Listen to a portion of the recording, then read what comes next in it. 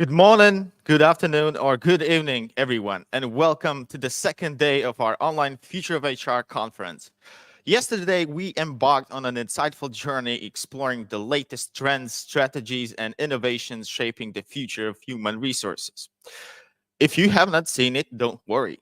It's on our LinkedIn page, and you can find it yesterday's recording over there. So today, we're thrilled to continue our exploration by delving into a practical solutions and cutting edge technologies that are revolutionizing the HR landscape.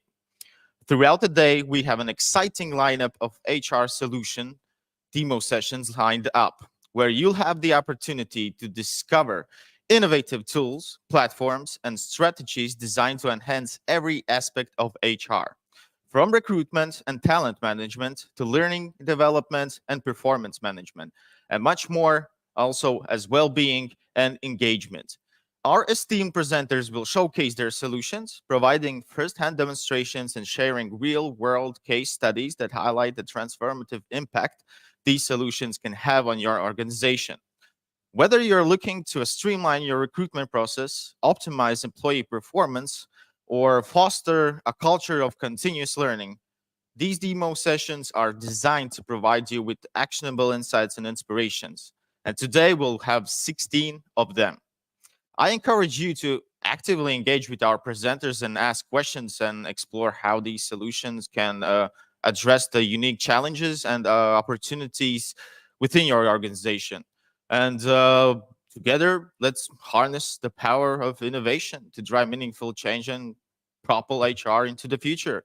So, thank you for joining us for this exciting day of HR solutions and demos. And without further ado, let's kick out it with our first demo session. And I would like to ask Bogdan from Mira to join us on the main stage. Hi, Bogdan. Hi guys. Hello again. How are you? Good morning. Good morning to you. So, how was the Morning. traffic today? Let's not talk about that. Let's think happy thoughts. Worse than yesterday. I think every time there's a bit of a cloudiness, traffic gets worse. Yeah, Um, but so it is what it is. It's still trying to be spring. Um, Hereabouts, and yeah.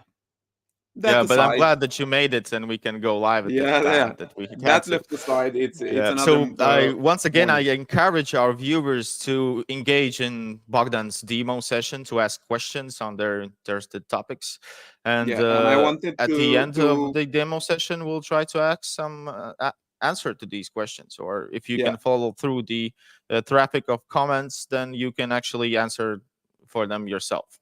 sure. How's That that would be sound? great. Thank you for the messages yesterday. I received some on LinkedIn, so I'm gonna try to respond to all of you. But thank you for the support. It means a lot to us, and congrats to you, Naris, because I don't think that that many people said as much thanks as it's due to you for organizing this. To our It's a team. very nice crowd that you've gathered here. To our team. I would emphasize to our team because there's no only one person. We have a great and wonderful team and partners that help to create this Future of HR conference. So, dude, the stage is Let's yours. go. 30 minutes. Let's I'll go. be in the background. So, good luck. And Sure, I'll encourage you also to ask questions and engage with your commentaries sure. down Guys, below I'm on on the the screen. chat as well, so I would kind of see the comments. If we start with the screen, yeah, let's pull up the screen. I'll just be two slides so you kind of understand what we're about. Now, we call Miro.io culture as a service platform, right? It's our goal to kind of use technology in order to change companies' culture for the better, right? We've done so in smaller companies, we've done so in very big companies, right? The platform itself, what it does is kind of, as I've heard yesterday and as I've used before, it's a hire to retire experience, right? Which part of the experience you want it to cover, well, that's up to you and your company. I just wanted to clarify some things and position Miro, highlighting what's unique to it, right? Probably you've seen all of these things, but maybe not put together as such, right? Miro has been in the market since 2019. We're present in 19 countries alongside our customers, and they're ranging from big to small, and they're ranging from using the full platform, as you see here, admin, let's say an admin, a self-service part with leave, documents or contracts, even a e-sign feature.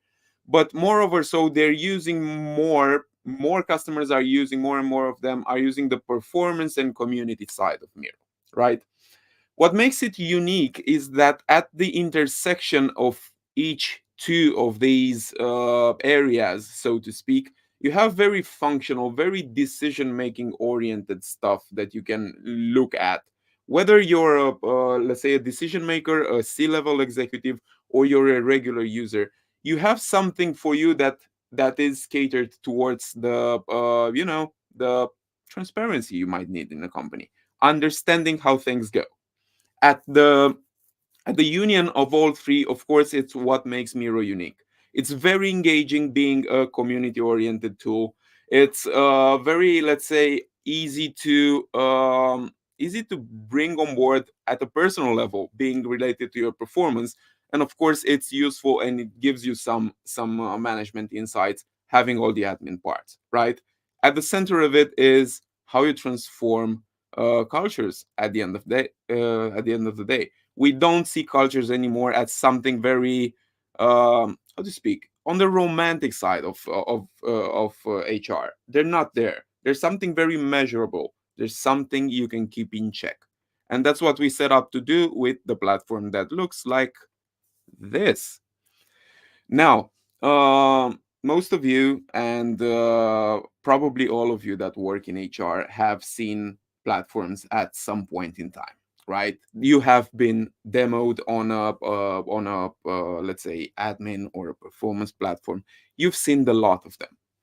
Um, they all look great, don't they? When you have a demo, they all look like they have amazing dashboards full of data, but actually, in our experience, the hard part is actually filling those dashboards with data and actually getting people to use the platform.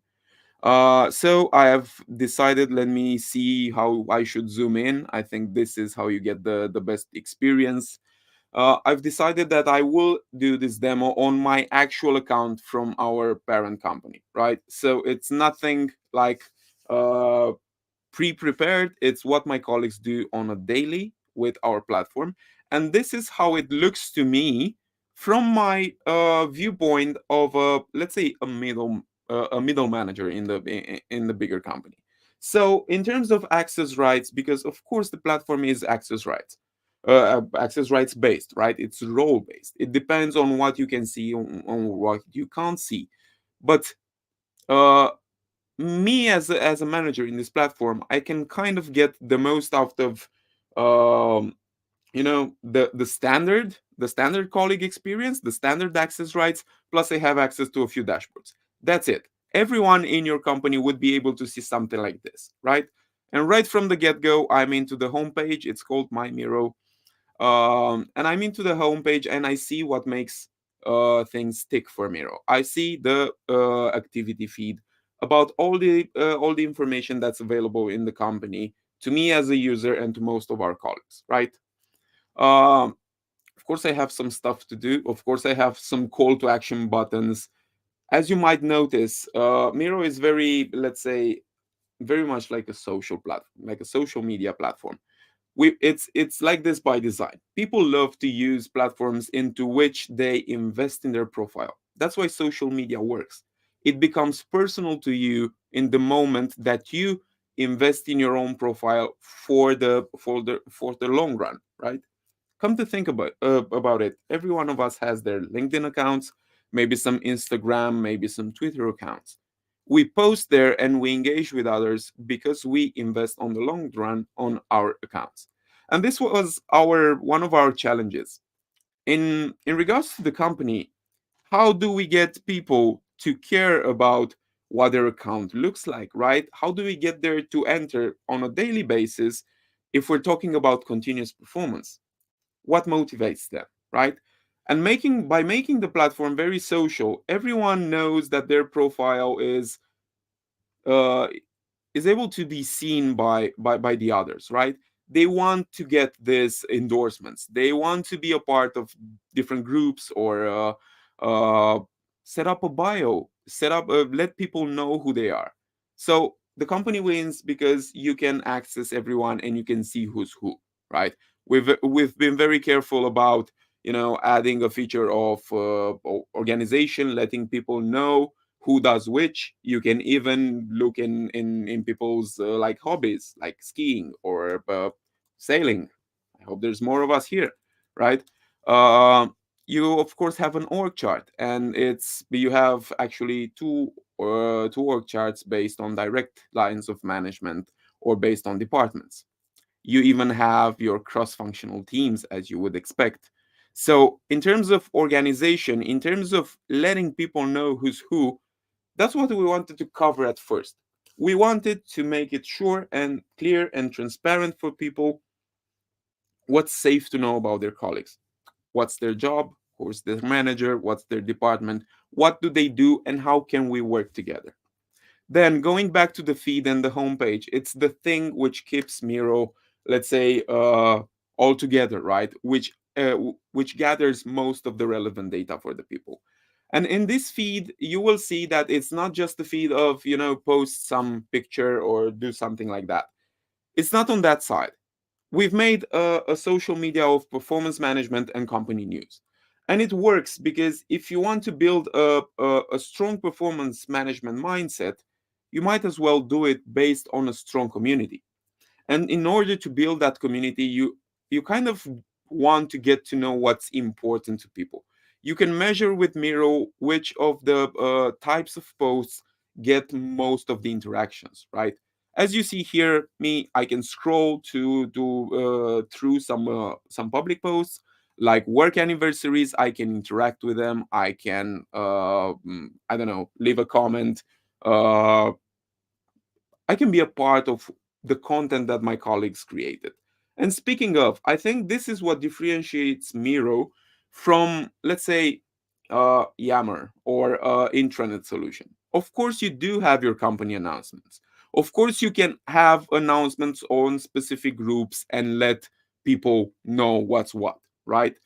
But at the end of the day, what we've discovered by browsing through a lot of data is that people uh, read the let's say the company generated content, but they actually care about the user generated content. So we've found ways to kind of reach our goal of giving them a performance management platform, um, including these posts as part of it. So the posts are kudos, feedback, objective updates, and of course, performance check-ins. Right? The kudos itself, it's the most appreciated feature that we have. I mean, there's no denying it. The kudos gathers the most reactions and interactions. Any colleague at any time can recognize one of their colleagues or more of their colleagues or even their own team, right? uh, People can see that the recognition is done in public, and you can even add, this was one big differentiator, you can add tags, or let's say endorsements, which consists of specific skills or business impacts or company values. You can personalize this to your company, tag them in giving kudos. And what this helps you with is, of course, people love being appreciated, right? That's one thing. But the long term outcome of this is, if everyone gets an account in Miro, like in your company, if someone new joins the company, they will be able to kind of super quickly learn what it means to do a good job. They don't have to, consume and read tons of data and internal websites. They can learn from their peers like organically. They can scroll to a feed, right? Now, I'm mindful of the time and I want to cover a lot with the platform. Kudos was one thing, it was public. We want to praise people in public. Feedback, on the other hand side, of course, we suggest that people should kind of be open and kind of be honest about constructive feedback. And we don't want people to give constructive feedback in public. So the feedback feature will be, let's say, we call it protected visibility, which means the sender of the feedback, the receiver, and their managers will be able to see them, but not everyone in the company, right? um, Feedback was, at let's say, at the core of the solution. We wanted people to transform their performance management from seeing their managers once per year and remembering what they've done into an effort of kind of pinpointing the highs and the lows throughout the time in the form of feedback. And if any of you have kind of tried to implement a continuous feedback structure in your company, you might have noticed that it doesn't come natural to people. We kind of hesitate in giving feedback, but we love receiving it because it helps us. So the feature in Miro kind of comes by default. I can give feedback to anyone at all times, and it's just a one-to-one relationship. I don't want to throw feedback at the team and expect things to happen. I can choose on whatever, let's say, form of giving them feedback. My favorite one is situation behavior impact, because I have kind of want to explain people on why I stress some things out. But the actual more useful thing here would be to start by requesting feedback. You, as a colleague, can request feedback from everyone, from your entire team, from an entire department, right? Uh, from any colleague whatsoever. And you can even add your customers here. You can add their email addresses. And if you're customer facing, you can have in your performance review feedback directly from the customer, which is super cool. Let's say, some people really appreciated this, right? Now that we've focused on the, let's say, qualitative side of performance with feedback and kudos, you've seen how social it becomes. Let's look at the kind of, let's finish up with the with the big feed. We will have here objective updates. We wanted to do this because in objectives management, whether it's KPIs, whether it's OKRs, the big pain point is actually lack of updates, right? People forget to update them regularly. And this is why we wanted to bring the objectives management also into the social part of it. If you're working on some objectives, apart from the fact that you can see how they align with, let's say, how they align with company objectives, how your department objectives cater to a company objectives, and how your individual ones will help the department. You can work with more people, you can add your contributors to the objectives, you will be able to easily update them because you can measure them in whatever unit measure you might want to, and it's super easy to update. We wanted to give people a nice updating objectives experience in order to ensure that they do it, right? One other thing is that every participant in the objective, if they feel like we've reached a milestone and this is important to share with the others, can press the button share, and then you will see those objectives on the main homepage, right, under objective updates. At a company level, you're always in tune with what happens over which period. Even for an entire year, you can see how company objectives went, which departments or teams struggled, and which of them actually went forward very well, right? This kind of completes the continuous performance picture. You have the feedback and the kudos to explain how people are doing things. You have the objectives, of course, to explain how much work is being done, and all of them are a part of this feed. As you can see, I have new content already. So apart from the performance side of things, we have things like birthdays, as you see here, work anniversaries, as you've seen before. Like it's yearly, and for the newcomers it's even more often. We want people to be a part of the community, right? If you have a newcomer, we will have a welcome post to to let people get used to them.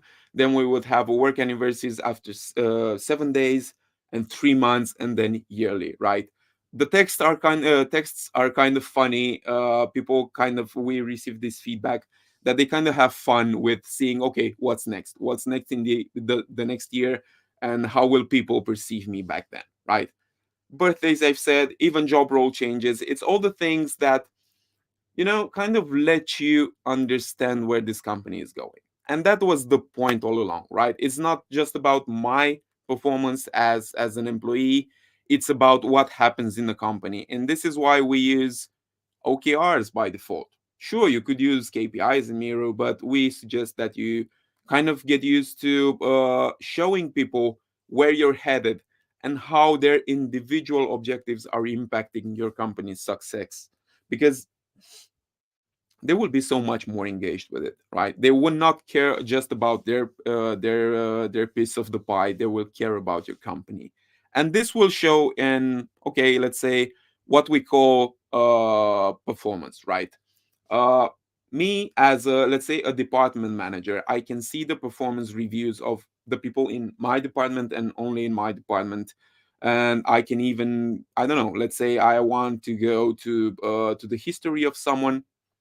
The history kind of looks like this. I have my own history as a, let's say, as an employee, right? I can look at the entire kind of how these people performed across time. To me as a manager, this is super important because I don't want to kind of, you know uh meet them very rarely and then say you're good, you're not good. It's not fair to them, it's not very accurate to me. What I want to understand, if they've been constant, if their performance has been on a, let's say, on a healthy level throughout the time. I want them to be constant because I want to rely on them for the future, right? And I don't want to kind of wake up them being super performant and them dropping back. That's the thing I want to avoid. And the way this, let's say, performance reviews work in Miro is that each employee and their manager have, let's say, a safe space in which they answer some very customizable form that the company proposes. And what happens over time, in terms of, and over time, I'm talking about the review periods, right? You can set up very flexible review periods, and me as a manager, I can even jump in and change a review period for a person I'm working with.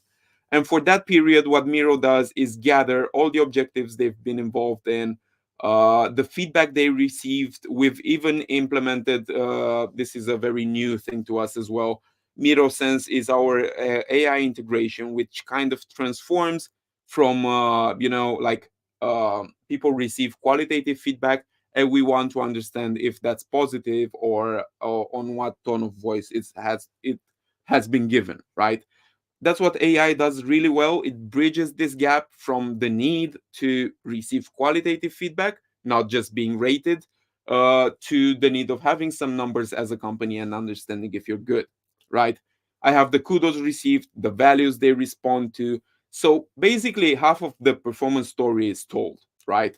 The other half is always open for people to keep as a draft, right? And to be able to share with their managers, with their respective managers, in due time. And yeah, this happens throughout the company, time after time. Of course, as a decision maker, you will have the full picture about this, right? You will know how often people meet each other, and you can see if you have some issues.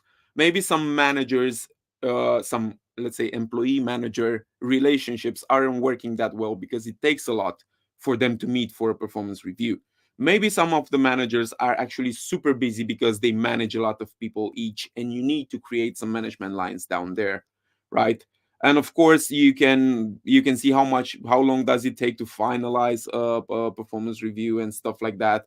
Of course, you can see the answers if you have quantitative answers, and you can kind of focus on, uh, you know where the problems are. One of the questions that I actually love in this performance management review is the level of satisfaction. We don't get people to rate themselves on a scale. We want to know how satisfied they are with their own job, because usually satisfaction and performance goes hand in hand.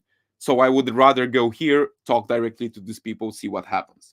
Right. Because I'm mindful of the time, I'm gonna be a bit quick about the dashboards.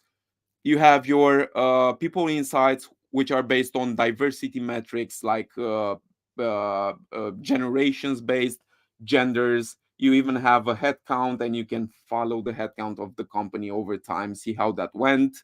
And very related to the head count and very expensive for companies, you even have a graphic showing you turnover, right? Attrition, total turnover rate, and voluntary turnover. Our purpose at Miro was bringing this down. We don't want people to leave the companies, right? Our entire tools, making them feel part of the community, making them understand the culture, is just about keeping people in the company, keeping performant people in the company, not letting them leave because, well, it's a shame to lose talent, right? It's super scarce, and it's a shame to lose them.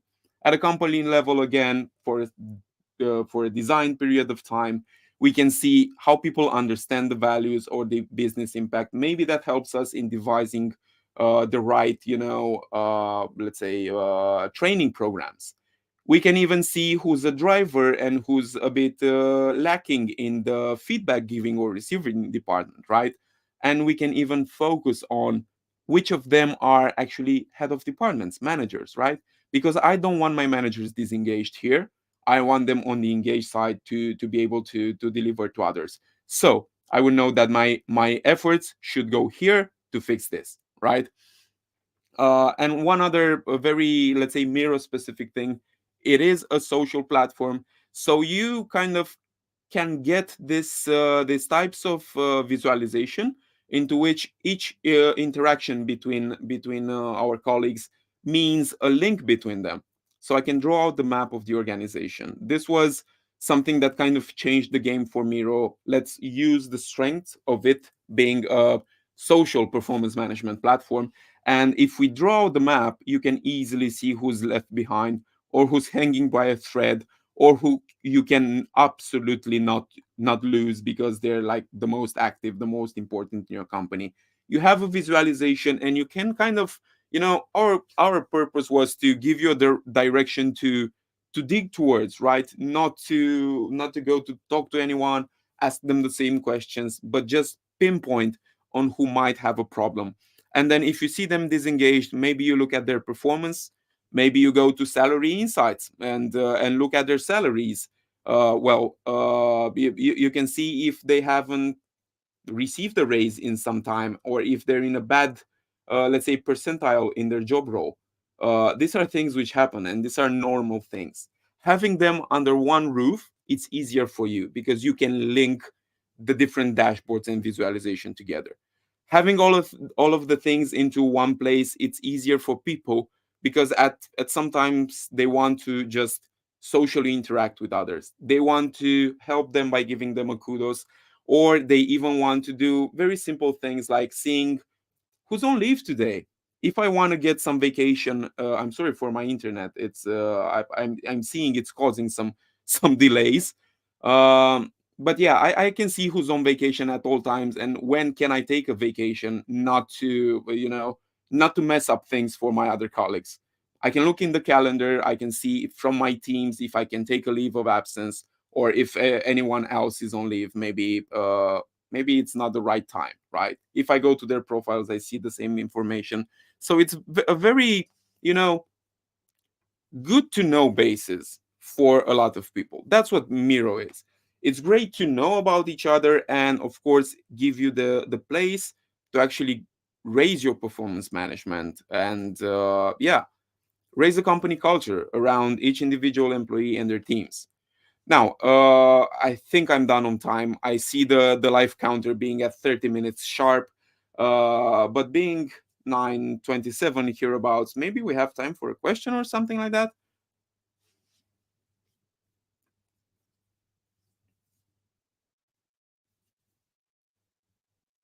For now, no, but continue. Okay. You still have This was four or kind five of it. minutes. I kind of refrained from going very deep into Of course. the let's say functionalities. This is kind of what we propose, right? And I'm more into understanding the look and feel and the promise that Miro has. It's a platform in which people enter to know stuff, to invest in their profile and get to know stuff. And of course, Okay. of course, we've added the bells and trinkets like the AI, which is super helpful nowadays. But actually, what decision makers and maybe this sparks an interest to our audience. What they like most is the fact that you have all of the insights, all of the dashboards in one place, whether it's time off, where's your company's time going and when is it going on paid vacation, whether it's salaries insights, if we pay our people fairly, and Mhm. yeah, if we have some, let's say, inequalities in payment related to other departments, or if we buy, let's say, a market study about salaries, where are we at, and yeah, maybe that helps on the performance side of things, who performs, and on the culture side of things, if people actually understand what we're about and who are these people and who do not, right? uh, we engage people into using the platforms, and then we kind of help managers take decisions based on what their employees have done, and that was the point all along. That's what Miro does. And the data is in real time, right? Yeah, of course, of course. I mean, some of them, let's say, the culture insights are like a 10 minutes 10 minutes Of course. difference snapshots in order to cater to bigger companies. If we've done that in real time, good luck with someone like McDonald's, who we're working with like 6,000 people. But yeah, we've taken the technical means in order to ensure that's as real time as possible. And of course, when it's not functionally necessary Mhm. to be on time, it will be on a daily basis, like the time off or something like that, Mhm. right? Mhm. Okay. And I know that you have various clients all across the Europe and the globe. And what about the like industries for Well, what is Miro for a I'm specific pulling back the industry slides. or Uh, oh, we set out, being a solution for, let's say, software companies, right? Software services companies, because they have a big problem in retaining talent. But guess what? Everyone has a big problem in getting and retaining talent. Last year was mm, very, let's say, different to us, because we realized that we can help people regardless of the industry or company size.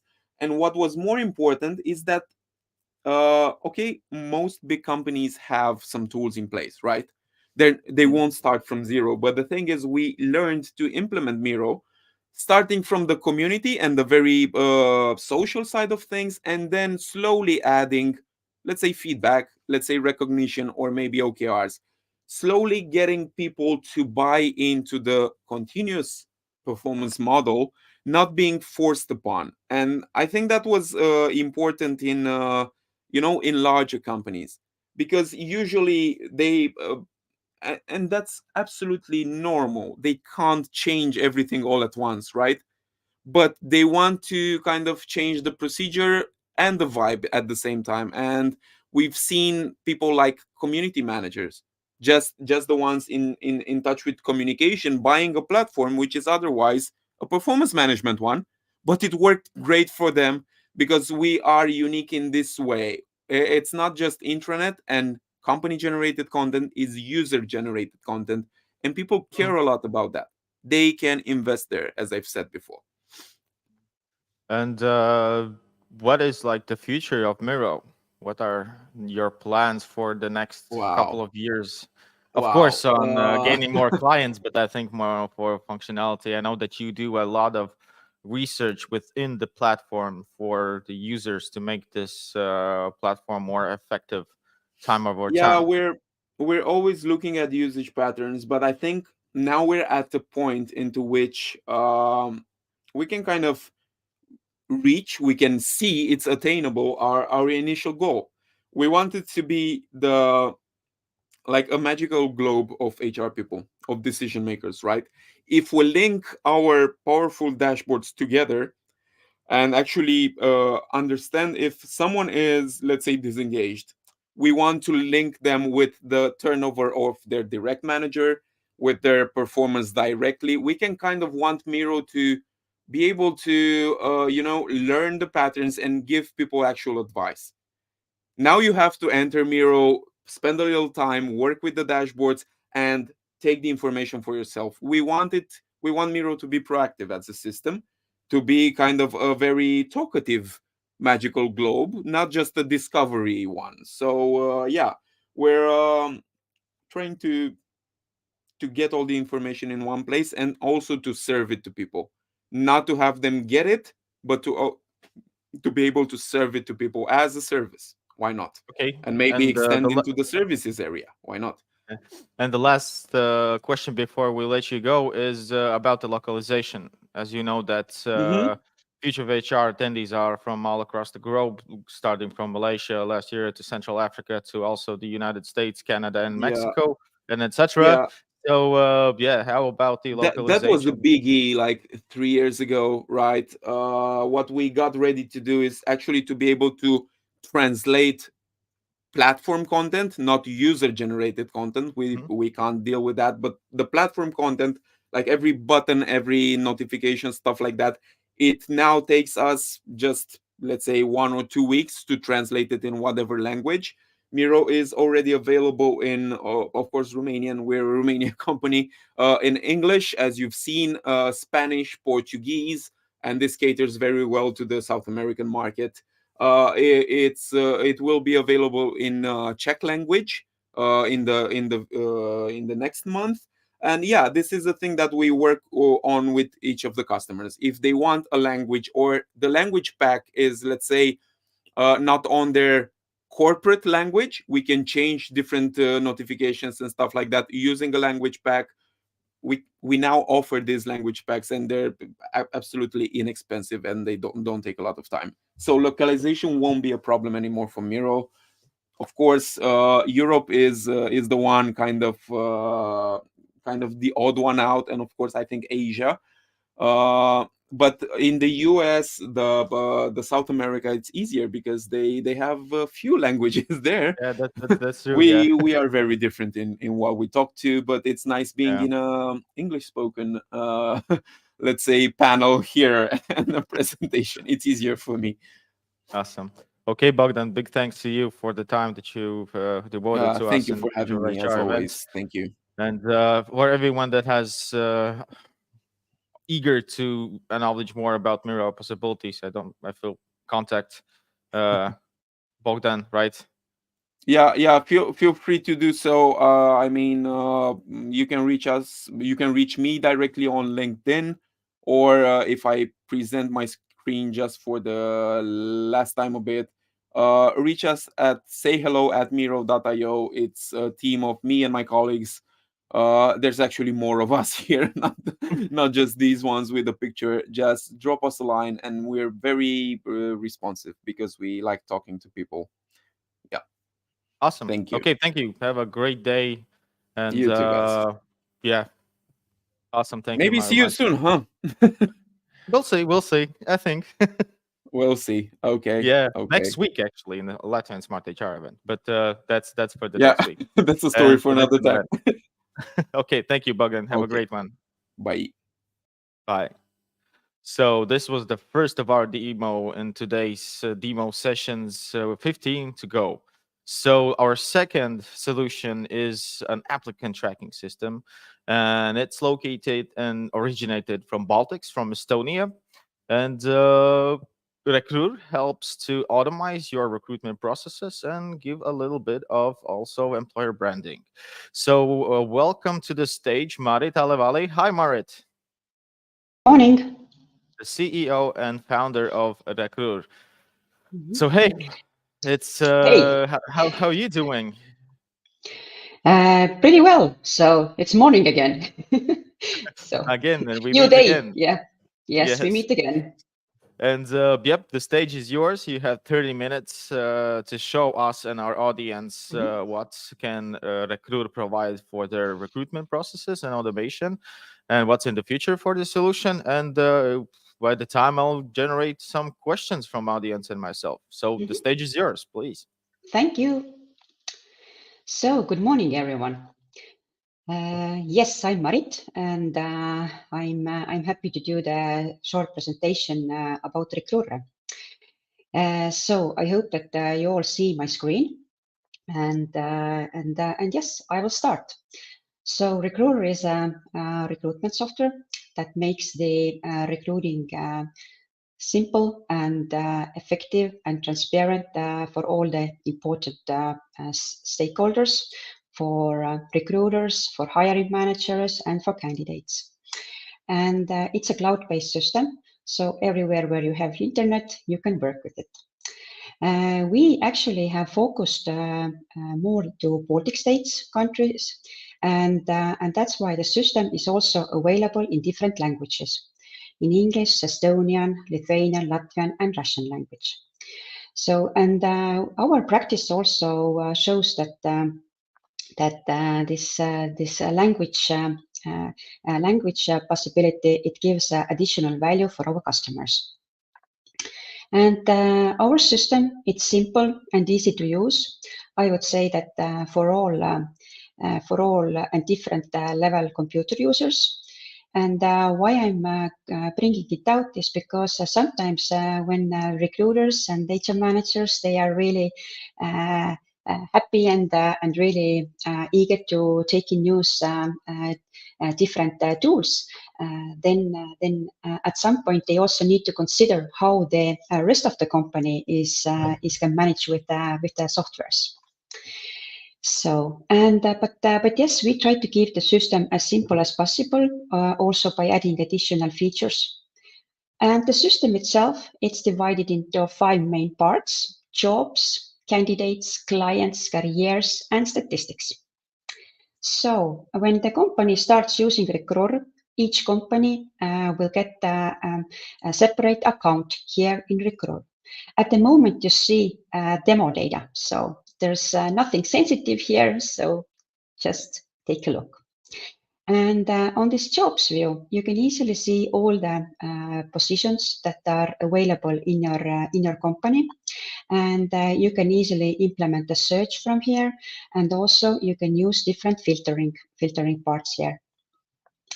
And for example, if we take this simple job here, so drivers, so we can see that that this is the position that we are hiring. This is the department to whom we are hiring, and here we can also see easily. So when did we start with this process, and when we expect to finish it. And here we can also see that what are the actual keywords, categories that are connected with this concrete job. And next things that we can also take a quick look here is that who's responsible for this job, and where is this job is located at. And here also quick overview. So how many candidates have already applied to the position, how many of them we have accepted or rejected. And here, so if we have also posted job advertisements in different channels, for example, to job boards, to career pages, or to social media, then we also can see the list of the channels we have posted the job advertisements. So it just gives you a very quick overview of what's going on with your current jobs that are in different phases. So, and now when I click on this job view, I can also see that this is the internal view. So you can share it also with your colleagues, with your managers, the ones who needs to be up to date with the job statuses and also evaluate the candidates. They can check what are actually what's the profile of the candidate from here they are looking for, and in addition, just to be applicant tracking system. So basically, Recruit also offers internal approval round possibilities. So it means that, for example, here, if the company has a need to go through internal recruitment application round, so they can actually add this information here, and they can easily send it to the approvals. So basically, for example, the managers who need to accept this profile opening or the job advertisement. So all the activities related to recruitment can be done in here in one place. So, and the next step is that you can also create job advertisements directly from the system. So here is the place where you can easily create them, and we have also direct integrations with the most known job portals in the Baltic states. CV Online, CV Keskus, CV Pankas, CV Market, so all the portals are supported. And also, so basically here with a few clicks, you can just make the choice where would you like to post the job advertisements, and then the job advertisements goes up to those channels. Yes, and the same is actually with the most known social media channels: Facebook, LinkedIn, and also Instagram and Twitter. So basically, you can post directly to there.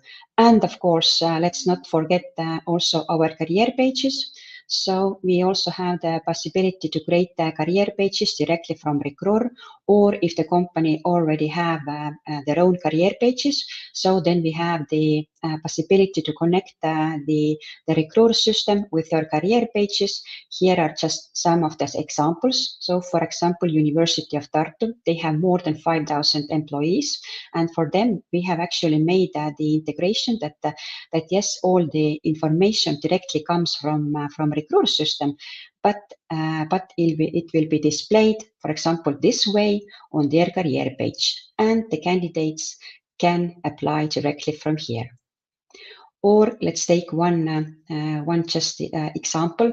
The career page mailed directly from Recruiter. This is from for one company, and here these are the possibilities how to make it happen. Or just a different solution, for example, for a Pranga group. So it's also possible. So basically, they would like to show out the job advertisements in a bit different way. So again, all technical support is available, and it's integrated with Recruiter. So and yes, when you as a recruiter or HR, you have already made the job advertisements from Recruiter, then the next step is to just wait for the candidates. So the candidates start to apply, and all this information directly comes to Recruiter. So, and here we can also see that the candidates have marked with different colors. So for example, the candidates who have already been accepted by us, so it means that we have hired this candidate, is marked with green color.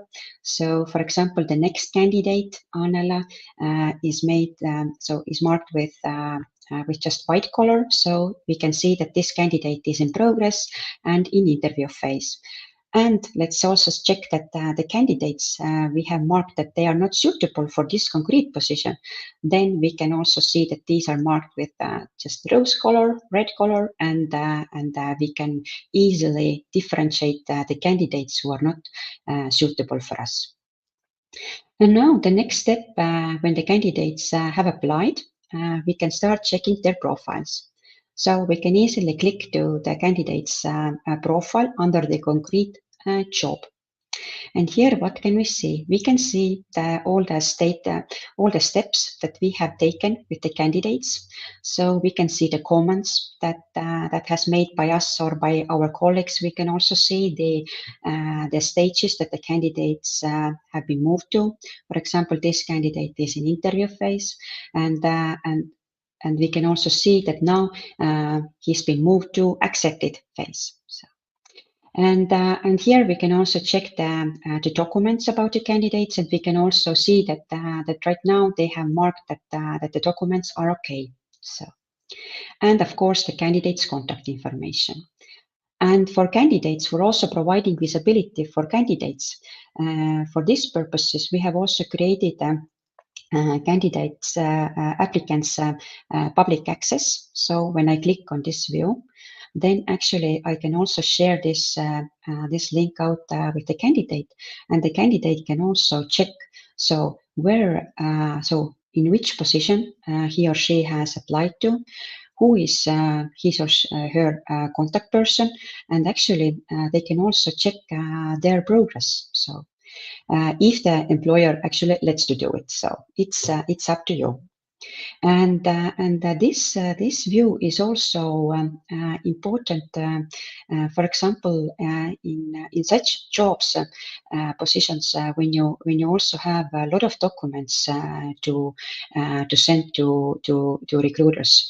So and this functionality gives you opportunity for the candidates to send the documents directly from here to you, or take the videos of them, and again send it directly to the employer, and this information automatically appears here. So no need to exchange the emails, no need to waste time on yes emails. So you can get all this information directly from here.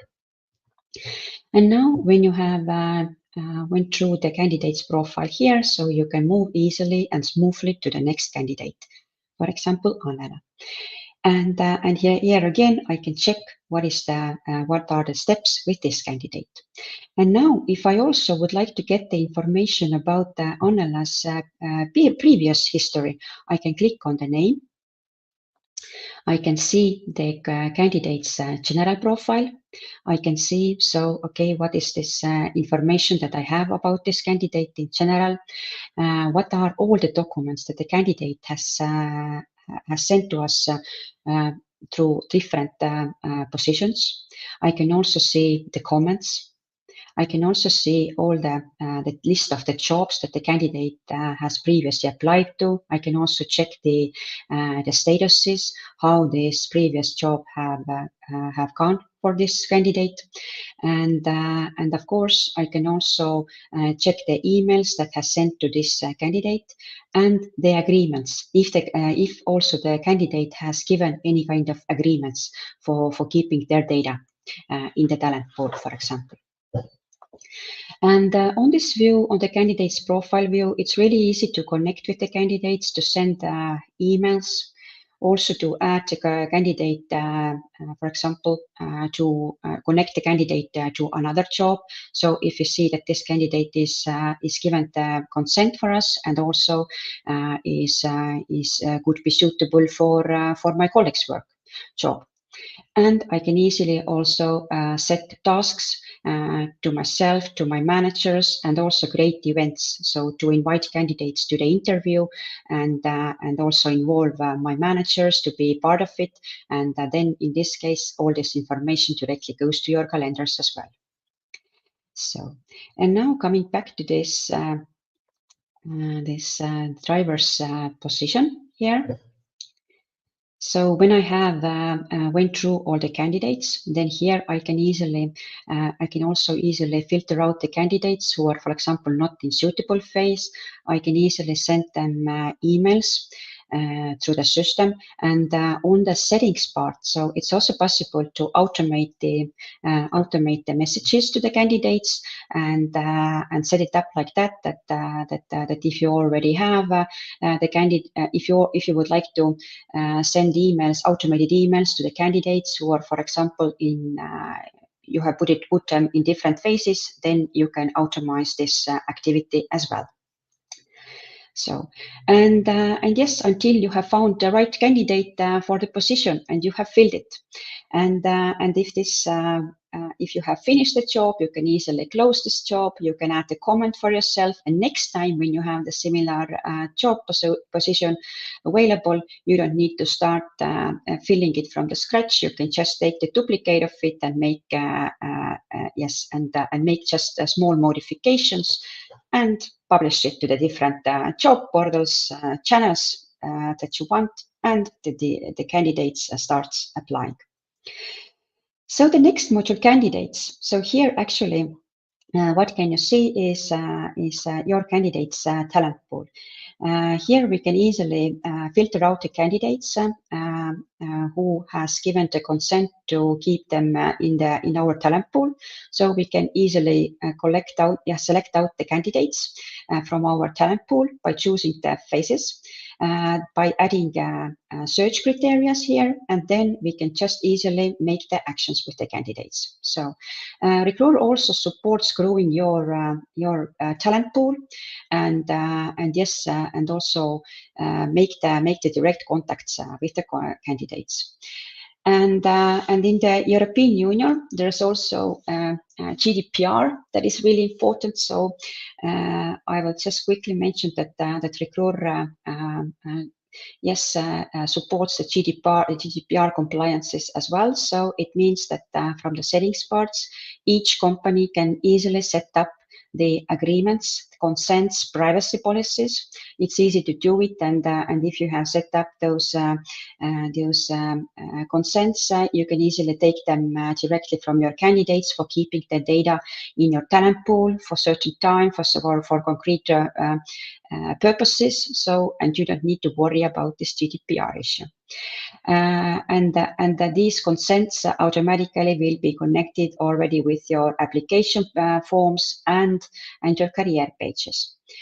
And then the second really important functionality, candidates auto deletion. So it's also possible to set up it from here. So you as a company, you can decide for how long you are keeping the candidate's data, and then the system does this work for you. And why I bring it out, because this is important topic for the European Union countries, and this is one of the quite often asked questions by the clients. So now moving on to the client section. So here you can list up your companies, your departments, your branches. So it all depends on your company or organization structure. So here, for example, let's just take one example. For example, finance department. Let's see that we have, and here you can see, yes, the jobs that are in progress, that are successfully finished for them, or they are already, for example, alarming. Then in this case, those jobs will be shown also with the red color. So it gives you the opportunity to check out and also to keep an eye on the jobs that is going on your departments, on the branches, and you can just easily actually take the actions if needed. So then I already mentioned that the career section is available in Recruiter. So it means that we also support the employer branding part. So from here, it's really easy to create different. It's easy to create different types of landing pages, and it doesn't require any coding skills. So basically, if you are the HR recruiter, and it's really easy to do it for you.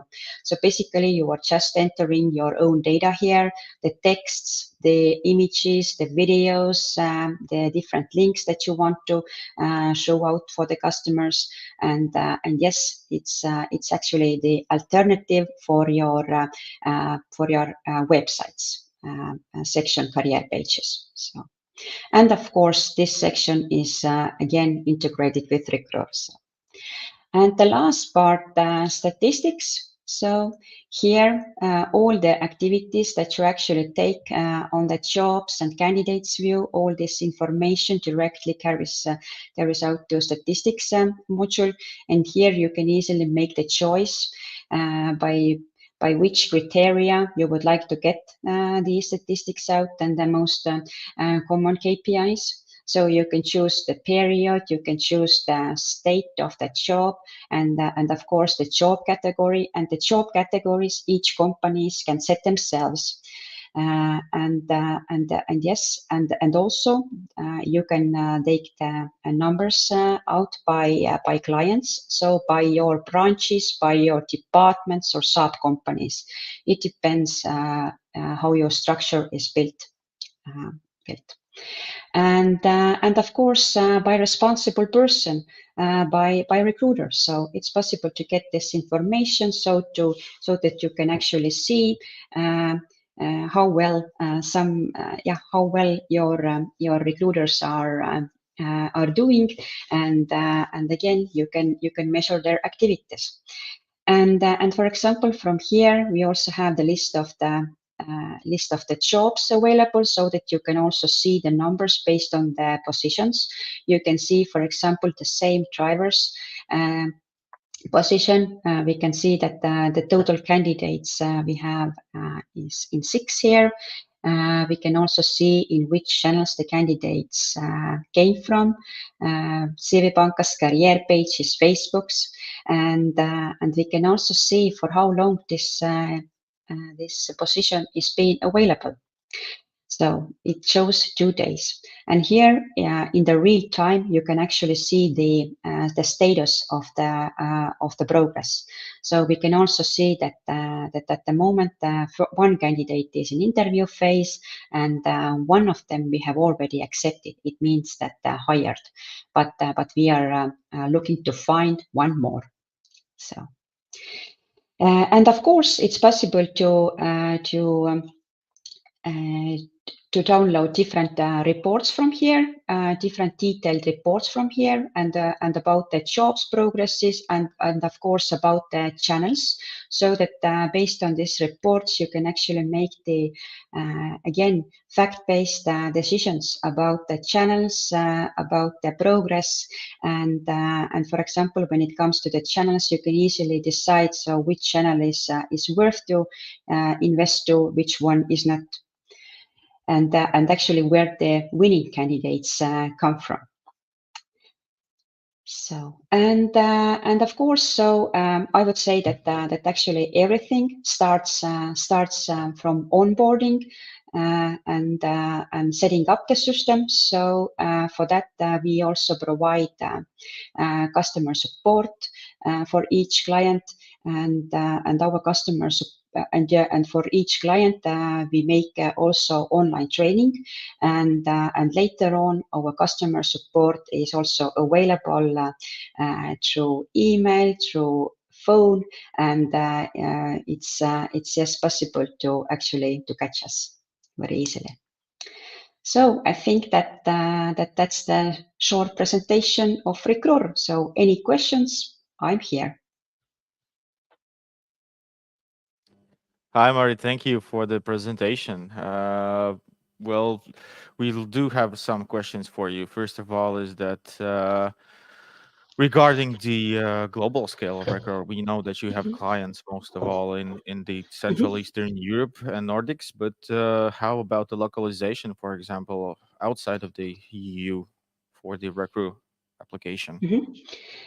So basically, yes, at the moment we have been, we are more focused to the Baltic states and yes, the European countries, but the future plans are also to go out from the European Union as well. So.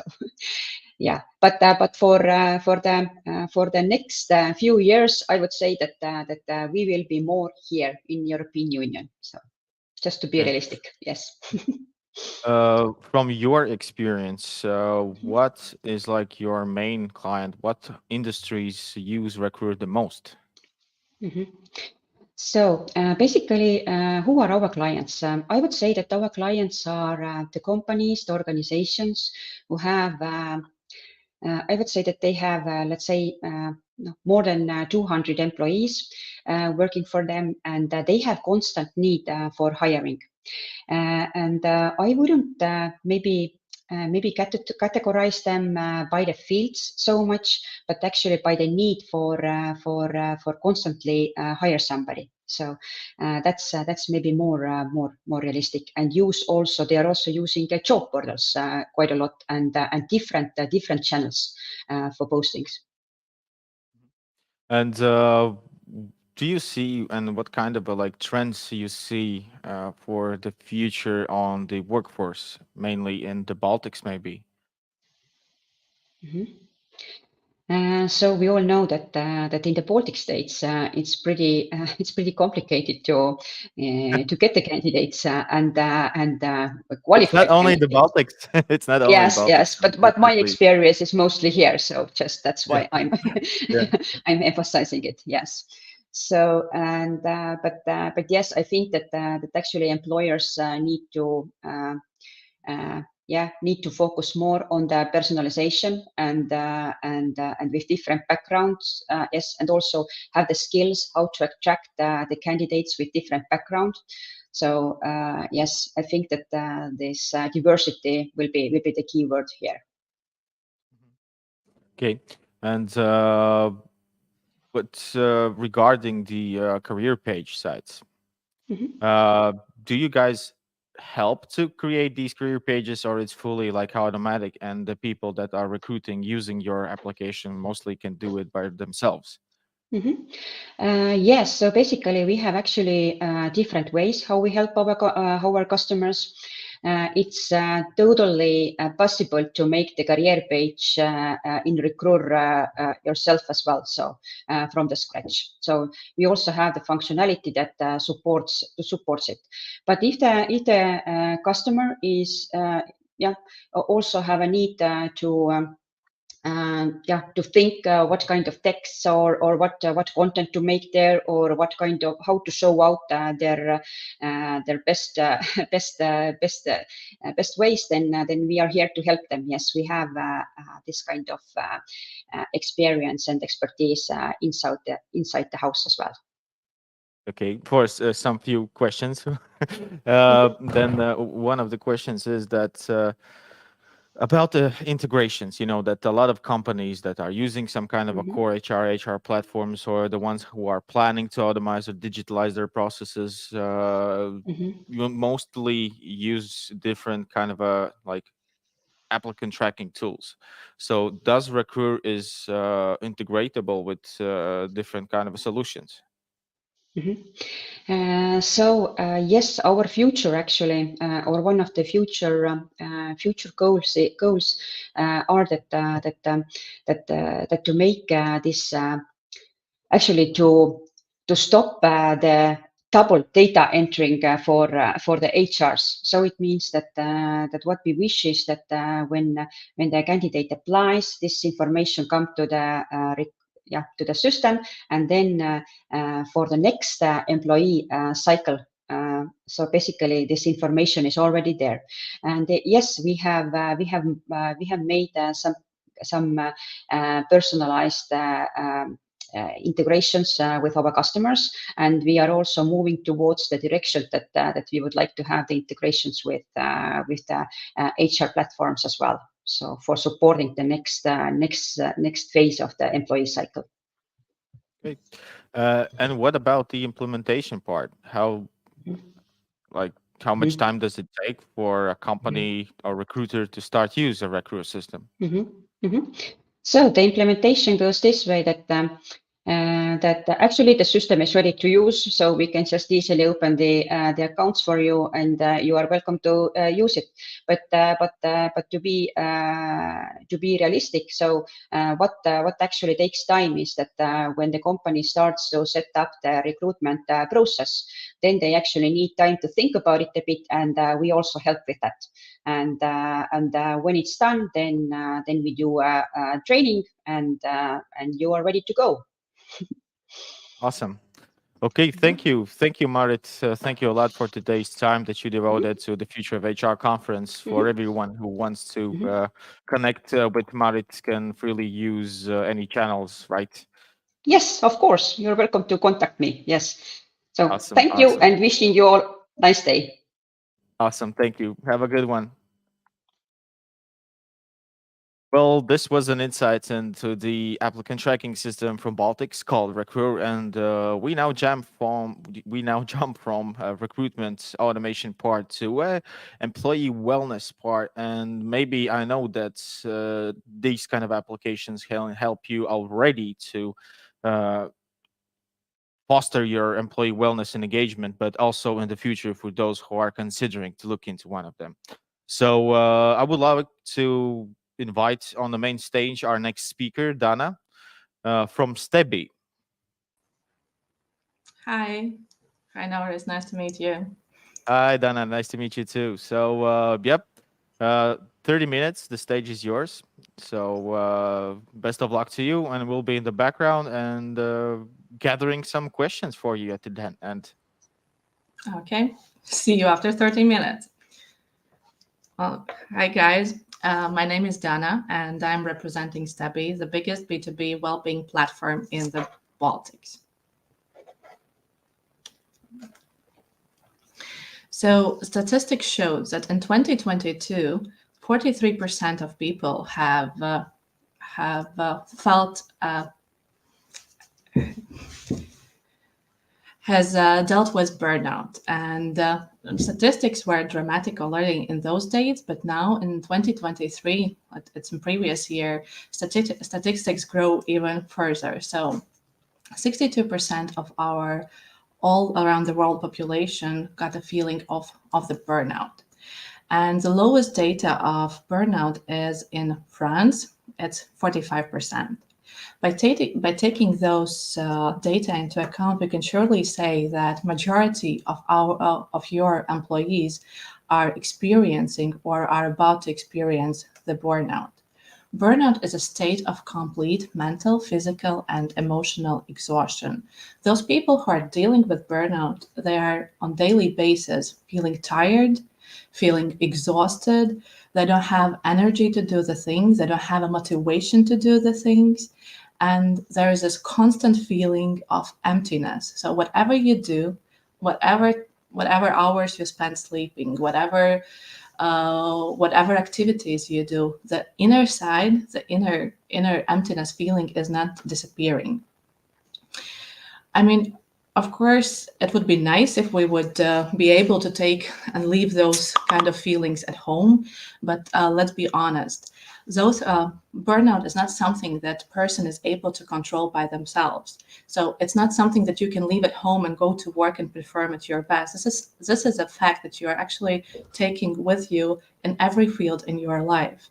So burnout is dramatically affecting also the organizations.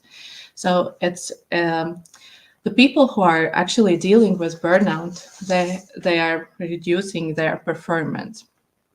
They are decreased in efficiency, reduced in motivation, increase in mistakes, and all because the lack of sleep, the lack of energy, the lack of any kind of emotion they are feeling. Their brain is not working the same way as it used to work when they were perfectly okay.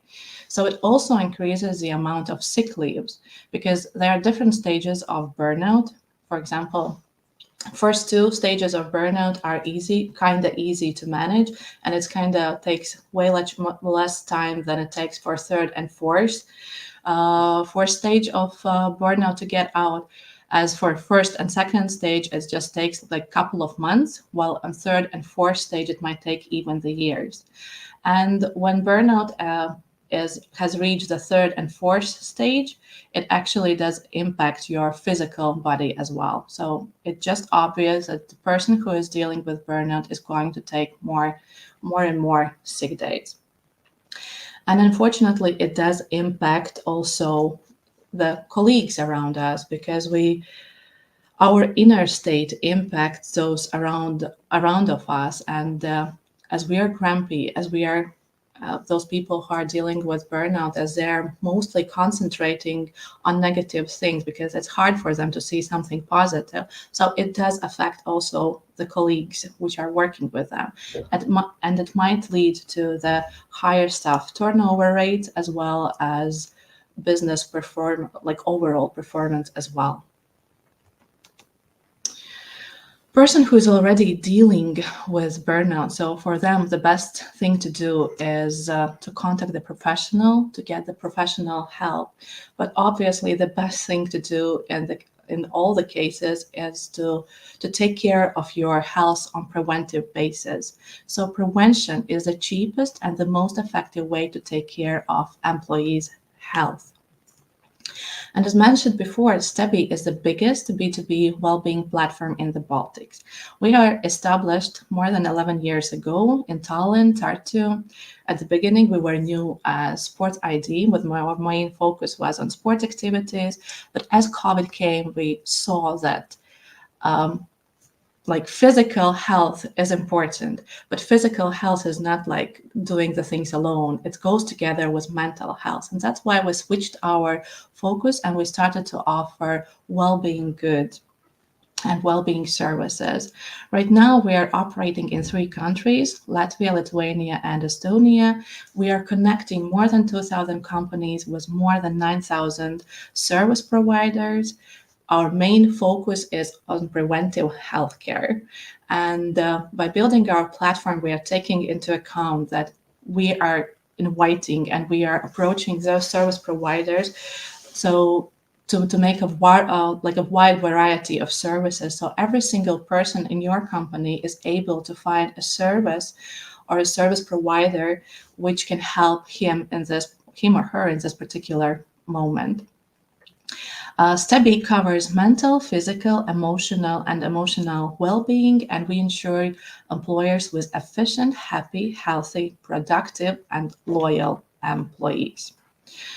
Unfortunately, there is not one thing you can do to prevent yourself and to prevent your colleagues from burnout, but the good thing is that there are like combination of small things you do on daily basis. So the first thing is to have this work and private life balance, to take care of yourself, prioritize yourself, your own need, to go and experience the emotions, to go outside, to do some sports activities, to have a good sleep hygiene, to eat a balanced diet, and so on and so on. So those are the small things you can help your employees with so they can stay healthy and productive employees for you. Services available in our platform. So we do, as I mentioned before, we do have a very wide variety of services, and the main aim of that is so your employees can actually find the best service for themselves. So we do have a wide variety of sports. It starts from some traditional ones like gyms and swimming pools, yogas, dances, CrossFits, paddle tennises, golfs, and so on. And it also includes some seasonal sports, as for example, in winter, skiing and snowboarding is one of the most popular ones. We have also thought about the people who are more busy on daily basis, for example, like young new parents, or maybe people who are actually already taking care of their parents. So if they don't have so much free time, they can, via Stebi, buy the inventory, shoes and clothes, and do the sport activities at home in their, for them, suitable time. Of course, we do take care of mental health, so you can find different kind of mental health providers in our platform, starting from coaches and ending up with psychiatrists. So we do take care of nutrition to make sure that your employees know exactly what their body needs to be fit and healthy. There are also like a lot of kind of massages and spa, starting from physiotherapy massages and ending up with relaxing massages and some spa treatment. We are offering different kind of sports events like marathons and orientation. So we are encouraging your employees and our customers to go and enjoy and try some new things as well. And there are also some medical things that we do. It's rehabilitation. So we do take care of medical services and dentists as well. How to use Stebi? Actually, our platform is very easy and very convenient to use for everyone, for you as HR or company owner, and for your employees. So there are 2 ways. One is a desktop version, and to be honest, the another one is an app, and it's the most popular at this moment. So it's just an app very similar to Volt and Bolt, like for food ordering, and then Stebi is for wellness goods purchases. Why does organizations like us? So first of all, it's because of our freedom. You can choose services from these ones, which are suitable, which you think are suitable for your company's employees. So you can take all of them, or you can choose just some of them.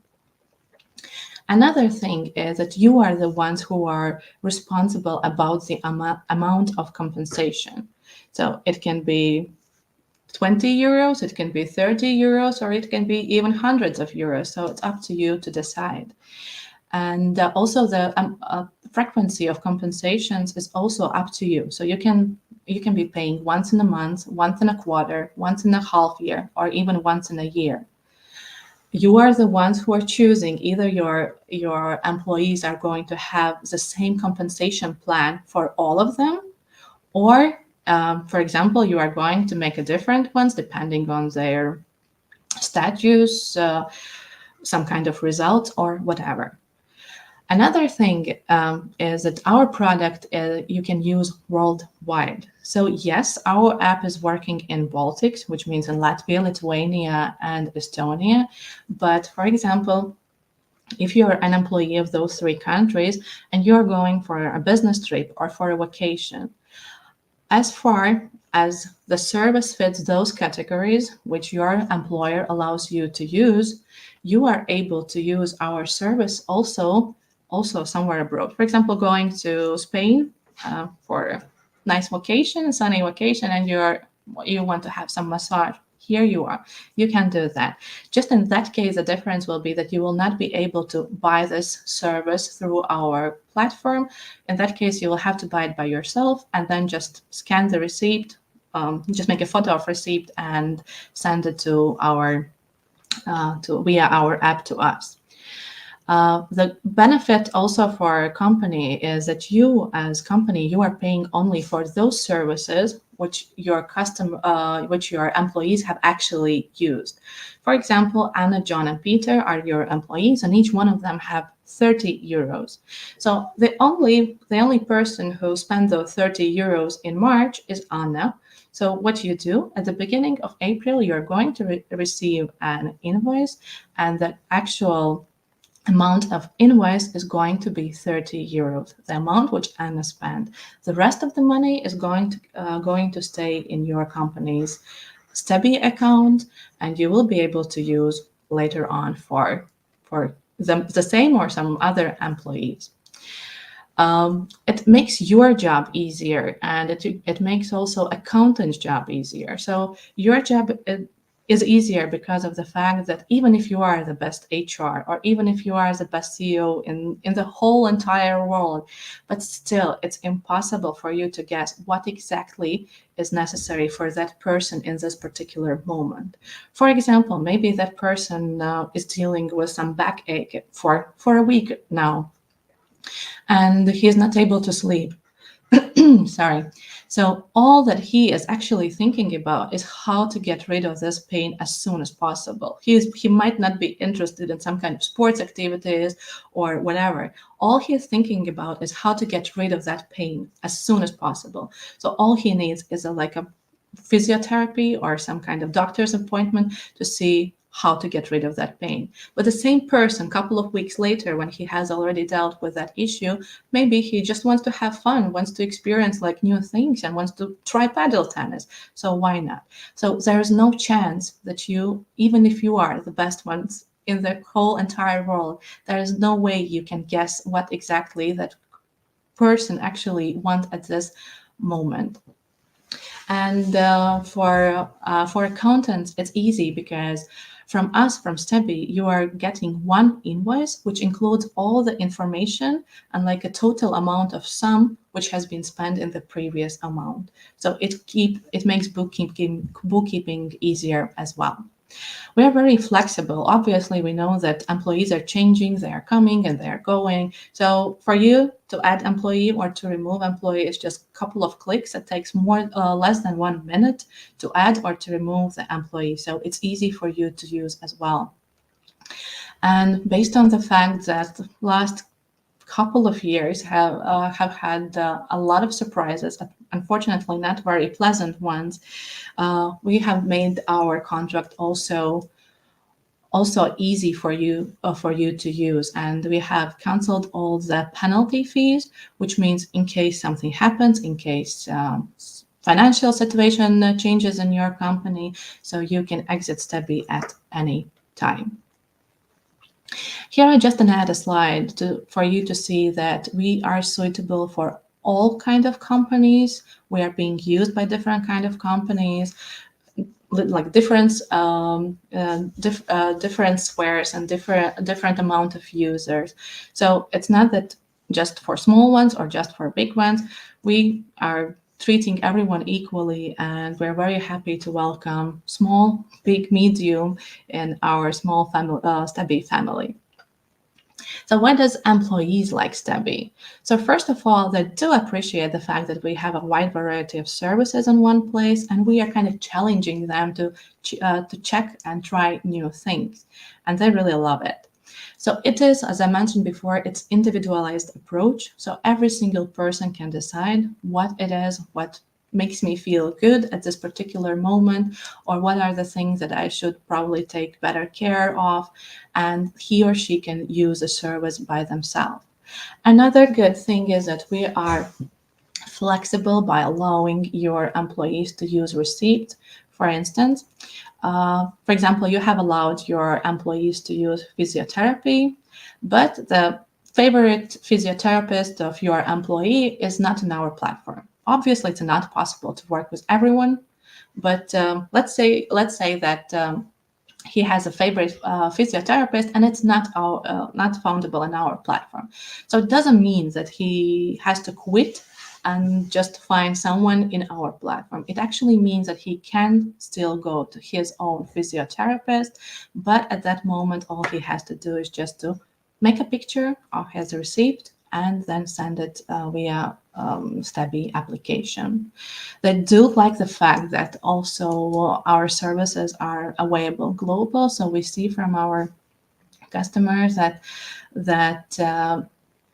like those services are being used also during the vacation, which is like a nice add-on for your annual vacation. Yeah, so platform is also easy to use for end users. So it's an app, as I already mentioned before. It's very similar to Bolt and Bolt as it is for food ordering. So Stebby is for wellness good purchase or service purchases. How Stebby works. Actually, the most difficult thing for employer is to decide how much money we are going to give, to whom we are going to give it, how we are going to divide the compensations. Are they going to be equal for everyone, or we will kind of do some kind of exceptions? So this is the part which actually takes 98, 99% of your work. And other things are easy. All you have to do is just to log into your into our web page. You have to create an account, and let me show you next slide. So yeah, so when you create an account, all you have to do here, you upload your employees. You can do it manually if it's like a small company, or you can also import Excel file. And then you choose the compensations. There is no limit on compensation types. It can be 1, it can be 10, it's all up to you.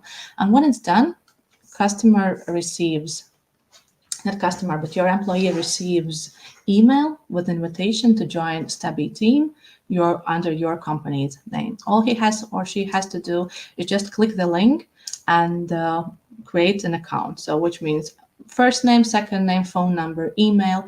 In Estonia, it's also ID, identification number. And in that moment, your employee is able to use the compensation. The way how he sees is like this, like you see on a phone if he logs into his account via phone. So up there is amount of money he got from you as an employer, and he can search. He can search for services in Latvia. He can search in services in Lithuania and Estonia, and that he can also put the categories in there. And the region, obviously, as well, like, for example, in Riga, in Tallinn, or in smaller cities, too. As mentioned before, regarding the payments, you are receiving one particular invoice at the beginning of each month for the amount which has been actually spent on the previous month plus our service fee. Our service fee depends on the amount of the users you are planning to have in Stabby. The maximum amount is 10 euros per month. This is for companies which are applying less than 3 employees, but for the companies which are applying more than 3 employees, the maximum price is 3 euros per active account. This price obviously can be discussed if we know in more detail. We have more detailed information about the amount of customers you're planning to have on Stabby. We have also some very good news. We have established a partnership with insurance, and right now it allows us to be the only ones in the market who offer 360-degree health protection. And it's very, for you HR people, it's convenient because from this moment on, you will be able to use Stabby compensation and also insurance in one platform, which means that no more emails. All the information is sent securely via our app, and all is manageable in one place. For end users, this is convenient as well because they can see. For them, it's relevant because they can see the Stabby amount in there. They can see like preventive healthcare possibilities, and they can actually see the health insurance, the contact information, and all the information what particular health insurance is offering for them, and how to contact them, and how to send the receipt. So everything is in one platform. The thing is already running in Estonia. In Latvia, health insurance is going to be included in April, and in Lithuania, it's going to be on the nearest future. Well, as I mentioned before, your employees are the ones who are making your business thrive. So they are also the ones who can stop the exposure of your business. So take care of your employees' well-being, and they will take care of your business as well. To set up a Stabby account actually takes just a couple of hours to make it running. In case you are interested, I'll be happy to tell you in more details how exactly you can do that. Just feel free to contact me, and if it's like somewhere outside the Latvia, I will send your contact information to my colleagues, and they will tell you all the specifics about tax exempt, about all the regional differences what we have, because even though we are close to each other, but our laws are very, very different. So it's hard to tell everything in 30 minutes regarding 3 markets. But if you're interested, just let me know, and I will show you how we can do it together. Thank you. Awesome. Thank you, Dana. A lot of great and interesting information, but we have some questions for our viewers. What are the most used, the most popular services in the app? Like, do you have any data? What does companies use them more? What do employees use them more? Yes, we have data, but it's also, again, it's very different in every single country. Because in Latvia, I can say about Latvia. So in Latvia, it's usually sports, spas are mostly popular between women. And what we can also see that mental health, actually people are caring about their mental health, so it actually is increasing. Well, yesterday before the presentation, I actually checked also Estonian statistics.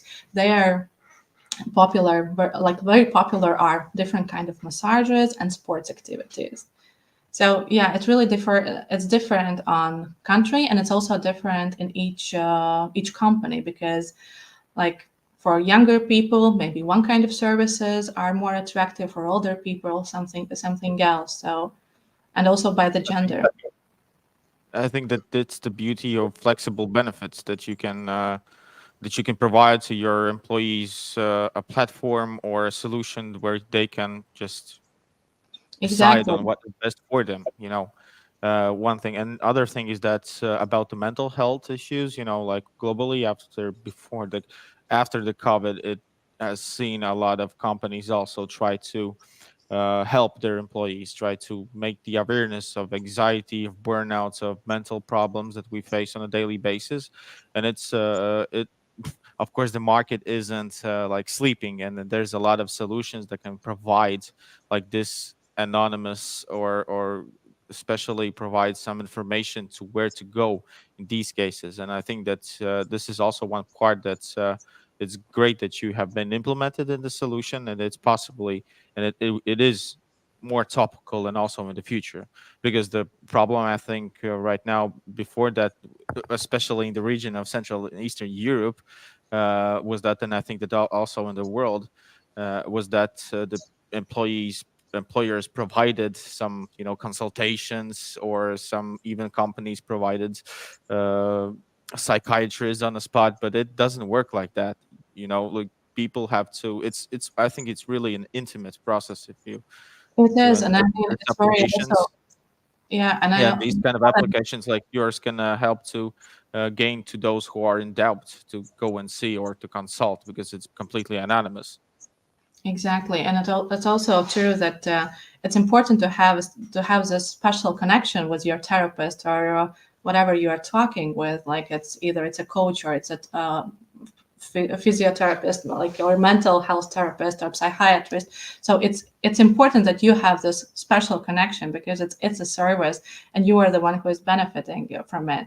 So if it's Mhm. something that your company is just giving, and it's not that the person is bad, it's just that we don't connect. So the result of this also is not the best. But I mean, in our case, we are flexible by letting people choose the best service provider for them, so they can actually find the one from who they are benefiting the most.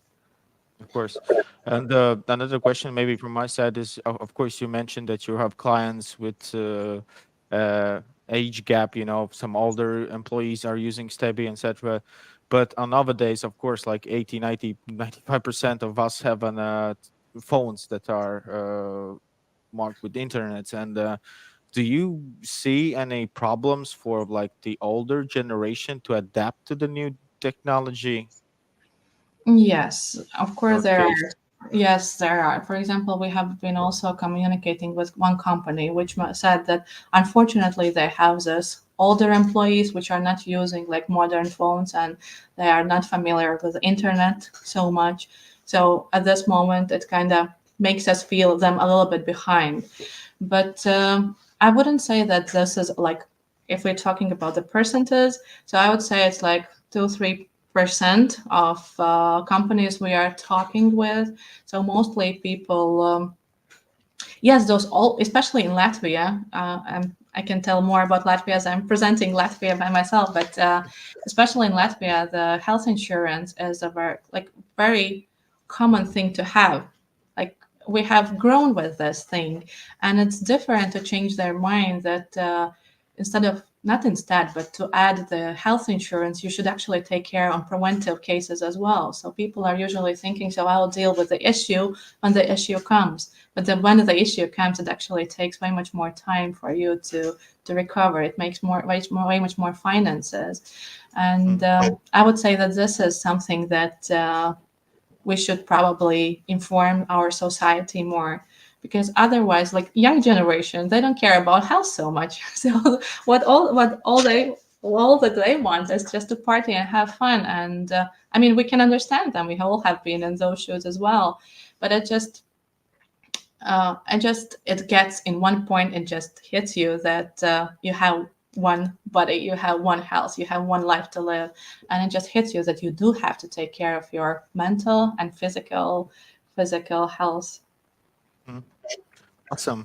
And you mentioned you already shown the your contacts for everyone that wants to like maybe know a little bit more on the possibilities on how to provide their team or company with some additional or flexible benefits, and provide some help in the overall wellness and well-being, right?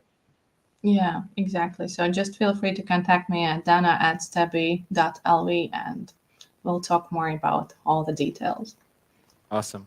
Well, thank you very much for your time in this Future of HR conference. I'll wish you the best and yep, have a great and awesome day. Thank you, Nara. The same to you. Bye. Thank you. Bye. Once again, thank Dana for really insightful information. But right now, we're going to take a 5-minute break and we'll be back in 5 minutes with another demo presentation from Jabila.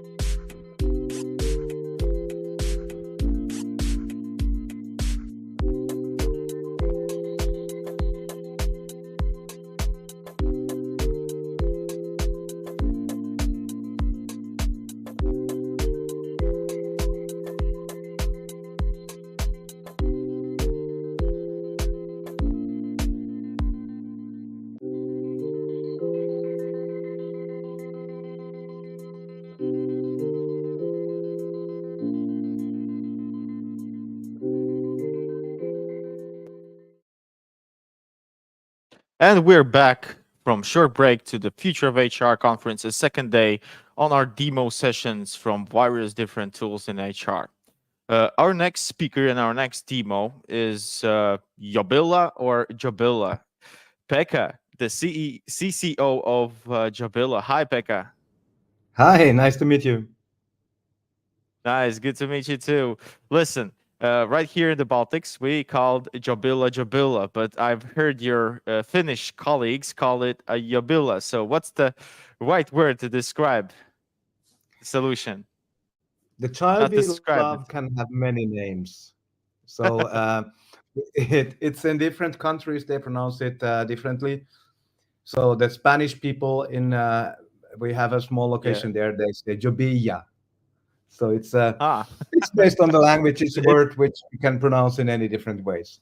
it's yeah, genius on the one side, like make a universal name that goes and translates to different languages and regions for the world, because your application and solution helps a lot of companies all across the world, and it's actually right also in a sphere of the future on how we communicate the candidate with the candidates. So, without further ado, Becca, the stage is yours for approximately 30 minutes, and I will jump off afterwards with some questions for you. Thank you. So yes, nice to get to know you all. Thanks that I can be here today. Um, I actually approached approached this demo a little bit differently because I think it's not about the technical solution you have. It should not be even about technical tools. We are what we are actually talking here is if we want to win the war for talent, we have to change our way how we think about recruitment. So I'm quite sure that most of you are familiar that recruitee is actually a military term. It means it is someone who is newly enlisted in the army. Um, so recruiting is actually in the history, it's a quite proactive thing. And here I picked you some thoughts and ideas, which are also the basic thoughts of our work. I try to make the screen a little bit bigger. I think now it should be the full screen modus for everyone. So yes, my headline is How to Win the War for Talent. And to figure out, we can always learn from the past. I picked here one specific recruitment campaign as an example how we should build up recruitment. And this is the most successful recruiting campaign in the history, the most successful recruitment campaign ever. And this is the I Want You campaign. We all know that campaign. It's that one. That guy, Uncle Sam, who points out, I want you for the US Army. And with this campaign, the US Army achieved to recruit over 1 million new recruitees for the First World War. And still, over 100 years later, we all hear, we know that picture, we know that slogan, it's familiar to us. So I thought I'd take this speaker slot now to explain what is actually the magic behind this campaign. Why was it so successful, and how can we learn from that to our daily lives? So here, some of the magic behind the campaign. Most of you guys are maybe familiar with Simon Sinek. So in my point of view, recruitment starts with the wrong approach. So we always start with the what. work as a nurse, for example, and take care of people. So what the candidate should do in that job. And then we explain the how. The how is, okay, you can apply to work in our hospital in this job board. But one thing what is quite, a big question mark is why? And the proper why is not because I pay you €1 per hour more than the other hospital. We need to have a clear approach. Like Simon Sinek says, people don't buy what you do. They buy why you do what you do. That's why, for example, companies like, let's say, Netflix or Google or other like highly successful companies, sometimes they get even the feedback that it feels not like a working place. It feels like a family, or it feels like a cult. They have a really big common why. And the thing is actually quite easy.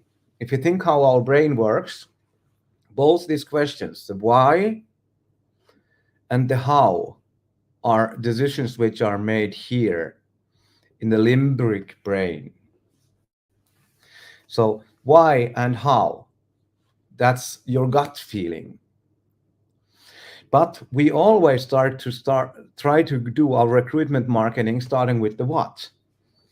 You, software developer. Okay, software developer. I develop software. That's a what I do. And that decision is made not in the limbic brain, it's done in the neocortex. That's a rational decision. And in a rational decision, there is not so much room for feelings. But if we want to be successful, we have to go first with the why. Great leaders and organizations communicate inside out. Okay, the why in the Uncle Sam campaign, it cannot be harder. I want you to protect our people, our culture, our common values. And that little girl Lisa, who is 6 years old and is living across the street, I want you to protect. The why is like extremely big. So we need to build it like start with the why also. Why should someone join your company? Why should someone be a part of the story you tell, the story what you do? And after the why, if the why is big, the next question should be, okay, how can I do it? Like with Uncle Sam, it was easy. Join the army, and then you can protect that 6-year-old Lisa and our culture and our common values. And the how was also made like extremely easy. It was not so that you have to write an application letter, send the letter to New York, then someone reads it, someone maybe contacts you, and then you can travel with the bus to Los Angeles for your interview. No, they had on every single corner of the street recruitment stations. And they basically pulled people in. They interviewed them on the spot, and you could get enlisted and be a recruitee right at that spot. So with the really big why, then we have to make the how as easy as possible.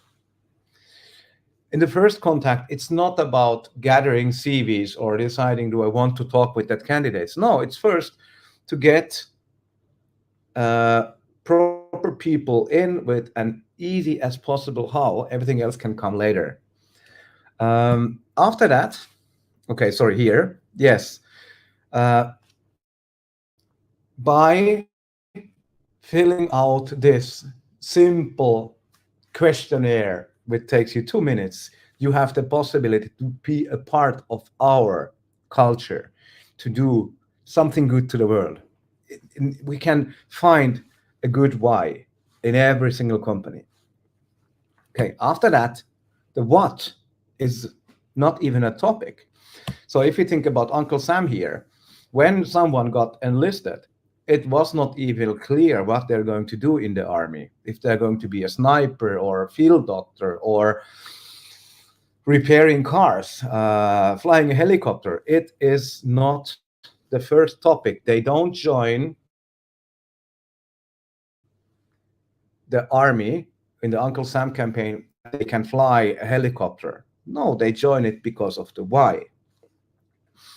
And that is something we have to consider also in every single action of recruitment. The what is a really, really rational decision. And especially if you look for, let's say, software developers, they are already software developers. So the what is not even a decision for them. We can get people. We can get really good people. We can even get the best people if they have a reason. And the reason should always be the why. It doesn't matter what else we do, but if the why is big, the how here is easy, then we have a proper chance in every single target group to get the right people. So we should stop starting with the why.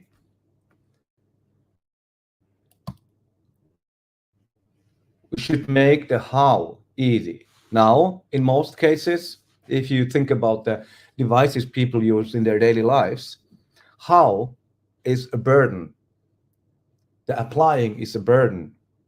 And especially if the why is not strong enough, then we truly have a problem with the difficultiness of the how. Okay, so to win the war of talents, we also have to think differently. We have to approach the whole theme, recruitment, differently. We have to really start with the why.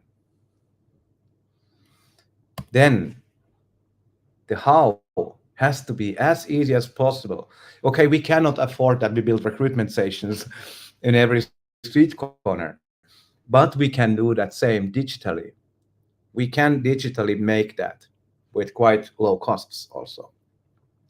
And then the what is not anymore relevant if they buy the why and the how is made easy. So to win the war for talent, we can quote a really great book from China. It's already a few hundred years old, but the thing has not changed.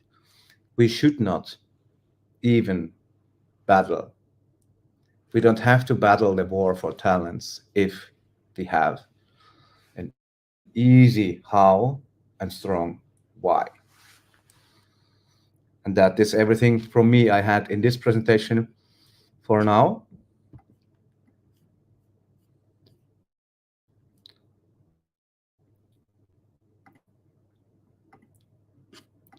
So, Hi, Pekka. yeah. Thank you for your presentation and insights. Well, speaking about the application or software of Jabilla, so maybe you can tell a little bit more on how exactly you guys work on what kind of app or you are Yes. using. Is it an application or is it an mobile app? You know. Okay. So we have split it, the whole recruitment process into 4 different pieces. Reaching people, we need to first reach them. Then we need to tell the why, awake their interest. Then we need to open a connection. And then we need to communicate with them properly. So for that, we have built an app. It's a cloud-based application, which you can use from every single computer in every countries. Okay, we have 3 countries where it cannot work. They are North Korea, China, and Mm. Russia. So Yeah, they're of a course. little bit problematic at this time. But like last year we did recruiting campaigns with our customers in 56 different countries. So it's not an app for the candidate. So here we have to also be quite self-confident that we have two different workflows. We have the workflow for the recruiter experience.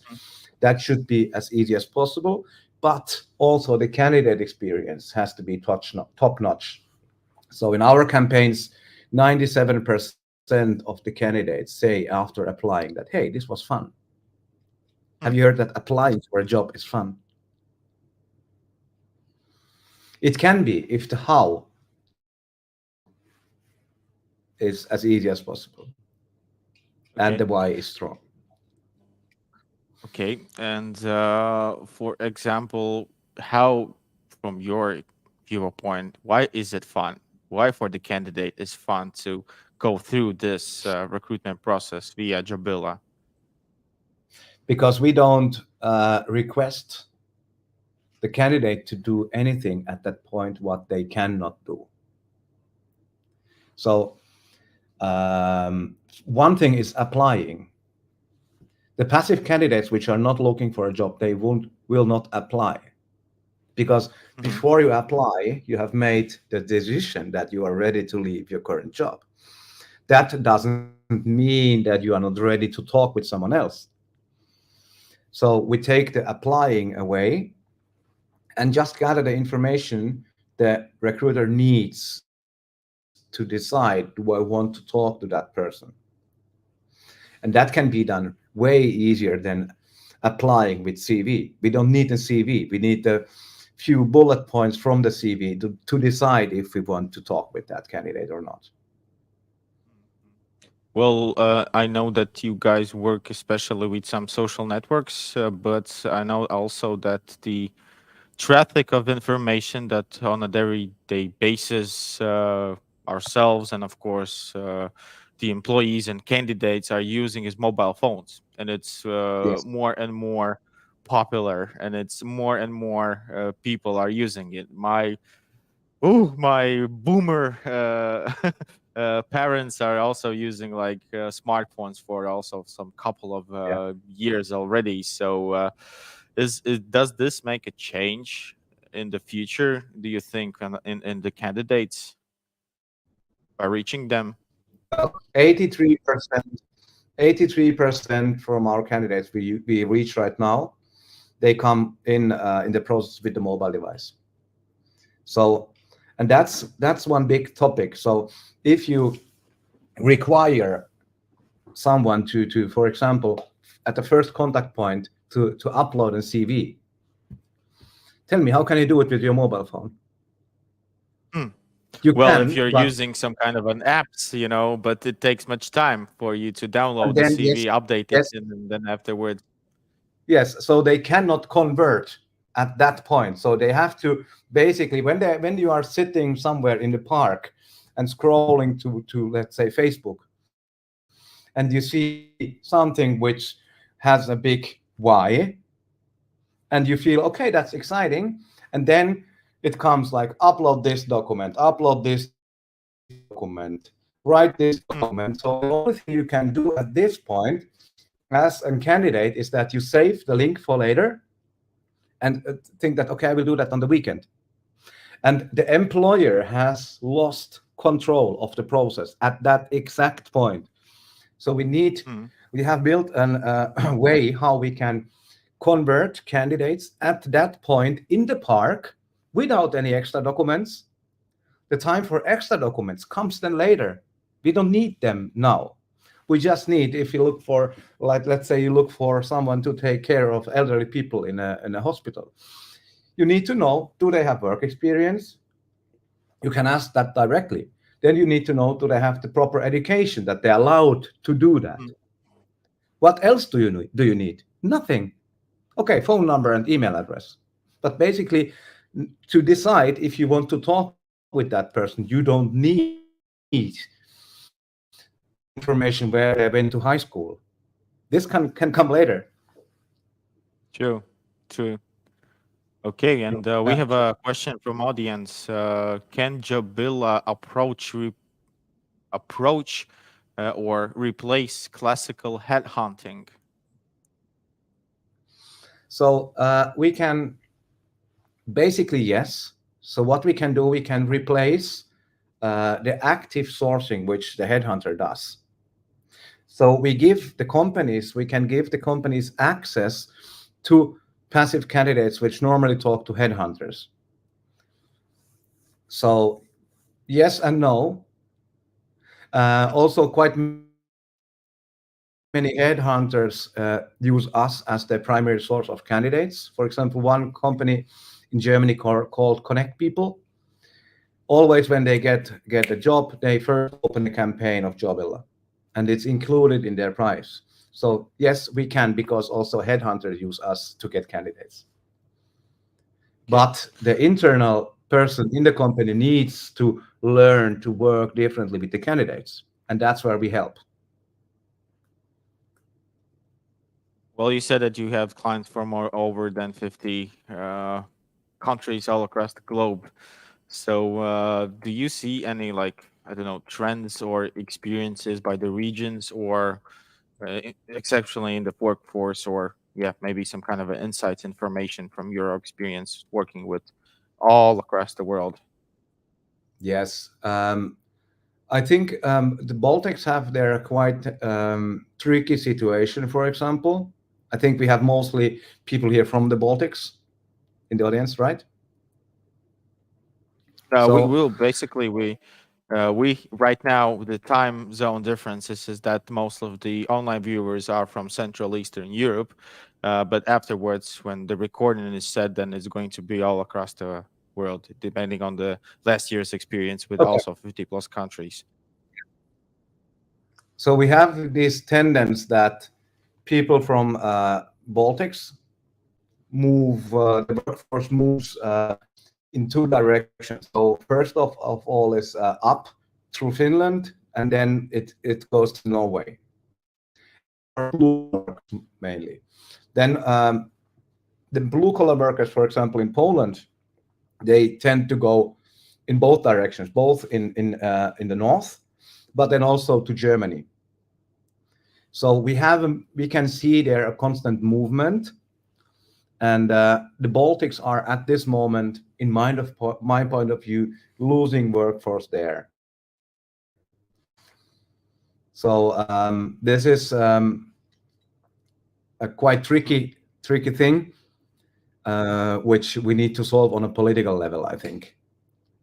Yeah, that's I think also true. So, okay, Pekka, thank you a lot for today's time that you devoted for the Future of HR Thank you very much. conference. I know that you're open to conversations and open to everyone who is eager Yes. to understand how they can help achieve much more potential candidates and catch them, via Yes. with help with you guys. I'm I'm So I'm happy also afterwards to one-to-one discussions if someone wants to.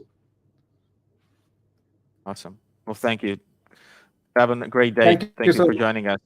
You too. Thank you. Well, today's conference is really productive. We'll still have 14 more demo presentations left. So we'll go on a quick 5-minute break again. And after 5 minutes, we'll have the opportunity to see how the talent management solution HiBob can help on your daily tasks.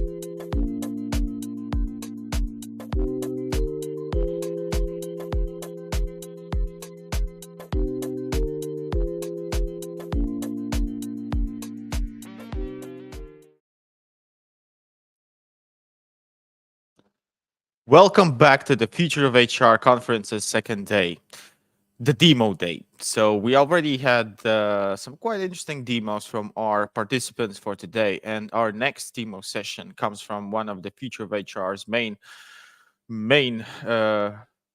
companies and main representatives, HiBob. So today you will have the opportunity to dive into the possibilities of HiBob application service that they can help on your everyday HR tasks, and also to manage your talents, and overall by automating your HR processes, and also look into the future of how the solution may possibly help.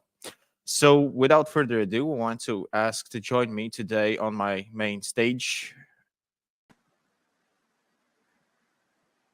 Awesome, Tommy. We can hear you and see you. You can hear me? Hi, Tommy. How are you doing? How are you feeling? I'm feeling good. I don't see myself. I don't see you. I just see my screen. So I hope you hear me, and you also yeah, only see it's my awesome. screen, right? Yeah, we can hear you. We can see your screen. So basically, you will hear my voice from time to time. But I want to remind to our viewers that are watching right now online that we had an amazing panel discussion last previous day before, right? You also were the part of this panel discussion. Yes, it was very, very interesting yesterday. Is the same audience that were here yesterday are here today? Well, we don't know. We'll see. Oh, We'll okay. see, You because don't know either. Okay. different days, Yes. different audiences, time zones, different regions. For right now, we're online. Mostly of the followers or viewers that are connected to us are mostly from Central Eastern Europe, but also some different regions from the globe. But afterwards, depending on the time zone, and that HR people are really, really into their daily jobs, and Yeah, so sure. without Yeah, let's jump straight so in. awesome. So the stage is yours for approximately 28 minutes. Then I'm gonna pop up with some questions for you. Okay, great. Thank you so much. Hello, everybody, and thank you for being here and listening. And thank you, Narios and the team, for the opportunity again. My name is Tammy Silberman. I'm the Regional VP for Sales at HiBob, responsible for Central East Europe region at HiBob. HiBob is a global company with sites all over the world, and we're now investing in the Central Eastern Europe region. So we are working in the HRIS, HCM industry. Bob is the name of the platform, and HiBob is the name of the company. It's a SaaS platform, very innovative and very modern.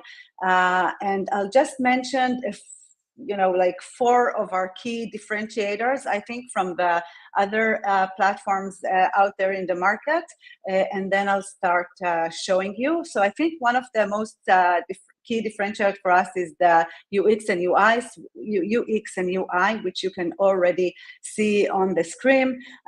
It's a very beautiful platform, very friendly, very easy to implement and to use, very customizable. The second key differentiator is the fact that the platform is basically meant for everyone, everyone in the company. So from the employees to the managers and to the C-level, versus, again, old or legacy platforms that are mainly for the use of HR for the back office. The third and main key differentiator would be that the platform powers engagement, retention, productivity, and again, versus the old platforms that are mainly for tracking records of the employees. And hence we see the platform as that has a direct influence on the bottom line and on the business success. So this is Bob. This is like the homepage or the portal or the communication hub, as we call it. I'm here at a demo account of Bob, and I'm here as with the credentials of a super admin. But This is the homepage as everyone will see it. So the demo, I'm actually as if I was Chloe Moore, an employee in the company, and this is what everybody sees. I will scroll down just quickly for a second to show you how it looks like.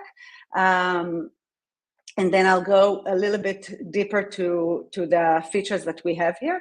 So first of all, I have here tasks that I need to complete, or a link to the list of the tasks that I have. I have link here to the timesheet, because there's also time and attendance module here that I will show in a minute again.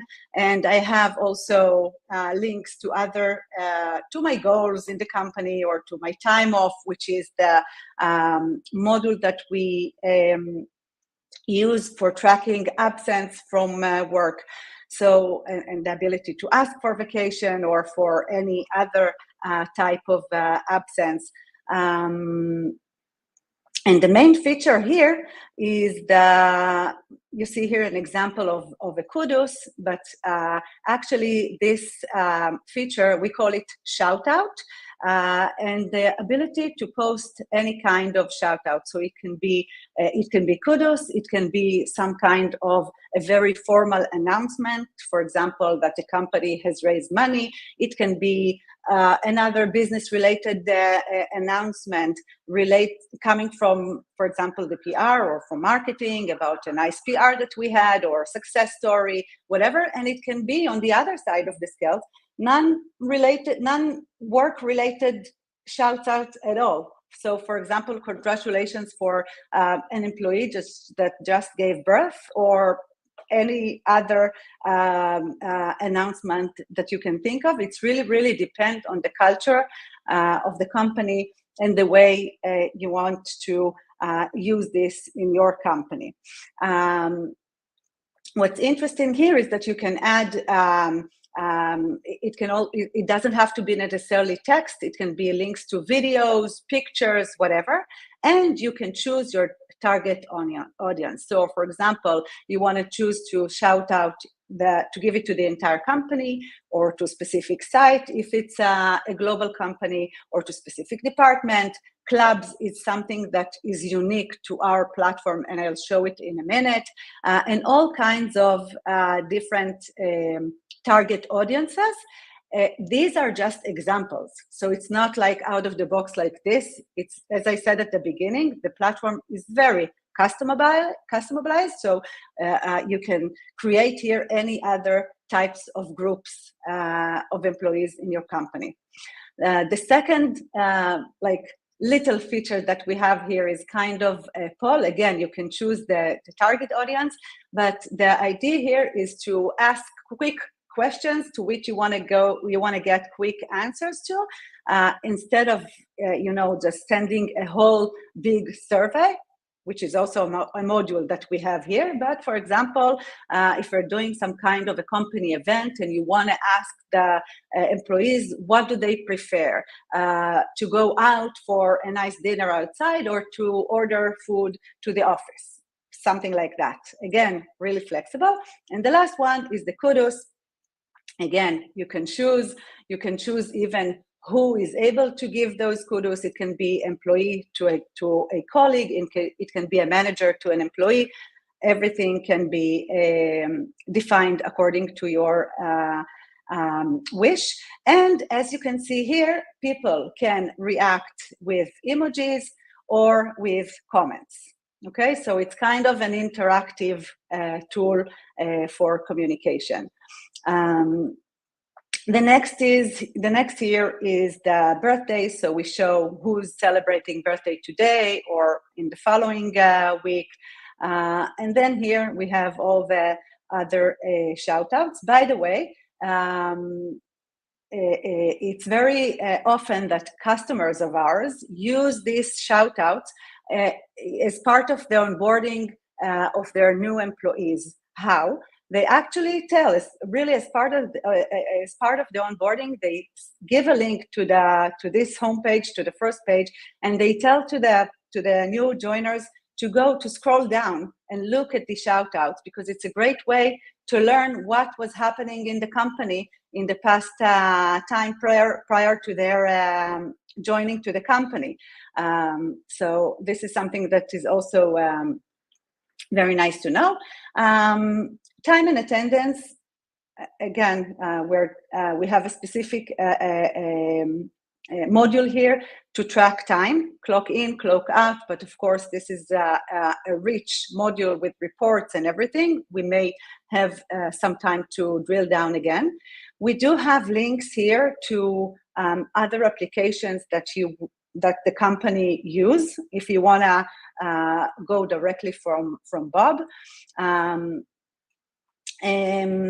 And what else? New joiners, anniversaries that people are celebrating, etc. By the way, with birthdays, you can send wishes from here, and you can set in advance at the back office. You can set some kind of a task to, for example, to direct managers to give them heads up that their employees are about to celebrate their birthday in a week or their anniversary in a week, and to give them heads up to prepare to congratulate. And it's all something that you define. I will pause for a second and ask you, Narius, everything is okay? Because I don't see anything. I just talk and run forward. So is that okay? Should I continue? Yeah, everything is awesome. And we have some Okay. couple of questions. So I think that at the end of the presentation, our demo Okay. will go through them. So please continue. Okay, great.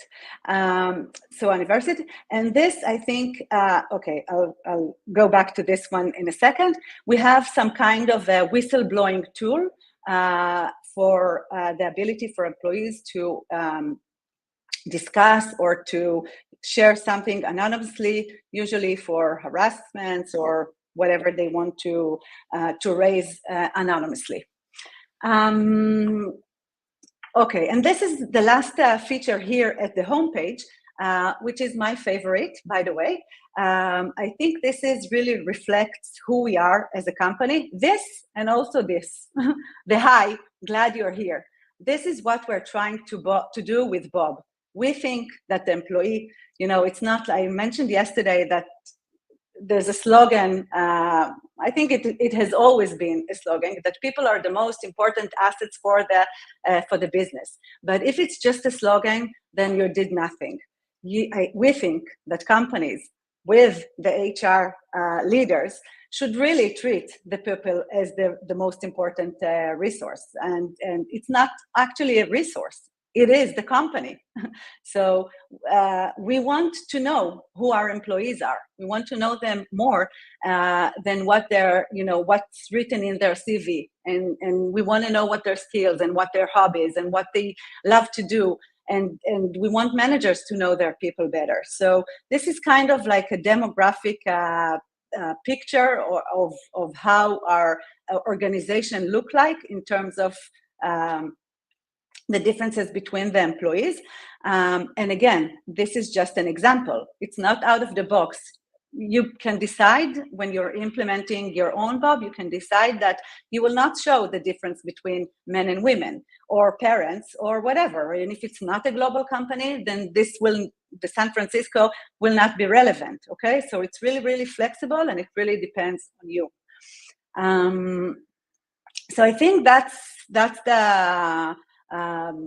that summarize whatever we have here in the homepage, and we'll move forward to this tab over here. By the way, if I won't have time, and I will probably won't have time to show everything, that this here on the side is like all the modules that we have. Okay, so just a quick hoovering on whatever we have for you to be able to see the different modules. We'll go now to the heart, as we call it, the heart of the platform,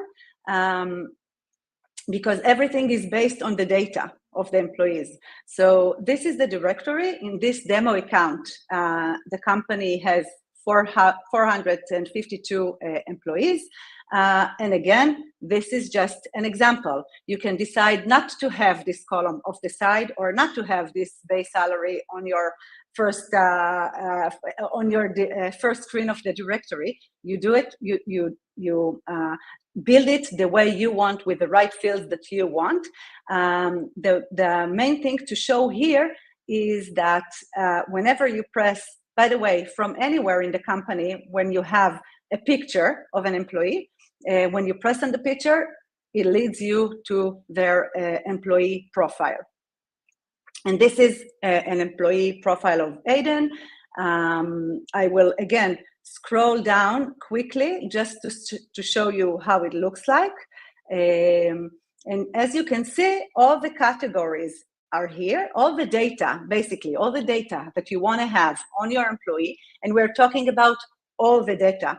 So the idea is for not to have some of the data in the finance, on payroll platforms, some of the data on the IT, some of them on Excel sheets. No, we want, as HR, all the data related to employee. And I'm talking all the data from the most important and crucial and basic data of the salary and when did I hire the employee, and who should I contact in time of emergency, and until at the end of the scale, the most social, let's say, or personal data as hobbies and skills. Okay, so everything you want to have is here.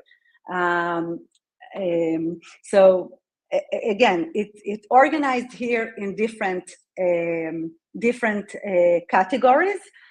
As you can see here, the different categories: basic info, work contact details, personal, work, salary, whatever.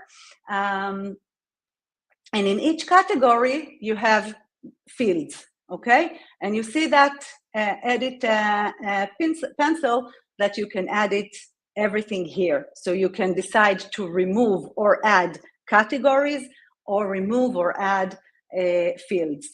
I will say that most of our clients do not do major changes here, because basically out of the box it comes with the majority of the information that most of the company need to have. But there are things that people do adjust and edit according to the way they need. It's important to say, by the way, that everything here in the platform is based on permissions. Okay, so you decide which type of permissions you have and which of the employee gets which type of permission. Okay. So, for example, the overview is usually eligible for every people in the company to see, because there's nothing, personal or that's supposed to be not to be shared with everyone. But, for example, if I'm a manager but I don't have the permission to see my employee's salary, then I will not have access to this category of the payroll. Okay, if I'm a manager that is supposed to be my employee salary, I will have. And here we actually have another extra security with this click, just for the sake of, for example, if you sit with a computer open, with your Bob open, and people are coming from the back, you want to make sure whenever you want to share this very sensitive information. I think that's it about the demo. And again, as you can see, we have links here to the time off, which is the absence. I will try to talk about it in a second, to the attendance, to the performance, to the different tasks that we have, goals, documents, etc. One feature that is really, really cool, and I want to show it to you, is this timeline. Every employee has this timeline. What we're doing here, and sorry, this is just a demo, so not everything, there's no much data here, but as you can see, we kind of present on the timeline since the first day of the employee in the company. We present all the significant activities that happened in the employee life cycle until now. So, for example, when did they have a review, and if they got, kudos. Remember when I showed at the beginning at the homepage the option to get kudos, that even this we mark it and we show it. And if there was a raise, if there was a change in salary, you can see everything is really easy to see, and this is very crucial. And I mean, maybe not crucial is the right word, but very efficient tool for managers, for example, for new managers to come and in one click to see all the activities, all the things that happened in the employee lifetime. This is like something that I'm sure that you as HR people know, that if you don't have a platform that allocate all this data and track it in one place, it's almost impossible to know. And it's really crucial, and this time I do think that crucial is the right word, to get decisions based on this important data. So that's it. There's a link here to the org chart, but I will actually go to the short org chart from here. So we were actually in the people's view in the directory, and I'll show you the org chart. Again, looking by this, the org chart in the most, let's say, simple version of it is by reports too. So this CEO has 451 employees in the company. 6 of them are reporting directly to her, and it goes like this more and more. So the CRO has 285 and 3 direct reports, and it goes on and on. But there are many things that you can do here on top of it. So you can color only specific type of employment or different departments, and you can have different type of presentation of the org chart, and you can filter it by different categories, different KPIs, and again, as I said at the beginning, everything is customized. So you decide which fields you want to have and how do you want to filter. So it's much more much richer than what you show, what you see just here on the screen for now.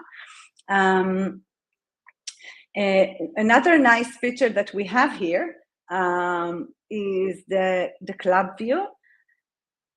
As you recall, at the beginning, I shared the different hobbies and skills that we encourage companies with our tool to collect. So even regardless of that, we do have this nice feature called the club view, which is actually another way to present the way the company looks like in terms of different KPIs.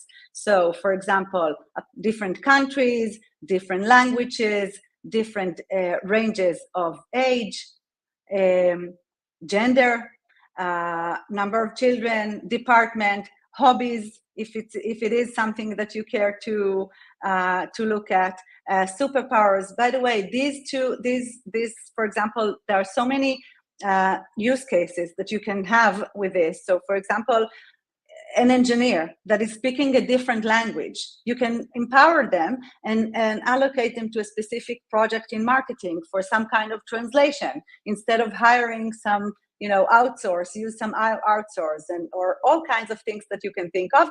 And hobbies, people, we know, even from our own experience with working with a platform, that people, for example, create like groups for hanging after work, or giving birthday gifts, if company events. You really know your people. You can personalize everything that you do in the company based on this. And again, like everything, almost everything in the platform, you can custom your own groups. And when I showed at the beginning that those shout outs can be posted to any target audience, it can be based on that clubs that I just showed. Let's see what else I will show you here. The whistleblowing we've talked about. I think I will just quickly go through the different modules, because we have just a couple of final last minutes, right, Narius? Okay, I'll continue until he stops me. So no, you You have some time, like 5 minutes. So, and some Okay, couple of okay. questions also too. Okay, great. So we do differentiate between time off and time attendance. Attendance is the clock in, clock out. And again, it's much more richer than what I'm showing now here on the screen. It has reports, and you can download it, and you can do all kind of analysis on it. For example, you can do quick fix if employees forget to fill up the time, and there are all kinds of and you can look at different cycles.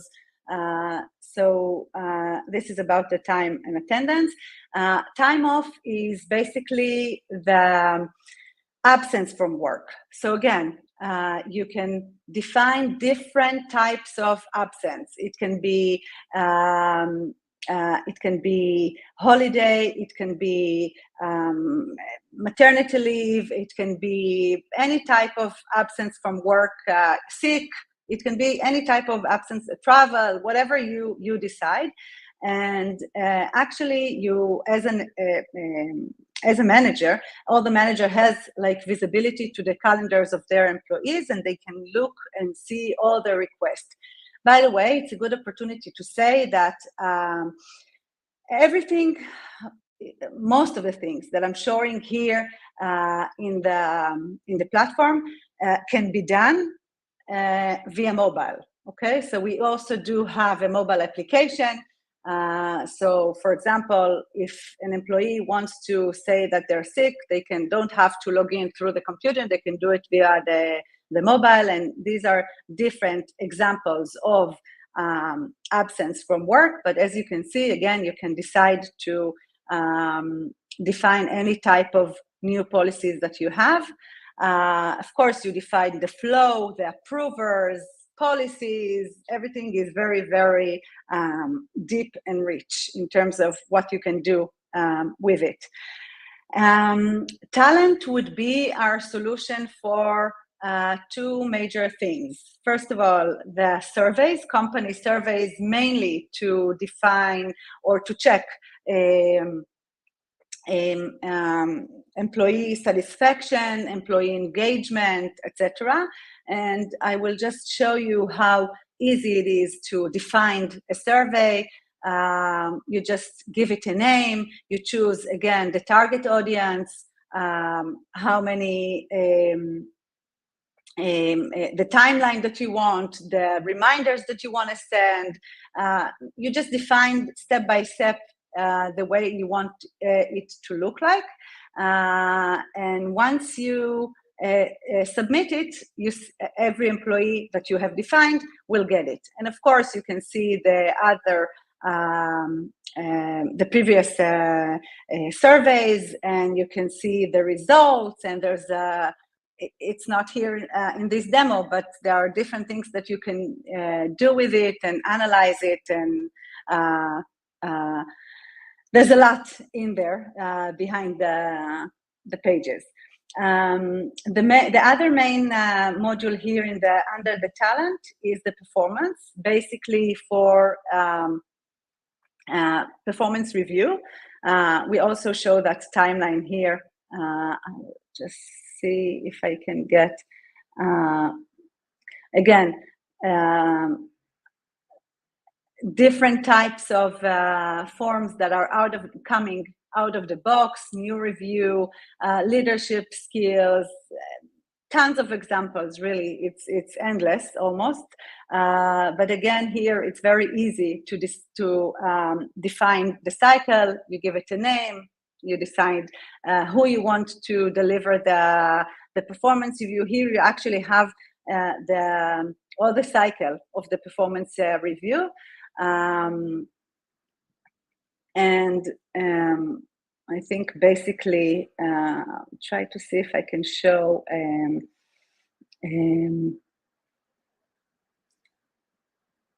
You can decide even to show it to give it to peers or to manager of a second manager, whatever you want. So again, team results and everything is very rich in terms of the way you can analyze the data. Moving forward to the other module that we have here is the documents. Quite straightforward. Every employee has his own folder with forms, and there is, for the HR, there's ability to see different type of folders, and there's the company docs where you can store, again, based on different topics, policies, documents for people to use, and everything that you want to decide to have here as companies folders. It's just empty now in the folder, but you can see the folders. Again, as an example, you can create your own folders and decide what type of information or documents you store here. Planning, let me see, okay. Planning is the module for plan your headcount, actually. So again, it will be too much for me to deep dive into this one now. But basically you need to know that this is the tool for planning your new positions and the cost and the attributes and whatever is relevant for this type of planning. Hiring is actually a new module that we have. As simple as you know, applicant tracking system. We now have it in Bob, very new. I will even share secretly that it's not even launched yet. It's supposed to be launched next week, but actually we are, you know, now having this platform useful from the hiring and until the retire. So this is about hire. It's a complete, full module or even platform. So it's really will be impossible to show it now. Tasks. These are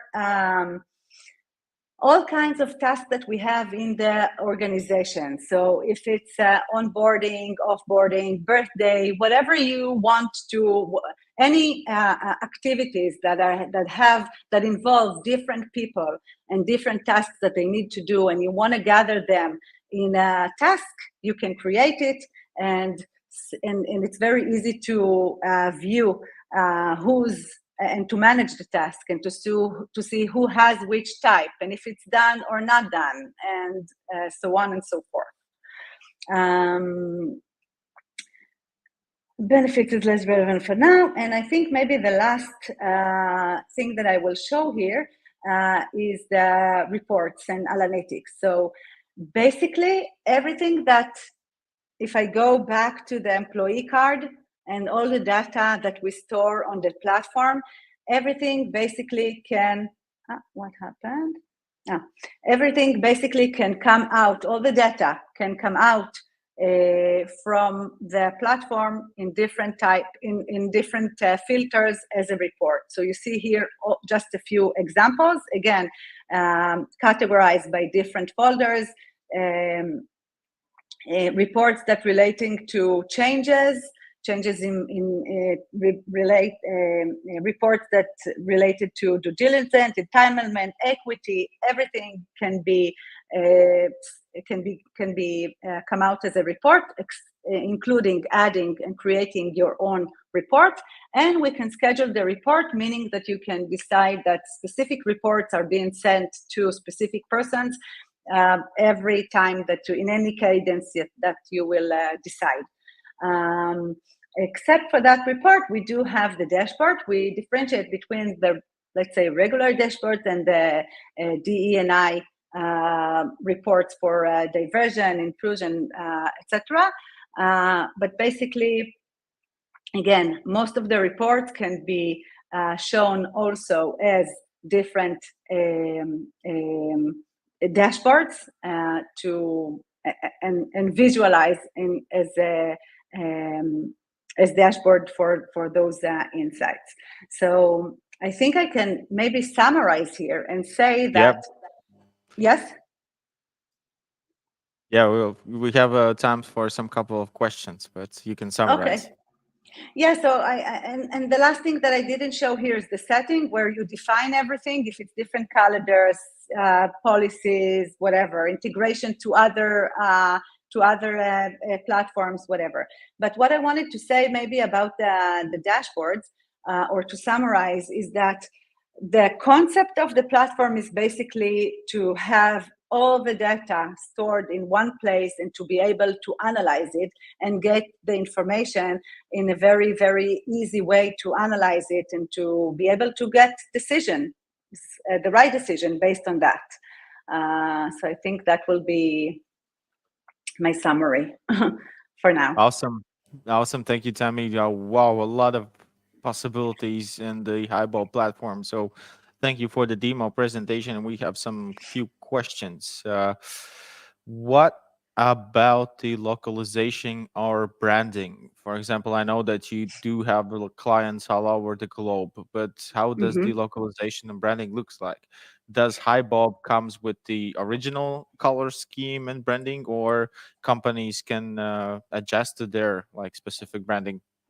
Yes, you can. It comes like this, not specifically like this, but it comes with our branding. But yes, you can change it and adjust it and do your own branding. Yes. And by the way, we do have the platform in different languages. I think more than 15, maybe more than 20 by now, different languages. But in any case, you can write here or in the employee card, you can write in different languages. So this is also something that's worth mentioning. One a little bit of sensitive question is about the work scheduling. As you know, by regions, there are different legislations. There are different clients who manufacturers, logistics, or retail that work maybe 24/7. Like job. And how does Highbob cover the localization of maybe this time scheduling? You mean in terms of I'm an that attendant. of tracking the attendance, in terms of tracking, Yep. or in terms of how in general the platform can fit to such companies? Well, I think You're that not the sure question is because it's a about written tracking. question. Mhm. Yeah, I think it's about the tracking. Yeah. Like in Latvia, for Mhm. example, there are one So I think we need to legislation and take it. Yeah, I understand, but I think we need to take it the specific question. If you can share now my contact details, and we can ask and we can drill down and give the specific answer for that. But yes, we are a global company with different regulations regarding time and attendance in different countries. So we do have support for that. And we do have different types of organizations. Okay, so there are organizations that are, with majority of employees that are blue collar, for example, and different employment types. So most probably that we do have the solution, but in order to be specific, we need to ask. I need to better understand. Of course, because any company and any organization is different, And Yes, I think that yes, but we are very flexible. So awesome. and there are very flexible options in the platform. So Okay. Well, Tommy, thank you very much for the time that also you've devoted to this organization, to this Future of HR events, for your demo presentation. And if there are any questions from our audience, for those who are watching online or either in recording, feel free to contact Tommy, right, on every different channels that you can be available on, and you can help organizations to digitalize and processes. definitely. Thank you so much, and enjoy the rest of your day. Thank you. Bye. Bye-bye. Well, thank you to Tommy. And we are continuing today's marathon of different kind of a solution demos. And our next presenter is going to show you how you can promote your employer brand through your own colleagues, through your own employees. And I would love to invite to the main stage our next speaker, Marie-Line. Hello, nice to And meet you're you. with us. Awesome. Hi. Hello, how are you doing? Okay, we can hear you. We can see you very clearly and loudly. So, Perfect. yep, the stage is yours for approximately 30 minutes. Then I'm gonna pop up with some questions, and please show us and the audience on how can Social Cedar help to promote their own brand and also to engage your own employees. Perfect. Hello, everyone. Thank you to be here today to see the demo of Social Cedar. So I will share you today how our platform works. We'll put it a bit bigger. So our platforms allow you to send campaigns, to send your communication towards your employees that we call ambassadors in order for them to reshare in their network so that your content reaches the network of the employees and you can therefore have nice values, added values. For the ambassadors, it's very easy for them to log in. So, how do you recruit your ambassadors?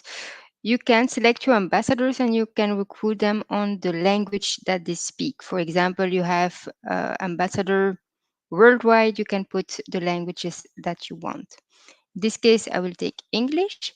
The person arrives on a page where they see what the ambassador program is about, what is the purpose of it.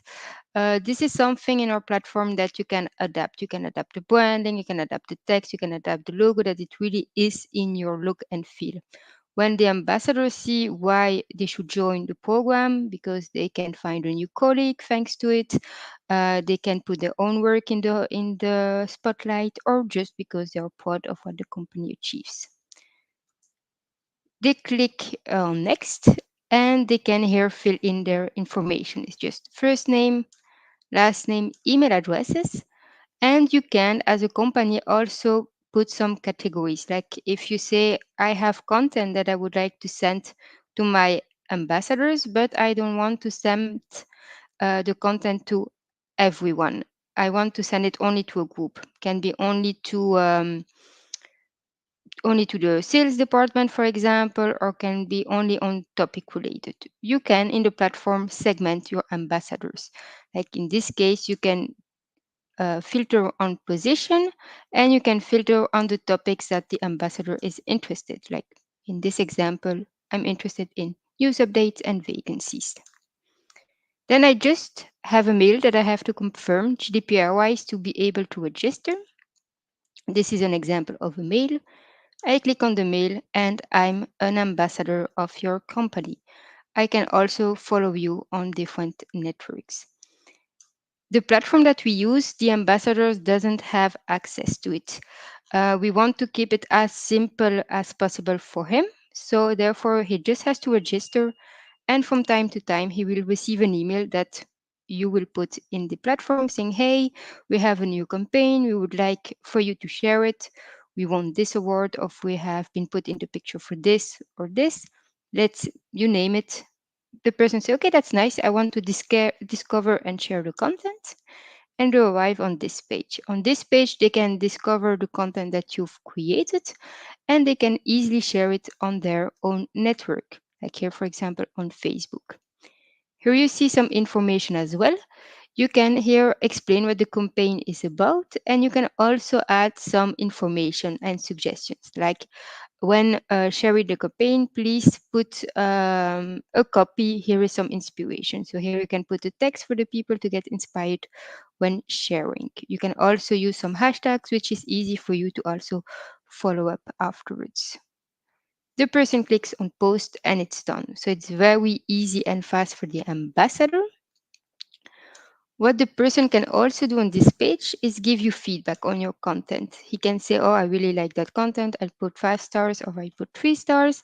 And he can send a message. Let's say, okay, it's something that I really appeals. It's something that I would have done in another way. You name it, it's also possible. Ambassadors, employees can also suggest content. So therefore, they just click here. They can put a URL of, for example, you were mentioned in a newspaper and they can put the newspaper link, or they can just add a message like, hey, we worked on this project. It would be great if you make a campaign out of it.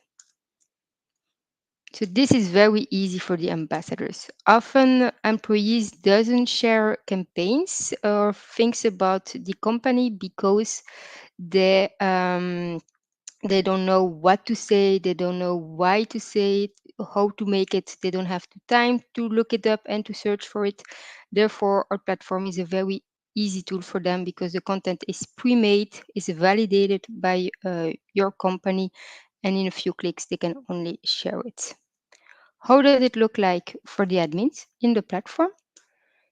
In the platform, you can create a campaign. So here you can put a title, you can put a type of campaign. For example, this is an employer branding campaign, this is a social selling campaign.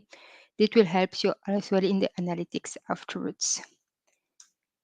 You can choose in which language you would like to reach out to your ambassadors. For example, I'm from Belgium, so we have mainly French and Dutch speaking people, but sometimes companies prefer to speak in English as well. So it's really up to you to choose the language.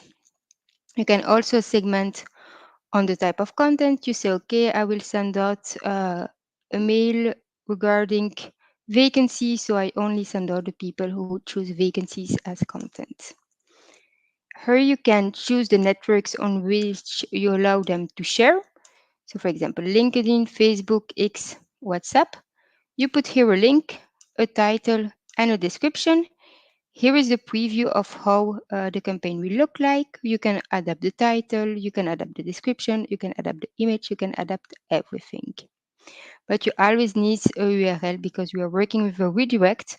Reason why is GDPR wise, we don't have access to the network of the ambassador. It's a step we don't want to make. Therefore, all the data we collect is thanks to the link, to the redirect link.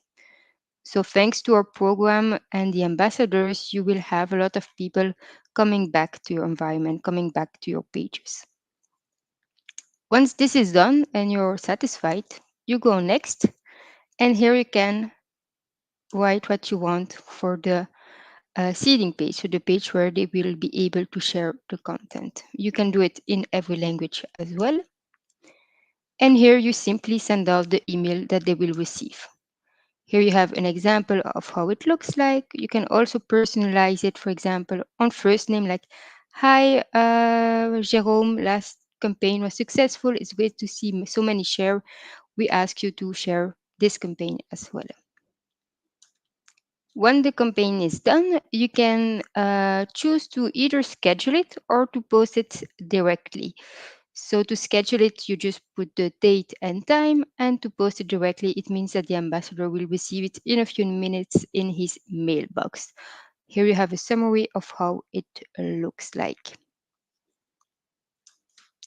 Regarding data, what can you have and how will you see the results of a campaign? You will have a dashboard in our platform. So in the dashboard, you will see how many ambassadors you have for the moment, up to how many you are allowed to have in your contract. You can see how many people register every month, how many campaigns you launch every month, and you will have data like how many ambassadors registered, how many campaigns published, how many people open the email to share a campaign, how many people click on the call to action button in the campaign, and how many people indeed shared a campaign. And also, what's the outcome of it? How many people from the network click back on your content and visited your pages? You can also have extra info about the ambassador itself, like in your program, how many are passive, how many are engaged, how many are contributors, depending if they share a lot, if they give feedback. It will be put in different categories. You can also see who are the ambassadors who shared the most this month, who are very motivated to share, and also the ambassadors who has the most clicks. So some people don't share a lot, but have a lot of clicks because they have a big network. This is something we often see with C-level ambassadors. Another data that you will have is the campaign. So when you create a campaign, this is the overview of your campaigns. You can click on the small arrow here, and you will be able to see how your campaign looked like and all the info. So you will see how many people received the campaign, how many people opened the email, how many clicked in the call to action, and how many shared. As external figures, what did it brought you? You can see how many people from the network for all ambassadors together came back to your website. Like in this example, thanks to 58 people who shared, more than 800 people came back to your website, to your environment. You also have an estimated reach, so how many times it has been viewed on social media, and you have also average clicks. This is a calculation like per post, how many clicks on average does the ambassador get. So per post that the ambassador sent, you have on average 10 people coming back to your website. This is the data that you can see, and we have also a feedback option that allows you to interpret the data to see, oh, okay, there's a lot of figures, but is this figure a good one? Is it a healthy one? Is it a bad one? We have a very simple color code. Green is very good, is above what we see on average. Yellow is healthy, it's in average, and orange, which doesn't appear here, is means, oh, it's a bit low, you should check something is not done correctly. When you click on the number, you will also have some tips that will explain why that number is like this and why it is in a certain color code. Sometimes the emails are too long, sometimes it's too short, things like that. We exist for more than 10 years, so we gathered a lot of experience regarding how to interpret results. This is the demo. I will also show you, this is the actual platform. You also have a tab where you can create the environment to recruit your ambassadors. You can easily create segments, so the different groups. And here you have a tab that is the database of your ambassadors. Here it's just myself for today, but you will see, for example, 100 ambassadors. You will see the type, if they are engaged, if they are contributors, if they are passive, and you will be able to filter them on the languages or on the type, but also on the groups you made. For example, you make groups regarding countries or regarding department, and you say, I only want to see the people in that country or in that department. You just select it and it will show. That's our platform, which is very easy to use. The main feedback I get from my customers is that, yeah, it's very straightforward. You don't need a degree in IT or something to be able to use it. It's very straightforward. And for the ambassador, it's very easy. It only takes few clicks to share something, and they do it without any struggle. If you have any questions, please shoot. Hi, can you hear me? Yeah, perfect. Yep, awesome. Yeah, we do have some questions. First, the one is how much time does it take to actually, when a company makes a decision that, hey, we want to engage our own employees and make them an ambassadors and find a solution like Social Seeder? So, what is the time frame for actually start to use it? Oh, it can go fast. It can be a week, can be a bit more. It depends. How does we work? You say we are interested. We say, okay, perfect. We send the quote to you and we do a workshop as well. So the workshop allows us to see what your goals are, what you want to achieve with our platform, and how we will help you to put your strategy, to implement the strategy. So that's a workshop of 1 hour on average. Then you can in fact start on the platform. You have access to the platform. The only thing there you have to do is to set up your branding. It's just with 3 color codes that we have, so it's very easily done. And once you've created the environment to recruit your ambassadors, you're good to go. There are companies who takes 2 weeks, 3 weeks to do it, Mm. the time that they recruit everyone. And also there can be some different stakeholders such as HR, communication, and other companies does it in 2 days. So it's really depending internally on what has to be done. Of course. Actually, yesterday you had a really great opportunity to invite to the conference one of your uh, clients over here in the Yeah, Baltics. And exactly. I think that for those who are joining us only today, you can have the opportunity to see also the feedback from or experience from one of the social seeders customers. That's the thing. Exactly. And yeah, but well, you know that's the landscape in the future. It's really changing by each and every month. So maybe you can view your own stand-up point on how maybe the future can look on recruiting. You know, like using your own employees. Or the new apps are coming up, the TikTok. You know, and then stuff like that. Do you have any suggestions to our audience? Oh, I would say keep it the most authentic possible. We know that there is a real war of talent. There is a lot going on, but people will always trust people. If you have a friend who's happy in his job, who's proud of what he does, and you know that that's company recruit, you are more likely to go to check what that companies does and all the all the publicity and everything that you see online, just because you will trust your peers way more. There is in fact a study that showed that the trust in peers is 92%, and the trusted, for example, a video ad is 36%. So really activate your employees is the best advocates for your company. People who are at your company work for you, so they are proud and they are happy to work for you. So why not give them the word and help you recruit thanks to them? I know that a lot of companies are using their company Facebook accounts or other social network accounts to to like post any news or vacancies, and I think that's you usually see from my local contacts that you see on a Facebook. They share like reshare the vacancy on their Facebook feed, and it looks like, hey, it's cool, you're working this the company, and you reshare the company's event. But I think it's more psychologically credible if I saw that this people was posting it by himself, not resharing him. I think that this is maybe the success of the social seeder platform. Yeah, as well. And often it's wonderful that people reshare posts that you do on LinkedIn, but we see that if you don't activate them, only 1% of your workforce will do it. And thanks to Social Seeder, you can bring that 1% to 25%. And the network of your ambassadors, so already it's someone else who speaks about the company, so there is a trust relation, but also in his network there will be people that could be interesting for you. For example, you look for an accountant. If an accountant of your company shares it, it's will be viewed in his network, will have probably a lot of accountants. So that's really the powerful things behind Social Seeder.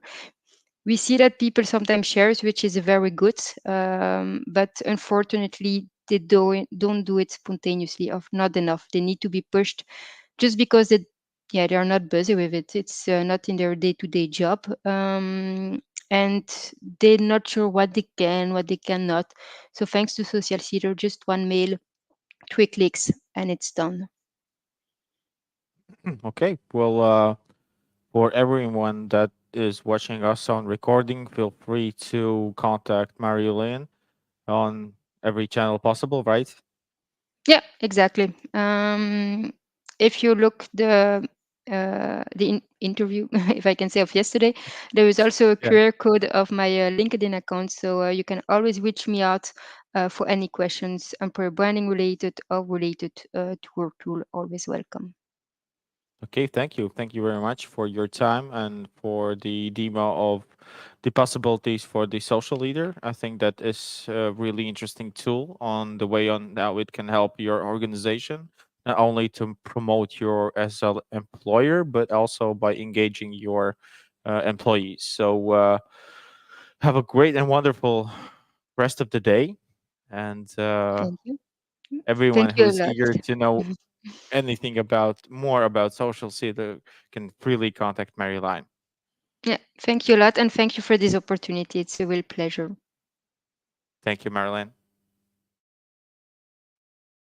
Well, we have reached almost a 4 hour mark, so that means those who are participating into this Future of HR event in LinkedIn unfortunately, we'll have to end the stream because LinkedIn has its own limitations. But you can see the link right there, in this side, yeah, right here. You can see the QR codes and the link for our homepage where you can log in and continue to watching our Future of HR conference. Today we have a lot of more of interesting demos. We already seen interesting solutions that can help on our HR daily basis.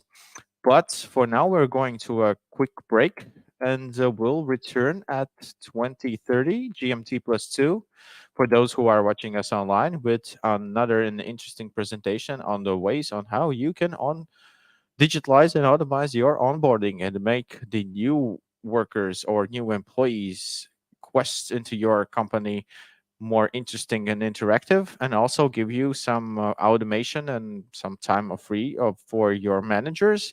And it's going to be Melda from Visma with an onboarding tool Apical. So see you in like 10 minutes, and have a great time, and hopefully you have the opportunity to drink some coffee, drink some tea, make some sandwiches, and rejoin us on our live session.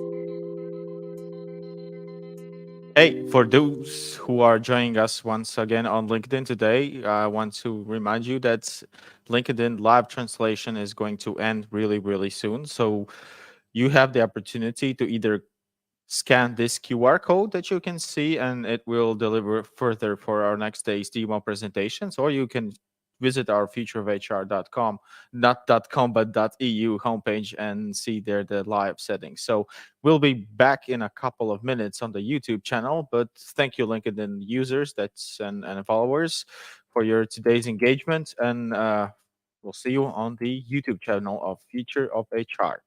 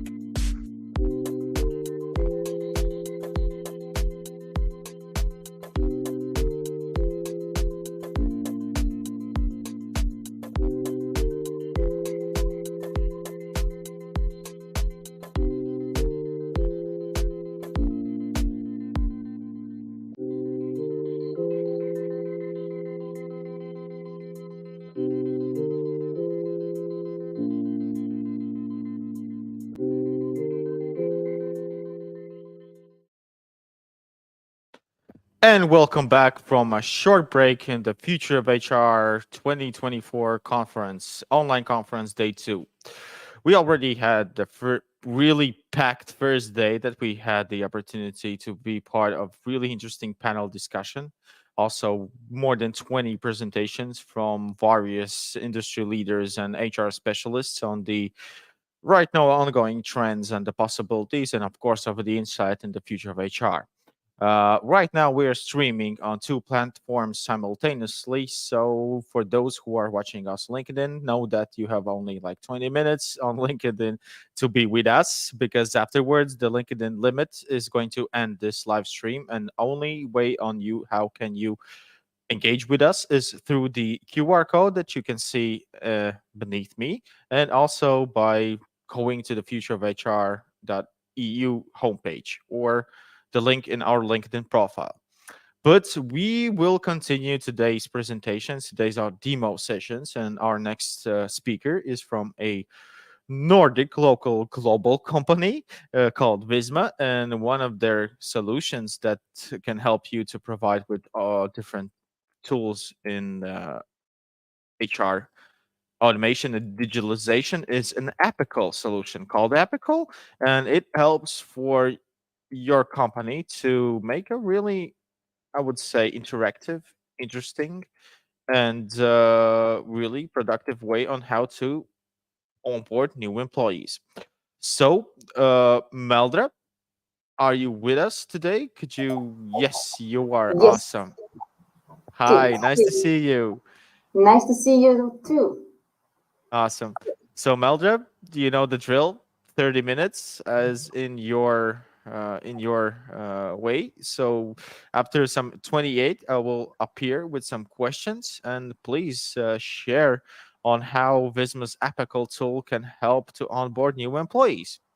Okay, good, thanks. But you can appear even earlier as well if you want, if you have some urgent question you want to ask me, because usually we show demo the client, and he's participating and asking the questions. So I will try to do my best today.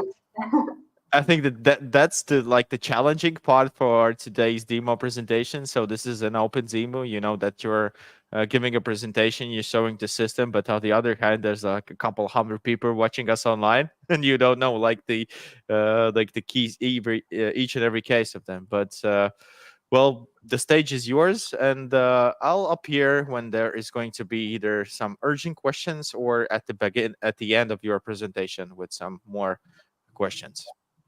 Okay, good. Thanks. Thank you, Nalis. Well, I don't know if all of you saw me yesterday, my story, but yesterday the story was about Apical in general, onboarding, and today I'm going to show you a bit inside of the product and from both sides, how a new employee see the tool and how editor or HR manager can work with this tool. Here, this is the view I can see as an editor because I have both sides.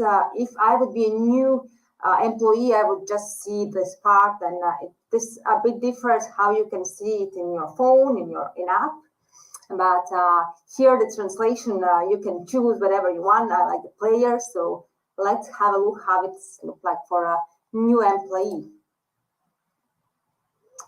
Okay, so maybe the bookmarks doesn't help me with. So with my demo here, you can see 2 pages. I will go through a few examples so you can see the difference, the design and style you can create by yourself and add what it's needed for your company. So let's start with welcome. So this is the first view dashboard what new employee can see and can do with that. So here you can see checklist we can create as needed.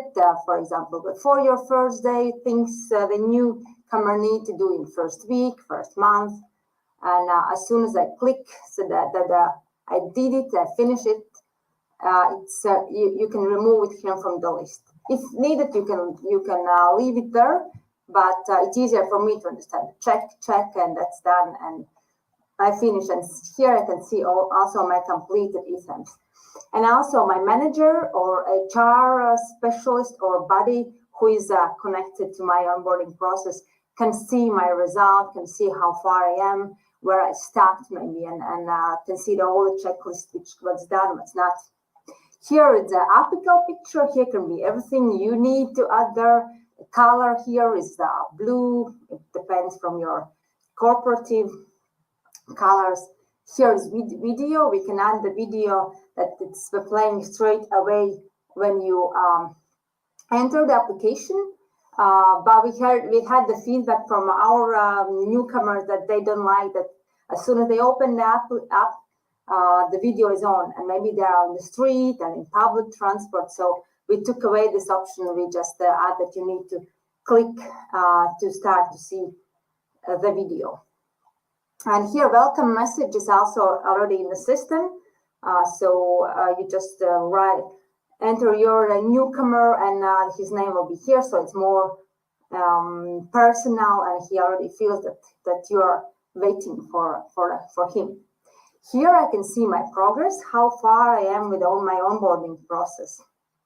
And right now I'm just 37% because I didn't want to feel all of you, so you can also see how I do and how actually to make the progress happen.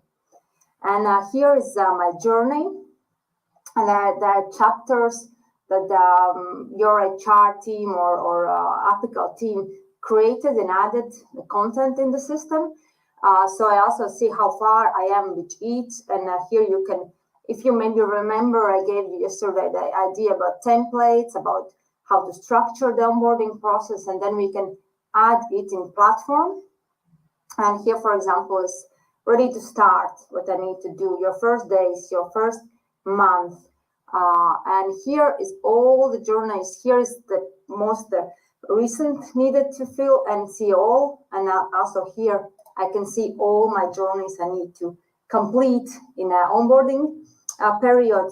But really, I can't see all of them. Maybe, I don't know, because my company don't give me all the content at the same time, not to scare me away. Because if usually if new employee see all the information, all the bunch of amount he need to understand and he need to learn in the first days, he could get scared, and he could get really upset with all the need and be a bit stressed and so on. So what we can do, we can show the content step by step. For example, in first few days or week, we open just part of it. Then after first week, we just show open again, and then newcomer get the message that he have new content to fill in a journey. The message comes to his phone and also here in the notification part. Well, so before I'm digging into the content, I will just quickly show you here panel. So here's my profile. What can I see here? I can see my profile. I can add favorite pages for me to easy and quickly access later on. Manage preferences. Languages, I guess 24, if I'm not wrong at the moment, we have in application in the tool. Change course. I can make some changes, the priorities. Switch to editor. It's me because I have also editor rule in app, so I can switch from watcher player to editor, and legal and policy, and of course logout. So it's easy, understandable, and easy to use. And as our new employees started to use Apical, we didn't really actually had questions how to use it, because it's really simply made as user friendly as Facebook. If you log in, you can understand how to use the tool, where to go, what to see. Just click on it and try it. So knowledge. This is a part where we can add frequent asked questions. For example, before your first day, what to do, or in the first days, usually newcomers have these questions. Maybe you don't feel confident to talk about salary. I don't know. You should be, but maybe you just want to write it down so newcomer know when he will receive the salary, or how I can contact IT desk, or all the questions usually newcomers can't have. We can add them here, and he can also get to know them even before the first workday. It depends when you get the access to Apical. 3 days, 10 days before the first day. So still he has some time to get read it and get to know. Glossary. Here, of course, onboarding, pre-boarding, and the car is here in a demo version, but I will later show example how it works for our company, how many actually glossary and words, how they have there. For example, you can also introduce the teams in your company, CSM, what it is, what they're doing, what they like, how they look like. So the newcomer can become familiar with the teams or with colleagues even more before the first day or the first week. So when he will see the colleague in the kitchen, or maybe somewhere in the corridor, he can already maybe remember who is this colleague and what he likes. Or here's team, because colleague we will see also here. But in our, for example, company, we have several departments, and we are using this short names or nicknames, or forgot the right word in English, and customer success managers, our team, what we are doing. We have teams called in colors like purple, gray, green. And if you come in the first week and somebody says, you please reach the pink team, you're just like, what? And then you can find all information here with the pictures and etc. And you feel more confident, more easy to start. And all these things, usually the newcomer will get in the company, but it will come slowly, situation by situation, time by time. But here you can just give him this more confidence, and he start to feel more and more in the company, and can understand the culture, not just the duties he needs to do in his first day of the week in general. People finder. Here we can add the contacts you want to show for the newcomer, because maybe we don't want to show all of our colleagues from the first 3 months, because we don't know, maybe he's, after a month he say, no, I don't want to be there, I don't want to stay there. So here, what we are doing, we are just adding managers or the contact persons he definitely will meet in the first months, like IT team or accountants, etc. And what we can do here, of course, we have structure, we have place where we have the role of the employees, but here we can give some extra information, some more useful to make a connection, to feel the culture, like Mark, his free time, he goes on bike rides and plays mini golf. You're not going to write these things in an official, site or structure, but this helps the newcomer understand what actually the colleagues are doing and thinking, and make the connection. Like Jim, marketer, he's passionate about AI, and if you see him in the kitchen, you can always ask some news, and it's going to be useful.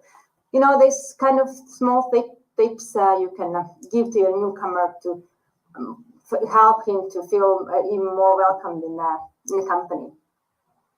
Well, manager. This is toolkit, the section you can be used from manager, from HR specialist who is connected with this newcomer, or maybe you have this buddy system that each newcomer has his support and person who helps him start work in the company. So this here you can see, for example, I am a manager. I can see the list of my newcomers status. I can see how far they are with the progress. Ginta, she's really lazy. She didn't do anything a lot during this period, so I can actually talk with her and ask how is she, how is the progress, and here is manage invite. When she started, when she downloaded after and logged in, the system sent her a welcome message from me as a manager, but it was sent automatically. So here also we can add several messages which send automatically, or we can do it manually. Yes, it's automatic process, but at the same time it makes more welcoming for the newcomer. He feels more welcomed, and we can already do some preparation to make this process to entertainment to the newcomer to do. Not only the newcomer need to do, also the manager have several tasks to do. Here I see this 0 tasks completed, 0 tasks done, but here could be whatever needed to do for a manager, for a newcomer. Like need to interact with the team, need to ask how he feels, make sure that all these kind of documents are ready, etc. So completed and needed, but what's for your company and what you suggest for the managers.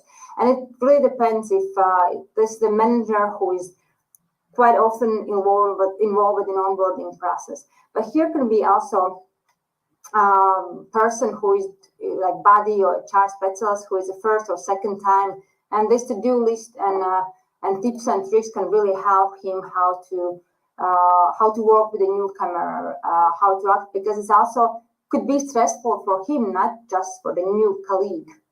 And here we can add tips and tricks. We can add how to build a relationship, information, key people of the company, set achievable goals, how to do that, and plan ahead, and so on. And this tips and tricks the manager can take for himself to work with the newcomer. Again, here we can add the information needed. We can add a text or picture or I don't know, link, whatever, how we can help to the manager or the buddy. Okay, so and introduce yourself, because of course we're always talking about newcomer, but he's one usually, or maybe few. but all the rest is so a lot of people for the colleague. So it's important for him to understand his main contact person, his support, and so as when he will come the first day, he already knows something about you. So you can introduce with yourself, share some description or story on, or discover some tips, etc. So I spent a bit more time here than I wanted, but it's also important because also in hybrid times, you don't know whether you will be all the time at a office or how it's going to be, and I must repeat that it's also a stressful time for the new manager or for body, not just for the new hire. Okay, so and messages, we also can send the messages to our newcomer, or also we can make group. For example, there are several newcomers in the same time onboarding in our company, so we can create groups so they can support each other, and we can add in this group also his buddy or HR specialist, so he can answer the questions on the same time to more than one person. And maybe if some other person has some question, this question could help somebody else who is also starting in the other department, so he don't feel alone in that period, in that process. Okay. So one of the most important parts are these journeys, the place where we actually add and put the content into the system. So that's let's have a look quickly how we are doing the welcome part, just in this example. So you saw there was the first chapter is welcome, the course, and then we are adding here three parts, and here's congratulations and welcome, and here you can do as many parts as you want, but what we are doing, we are suggesting to make it till maximum 10 pages in this one small part. So also newcomer have this completing feeling that he's finished, he done. He don't have all this information in huge bunch of text. So what we can do, we can add text. We can add some links, some pictures or GIFs, and put a bit of text and then picture, some description with picture, and picture can be added in front and back, in the left and right side. We can add some icons here, and how to use this app, the instruction, I think it's useful for me, so I add favorite here, and then your member favorite list, I can look there after. Can add some again gifts, some entertainment, and then when we finish this chapter, we have the good job, or we can add here a star, or you can add here some questionnaire. So to entertain the newcomer, but also to make him give some feedback, so you know how he feels and how far he is in the process, and did he understand everything, or maybe there is some problems or issues to help him solve. Right. So just this was one example of how the systems look like from inside. I will just quickly show you the options of the pages, because there's 16 ways how we can show the information in these courses in the system. I will show you here.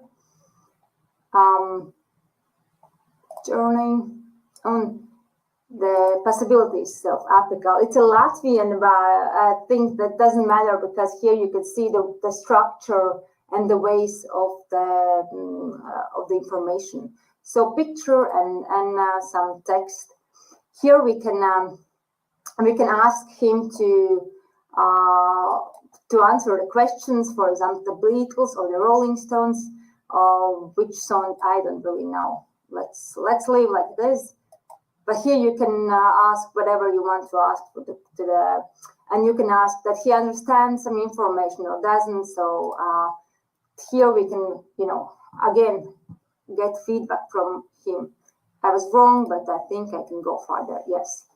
We have, we can also embed some page, some information, some map, or video, or Spotify, some podcast or song. Maybe you have your team song, so you can add him here. He can use map to understand where to go and how to come. Here's other example of better, as I say, Spotify. As we have our podcast, so we are giving straight away the newcomer to check here. We can ask to get some information, maybe some feedback, or maybe something he wants to say to his colleagues, or here is also an option to put a picture. So, for example, we are asking the newcomer to give a picture and description of what he likes doing in the free time. So when he starts in the first week, we are giving this information into our intranet. So also others know that we have new colleague and what he likes. And pictures, smaller, bigger. Here we can also add some spot page. You can add here, I don't know, maybe which countries your company is working. You can add a picture with added names for a team. And you can ask feedback as well from 1 till 5 or from 1 till 10, how it's easier for you, what he likes, or I don't know, whatever content you add here, you can ask in this way. And yeah, also to click what's important for him or what he's using, what he's doing. And also the pictures here, what's Dutch national food? I think these two we used to study there. Or maybe all of them. Okay, let's talk all of them. And yeah, maybe. And also here you can put picture and need to guess which city it is. Or maybe you can start the sentence and the employee need to finish it. Where we are using this, we are using for new employee to finish the start of the sentence. So we know that he actually get what we asked in this section. A picture and text he can add here as well, just made together. The reason why is this 16 options just to make the onboarding process as more attractive, but at the same time with these tests and with this feedback, we are understanding, does he really understand what we were asking, or maybe he's just clicked and didn't pay attention. And we really see that as more we involve the newcomer in the process, as better he feels, as better, as more confident, and as more information he actually can observe.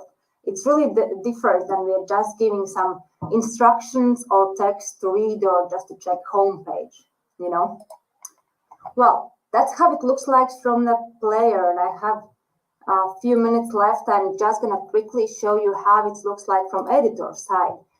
And it's also made really, really easy and understandable to work with. So here, editor part. So you as a editor can easily change text there, add. Hope demo we're not gonna. So okay, yeah, see, welcome. So how we can add? We can here just open few examples. We can add text here. Here it's the name of the newcomer already embedded, linked in. And then a picture, and there's 2 pictures from mobile and from desktop or tablet. We can do translation, we can add text, etc. And here I know it's also really important for everybody. It's AI included, artificial intelligence, to help us to actually build the content therein. And here it's already some examples ready. So I generate text and then ask him to maybe complete whatever. And then also if I don't know, I can ask some suggestions. I can ask some examples. I can ask here chat box some tips and tricks, and I can also tips for how to actually write prompts. And here as well, you can already ready information. If not, then you can ask chat box. The idea is to make it really easy to use, and at the same time, it's really easy to ask for help to our support. If you are struggling with something, or you can't remember, or you can't find something. Okay, and here, just a second. Well, and yeah, here is again a different way how to add image advantages, and more or less for everybody, everything's the same. Info button, checklist, you can add it the same way. If you think about a really easy way of really easy in a homepage, it's more or less the same here. The idea is that you once, twice, you get some learning session together with us, and you can do it by yourself, and I would say easy peasy. But maybe it's my opinion, but tell me if I'm wrong. And just at the end, I will show you how it looks like for us. We change the colors, the video, checklist, and one of my favorite part in is our knowledge, our vocabulary, I can say, and here are all the short terms what we are using in our company. And when you are a newcomer, it's, I would say, deadly difficult to understand. This is, for example, cookie. Cookie. That's my, I think, favorite in Latvia. So cookie, what does it mean in our company, cookie? It's actually IT manager Edgar's Fabricius. But if you enter a new company, how can you know that what's cookie? So in this way, we can really help and welcome our colleague and our new employee. And here, all the management team, all the information. Right. So that was really quick. Now I think it was 13 minutes, or still I have some time that I can go a bit farther. But just let me know. Should I continue, or it's already half an hour? Because I can still show a few more parts. Yeah. Well, you have some more 1 minute or a couple of minutes, but we also have some questions. So maybe you can just try to finish and show us the last couple of possibilities of apical, so we can get to the questions and then. Okay. I will maybe just quickly show how to edit also this part, not just how to add content, but also a bit slowly how to edit this part is knowledge.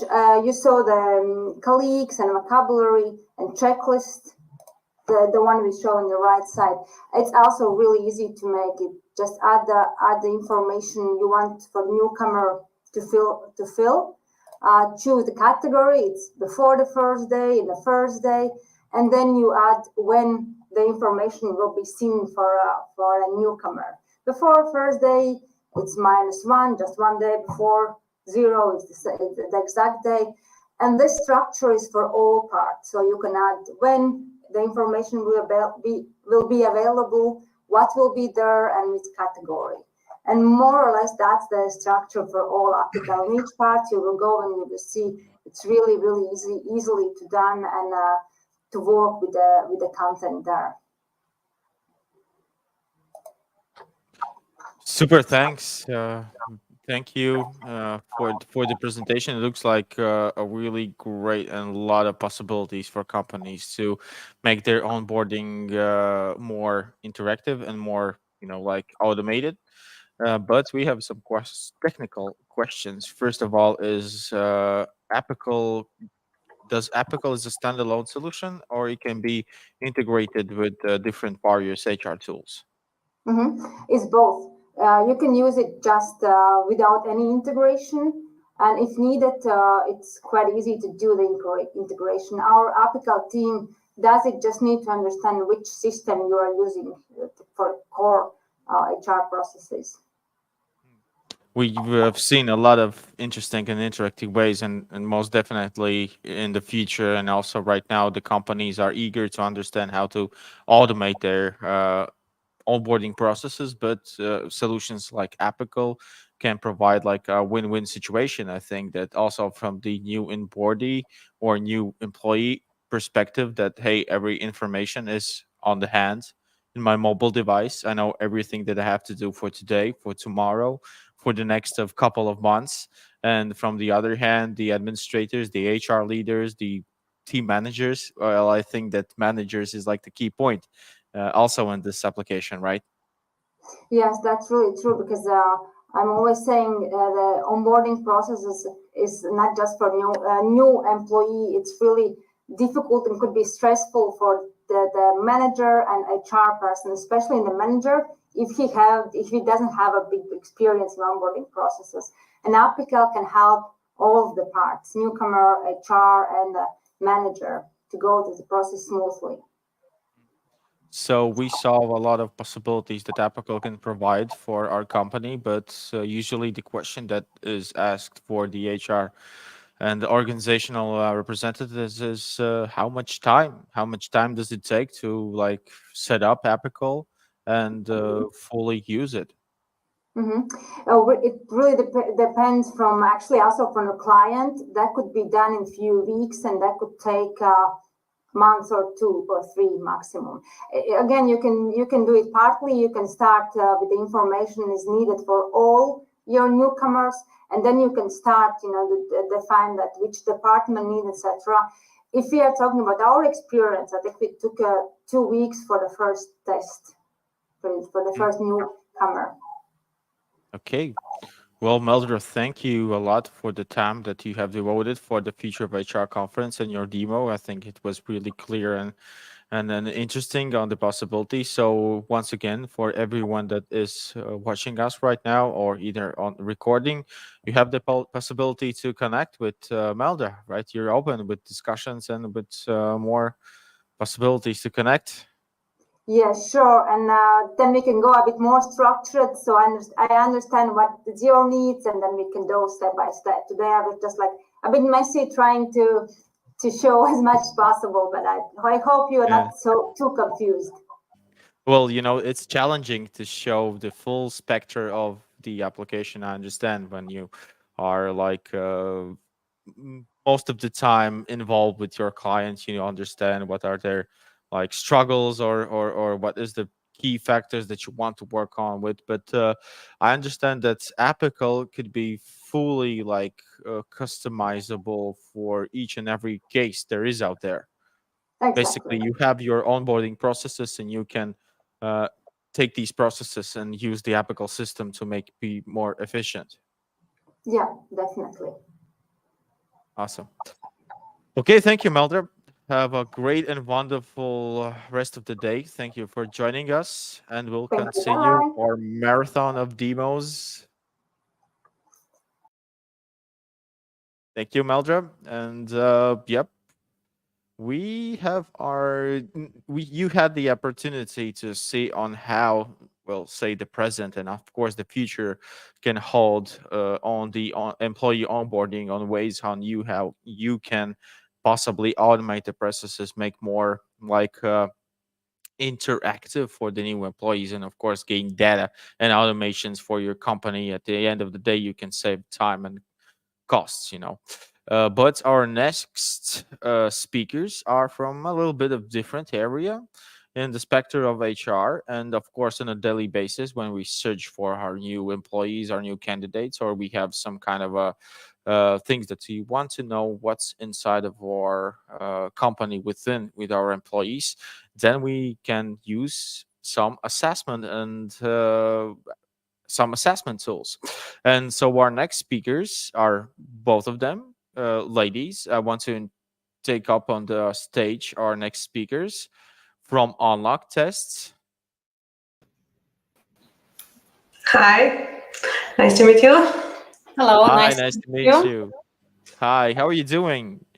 Really great. Actually, very active and energetic time. Awesome, Yeah. awesome. So, yep, the stage is yours. You have 30 minutes, approximately 30 minutes, 28-ish, to show what can unlock tests help different organizations. And after these 28 minutes, I'll appear over here with some questions. Okay, wonderful. Thank you, Nauris. Okay, so thank you for the stage. So now I'm gonna share our slides. Yeah, so at the beginning, we shortly about unlock tests. So our aim, together with Gerlia, we are like co-founders of this company, and when starting this idea, we had a big experience in HR, and we wanted that all like the most important tools for assessment would be in one platform, such tools like personality, ability tests, different engagement, microclimate questionnaires, then 360 degrees feedback questionnaires, leadership questionnaires, and even annual forms of performance evaluation. We wanted it to be in one single platform, easy to use, and for one price. So that's how we started. It was since 2019. Yeah, I just would like to go to another slide. Oh yeah. Yeah, so basically we did quite a big market search, and we can openly say that it's like a really unique solution in Europe when you have such a different tools in one single platform for one single yearly fee and no any hidden costs, etc. So now we are going in other countries. We started in Baltic states. Now we are going in Poland, Switzerland, Belgium, UK, and US. This is where our current client are. And now we have more than 30,000 users, and hoping to expand much more in the coming years. So I think the best way to go further would be that I could show the platform for you, all the features it has, and you just could make your opinion about it. Okay.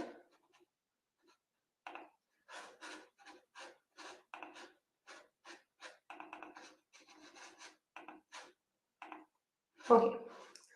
Yeah. So when our clients sign in for our platform, so this is the view we see. One of the very important features was that it has to be very simple to use, because we know that HR people, they don't like many technical details, and they don't like to spend a lot of time just in order to learn how to use the product. So it's really very simple. Here you can find employees. We synchronize, or we put all your employees already in our platform, and you also can add account users as much as you want. And then here you can see 8 different products. What is very important, because that is our platform is very strongly research based. A big part of our company members, they are somehow related with science. They are either PhDs or very strong practitioners. So we have our in-board team of very strong professionals. So all the instruments, they are adapted to different countries. They have to be very reliable and valid. So this is what you see now. So I'm going to show you now our different instruments. We started this platform actually from just the free instruments, and then we added by consulting with different companies, HR people, what would make their life easier. And that's how now we have already 8 instruments. So I'm going to show you our first, one of the most clients lovable instruments. It's Unlock Personality. I will just show you how it's working. When HR person wants to, I don't know, to test in recruitment processes, or maybe just to test already working employees. So you just press create a survey.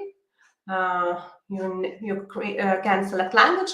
Now we have 6 different languages, and we are planning to add more languages every year. So now we'll just select English. And yeah, you can find the name of a survey.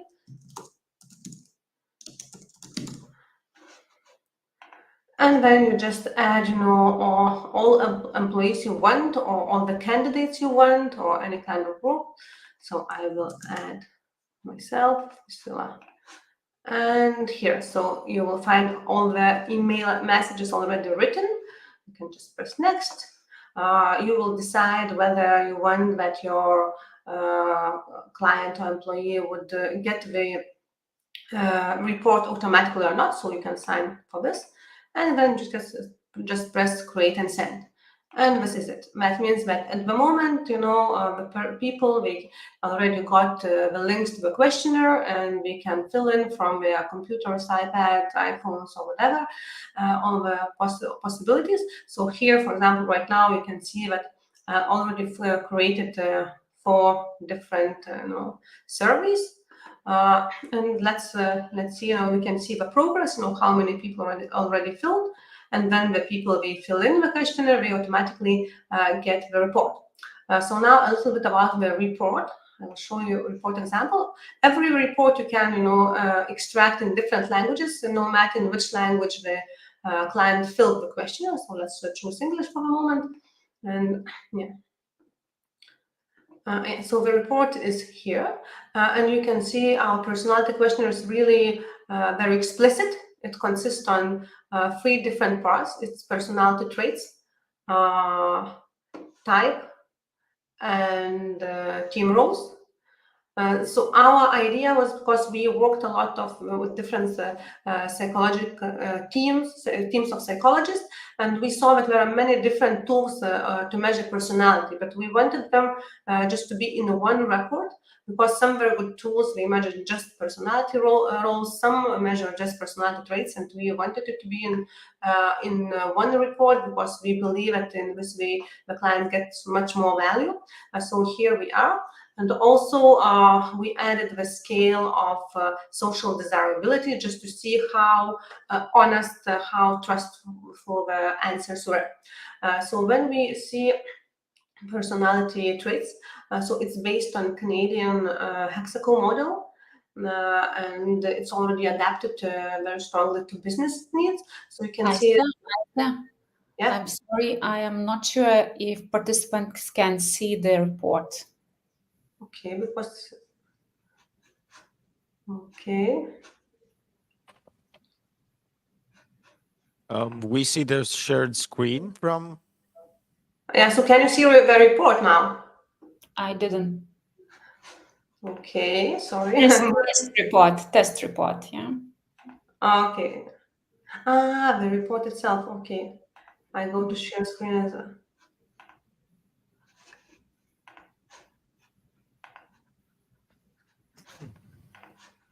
Okay, so I will go back. Can you see right now? Yep. Yep. Okay, Awesome. thanks for telling me. Yeah. Okay, so let's come back to the report again. Yeah, so it's from 3 different parts. It's personality traits part, personality type part, and team roles. Everything in one report. So here you can see the based on Canadian model hexagon. You can see the extroversion, organization, ideas, community, values, and emotions of every single candidate and employee. So we noticed that our clients actually use a lot in recruitment, in performance review, in team building, in different trainings for conflict resolutions. So we use a lot this report and this kind of test, and also because our logic is that the client, we pay once in a year and we do not count the number of tests, so it's really like tractable, and of course it's very like comfortable when we know that there are no good or bad personalities.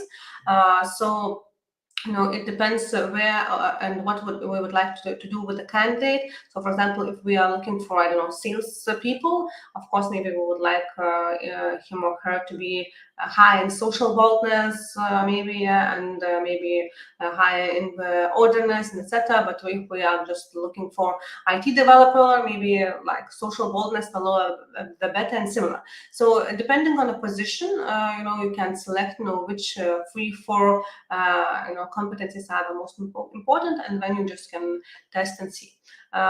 We have very different levels of candidates and very different levels of HR people. So some HR people, they are experienced and they know how to use it and just go and use.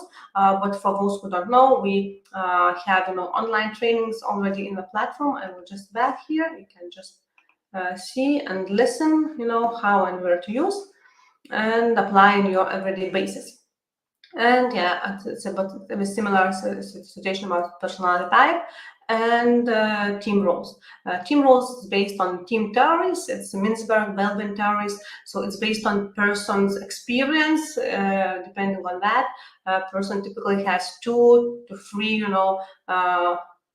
most developed team roles. So, and then also if we, for example, do recruitment and selection, so we can know that good managers, leaders, typically they are high in organizer role and high in the ruler role. But for example, I know analytical thinkers, typically they have a high critical thinker, but low in other positions. So depending on what you need, you can test and try. And of course, when the participant, when the client gets the report, all the descriptions are down here in detail. So it's very informative report, and we get actually a lot of thank you notes from the clients when they said that it was just interesting to know yourself and to boost your emotional intelligence better. So if we come back to personality questionnaire, also a lot of companies, we use group reports. So if you have already a team, maybe you would like to compare people, how different they are, how similar they are. So you just have to create a group report and press English and yeah. Okay, and you just can select the people where which you would like to add in the one team, and you will get the report about them. Yeah, so now we can see, where are the similarities, where are differences. So for example, maybe we want to see what is in common among our most successful managers. And we can find some, common traits, maybe social self-esteem, maybe social boldness or whatever, and we also see the differences. So it's one way of using it, but also maybe our managers want to see their teams, because the more similar people it's easier to work with them together. But the differences make the teams stronger, but also it's like it raises some questions, maybe some conflicts, some discussions. So it's also good to know and to discuss together. And at the end of the report, you will see, all the team roles. So for example, now we know that now a small team, there are all the different roles, but depending on the situation, maybe we would like to have more critical thinkers or more doers. So it's up to us also to discuss with people while we are maybe planning to recruit new people, or just to discuss with those who already are in the company. So maybe this is about personality tool. So it's like a really wide possibilities to use this tool, starting from every single process of HR, from recruitment to working the different topics. And when if we talk further about issues similar to recruitment, we also do have unlock numerical ability tools and unlock error checking ability tools. When we just check, certain abilities, and you will just get comparison among the candidate and other people. So here, for example, you will just see, the candidate will get very different tasks, short time period, and have just to solve, to find some mistakes or etc. And then you can get the result, comparison, how long did it take, and to decide which candidate is better. Yeah, so these three tools were the elements we started our platform, and then, as I said, we developed many more by consulting with different HRs. So one of our most popular tool now is Employee Experience Survey. It is on microclimate questionnaires, engagement questionnaires. So I will just shortly show you how to work, and because it has very wide possibilities. You just have to create a survey. You can select the year with the another results you want this survey to be compared, and then you select all the department, all the employees, and etc. You also can add, if you want, you can create QR codes, because when you create the survey links will be sent to all your employees. But also maybe you want just to create a QR code and put it in I don't know, lobby that everyone could fill in the questionnaire. Okay, and now you just have to select the elements you want to add. So there are like two basic elements: job satisfaction and empowerment. It is created by our scientists by collaborating with the different organizations. So you just have to select which elements you want. But also, if you would like to add your elements, your own statements, so you can add as much as you need. And also you can use other skills our R&D team develop. So it's from microclimate, diversity, ENPS, remote work, and etc. So basically, it's everything what you needed about this kind of questionnaires in one element, and just go further. Yeah, the email is already given on the contest, and you just press create and send, and that's it. Yeah, and then you can just see what is the progress, how many people already filled in the questionnaire, and if not, and etc. Now, in similar way how it was in Unlock Personality, you can create group reports, meaning that, for example, maybe you did like one survey in March and another in June, and you can add them together and to compare. Or maybe you did like one survey in London and one in Brussels, and you want to compare, so you can just create a group report in this way. I will show shortly an example about what report you can get straight away after the survey. So as long as at least 4 employees fill in the questionnaire, the report comes automatically within seconds, and you can follow it. It updates every second, so if once 4 employees filled in the questionnaires, then another 4, so you can always see the progress. And now you can see all the different layers of the questionnaire, from now by departments, by position, by length of service, and depending on what elements you selected, you will see the results.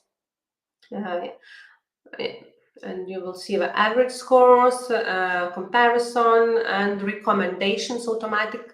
If the numbers drop below 70%, you will get automatic recommendations how to do. Yeah. So this is how it works.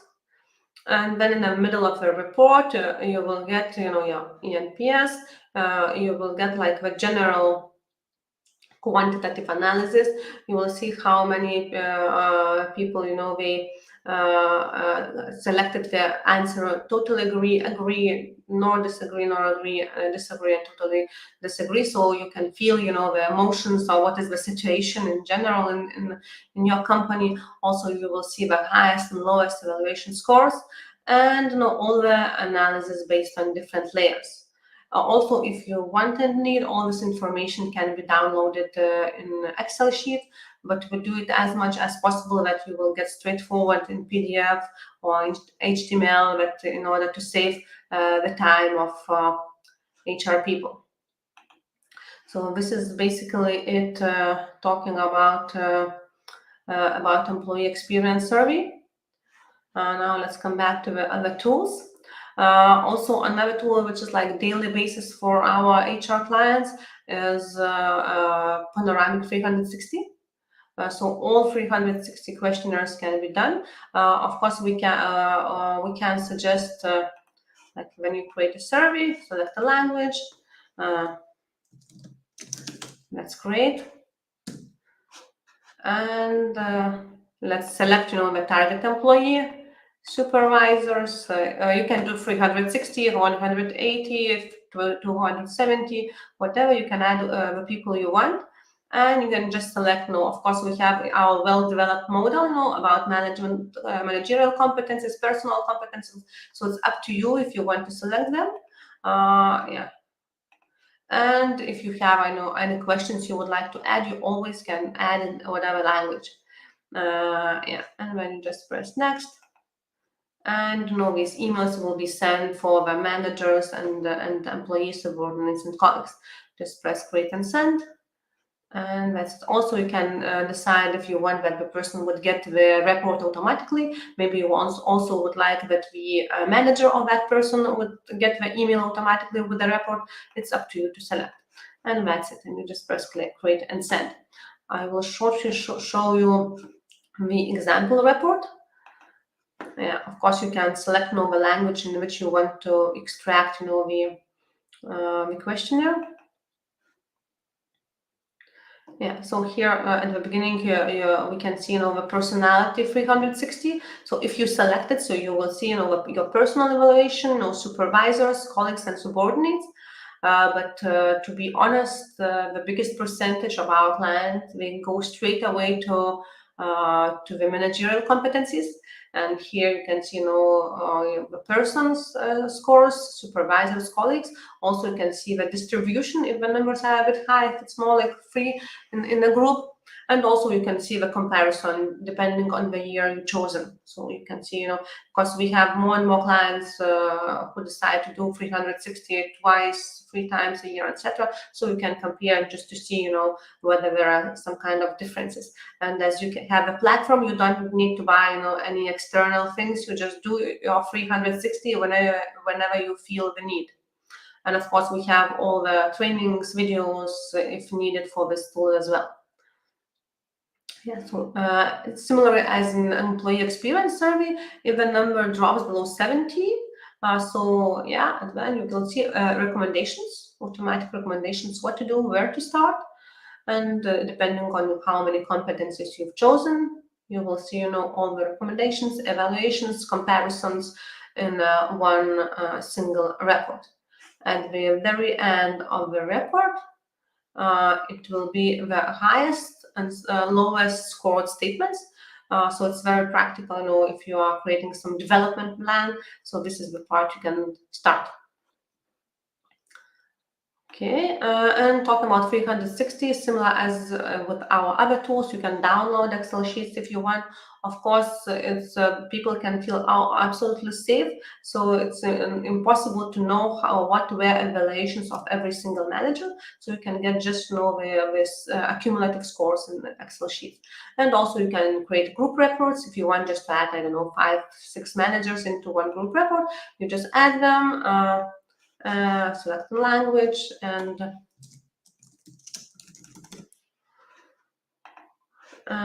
okay. If we finished the questionnaire, you can see their results.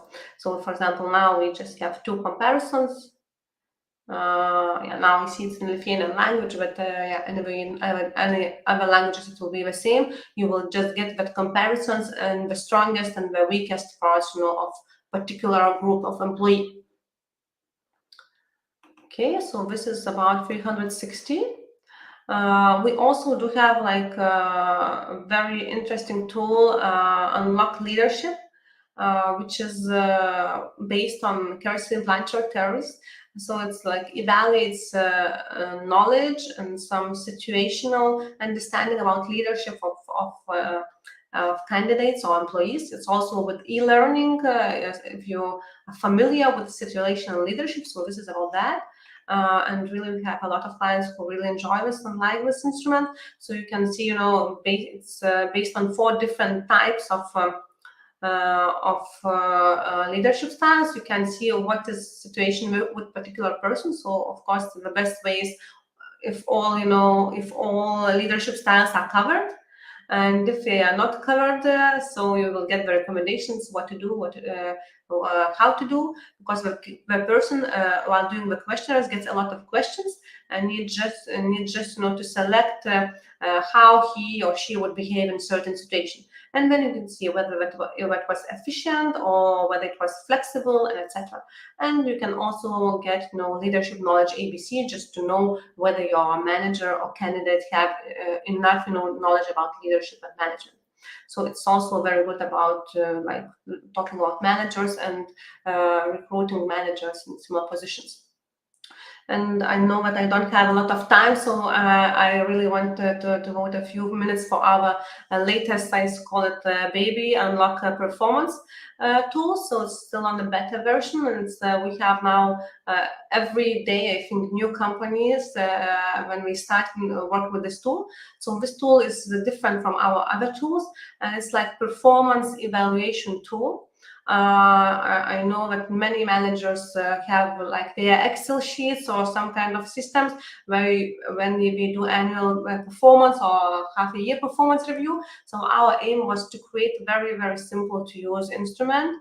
So for example, if you want to have annual reviews with your managers or with your employees, you just create this kind of form. I will select the language.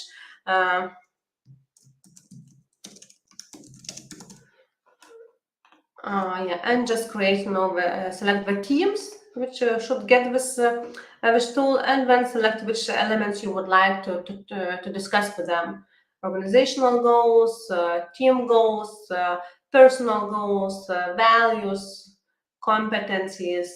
Maybe you would like to discuss some of our proposed open-ended questions, just how to get deeper with your employee about his strengths or weaknesses, and etc., and also about development plan. So you can just create this kind of form and just in one button send for all your employees. And what is very good about this tool, so you can see what is the situation, how many of the employees they filled in, how many did not start, and then etc. So now, and especially in Baltic states and Poland, we have many companies which say, okay, Excel was good, but it was all time, so now we want to try really something new and much more innovative, and you can start with the unlock performance. And of course, it's integrated with the Microsoft 365 or Azure, and then you can find a lot of analytics, based on what you selected in one simple sheet, and it's really much more convenient and better than Excel. So you can change it, use it as you want, adapt to your company's needs, and etc. So our main goal was that personal managers would have all these instruments in one single platform for one price. They do not need to spend a lot of money.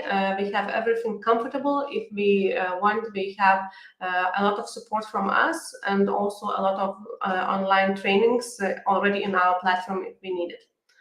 Yes, so I see that I already finished my 30 minutes time, so I guess now it's the time for the questions. Thank you. Wow, so much information, so much possibilities on how to assess the candidates and of course, your own employees. We have a couple of questions. We do have time for that. And the first question is about the recommendations that we saw. Yeah, how does these recommendations come? Is it within the system? Is it kind of an algorithm, or it's scientifically methodology based? Yeah, it is both. It is also scientifically methodology based, but it's also within the system. So based on these certain parameters, you will get like specific recommendations for your situation. So it's like not like very unique, but then we see the unique numbers, the recommendations, they become unique. And behind the recommendations, there are very strong practitioners, people who work. So this is how we came to reality. Yeah, and still it depends on individual test results. So it means every organization, every person receives different recommendations. Awesome. That's I think that is a good thing that you have some scientific or academical basis on these kind of recommendations, because out there are several tools that make me help on assess, but their like methodology is really questionable. So we have another question is about the usage of the platform. So does your clients use the platform internally or more with the clients for the evaluation part of the candidates? Do you have some data? Do you have some tips and tricks on this kind of Yeah, so I could say that for the moment, about 70% of our clients, they are like companies which use inside, but the rest 30%, so there are different agencies, consultancy agencies, recruitment agencies, and then we use them especially for recruitment and selection for different kind of projects, and also this way. And of course, it depends on the tool. For example, employee experience or like performance. So these are used internally. We've seen a lot of different kind of surveys and internal opportunities on how to evaluate or assess your employees. Does company has the opportunity to like choose which kind of a modules they want to use, or they come as all in together in one? Yes, totally. They can choose. They can choose one model. They can choose 2 or 3, or they can choose the whole platform. Of course, the pricing of the platform is made that more tools you choose, more each tool becomes cheaper. So always we say that sometimes it's really more cheaper to buy all the platform and to have all the tools in one place. And moreover, we have in our yearly plans to integrate tools between itself. So to have all the tools in one platform, it's really valuable. But each customer can choose one just. Of course, that because there are a lot of different kind of organizations, depends on size and the industry that we're working in. But we'll actually have one more question, and it's about the time implementation period. So when the company acknowledges that, hey, we need some kind of a tool that helps us to assess either our candidates or internal employees, how much time does it take for them to implement your solution and start using it on a daily basis? So either they can start we switch on the tools for them and they can start using, or if they want integration, so it can take from 3 weeks to 2 months. Yeah, it depends on the size of the company. But really, we do have some plans when we say, okay, we want, for example, now to do the recruitment process. So, and we sign, the contract in the morning, and we start to use afternoon. So it depends. So it's pretty simple, pretty easy. Yeah, very easy. Yeah. Awesome. Well, thank you, ladies, for joining us today. I think the presentation was really clear, and we had a lot of insights on what the unlock tests could provide for her companies and organizations right now and also in the future. So once again, thanks for joining us today, and have a great and wonderful continuing day today. Okay, thank you so much for the opportunity. So thanks a lot. Thank you. Thank you. Well, thank you for the ladies from the unlock test. So you solved the opportunities that kind of modern solution in assessment and service can provide to you and your company. Either it's in candidate research or internally in the company. But we continue our marathon for today. I think that we're almost in the half of our presentations. And our next speaker is going to be one that is also participating in the day one with the presentation. So for those, remind you that for those who are listening us online right now, you have the opportunity to engage into this demo sessions by asking different kind of questions that you're eager to get answers to. And also you have the opportunity to join our last day's first day of Future of HR conference. And I think that our next speaker has already joined us. So Sergey from Branch Track, are you here? Yes, There hello. you are. Thanks for having me again. And yeah, we'll probably switch the tracks to more e-learning side than testing or quizzing. Although if you are interested in testing and quizzing, you will see how this solution also can help you in that realm. I will do this in 2 parts. First, we'll go through a little presentation, so explain what the problem is and what we're trying to solve, and kind of give you the basics.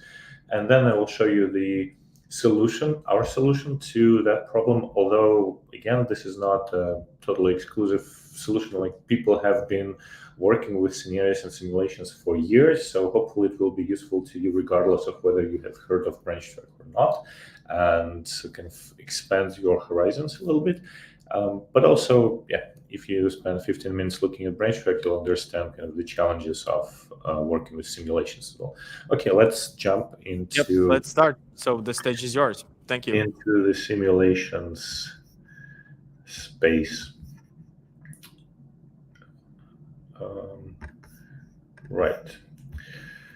So kind of BranchTrack is almost a spin-off product from Inte. We've been working in Inte developing e-learning for a number of international customers for about 5 years, I think, when BranchTrack came around. And one of the products that we were building were scenarios, and building them was a little bit more time consuming than we hoped. So we started building our own internal tools, and this is how BranchTrack kind of got born out of those internal tools and became available on the market. So essentially it's a rare tool that is built by an e-learning company for other e-learning producers and learning managers. So that's sometimes I think it's rare in this space. If you just disconnect, or if you want to take one thing away, BranchTrack is an online browser-based tool which allows you to design branching scenarios, which simulate processes, conversations with customers, dialogues with colleagues, decision-making processes, and so on. And it's also a platform which allows you to deliver those scenarios to your learners. If you have your own learning management platform, you can do it there. If you don't, or if you don't, like, there are a number of benefits, we'll talk about them later.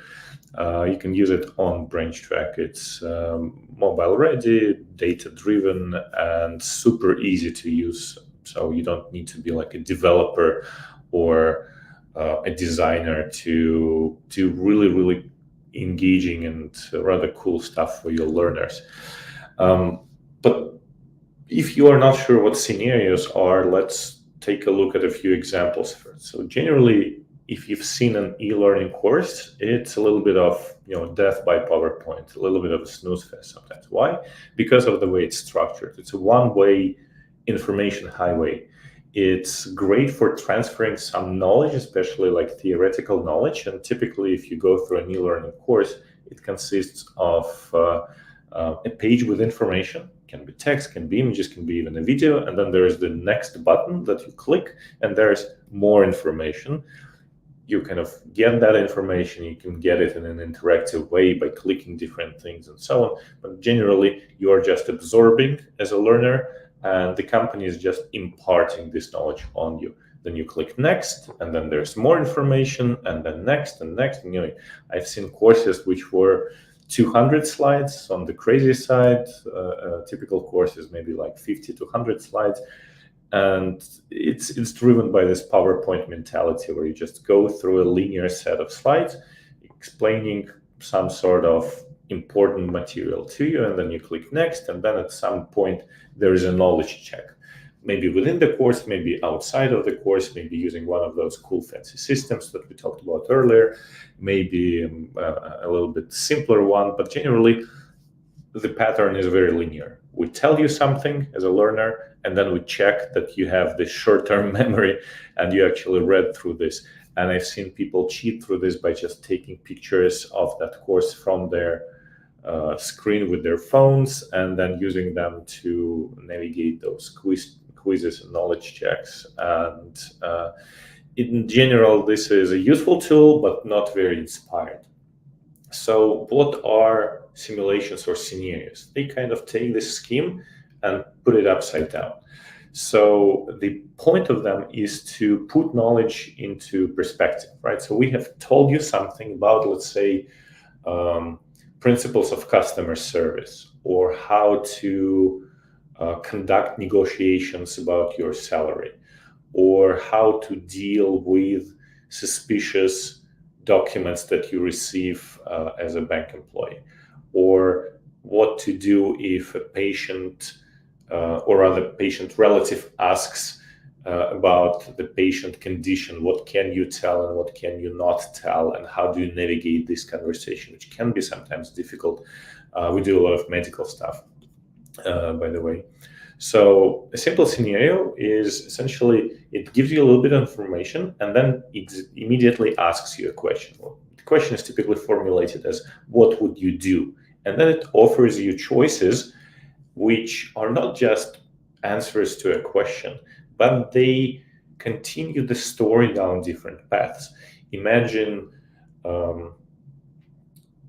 if your challenge is you had a meeting with a customer or potential client and at your office, and they left, and you can see that they left a folder behind, and it's marked like competitor research, and you understand that if you look in there, you will probably learn something about other competing offers that they got. Like, no one will see it, no one will know. So what do you do? Do you look? Do you not look? Do you look and give it back? Or do you ask your boss for permission or advice on that? So what do you do?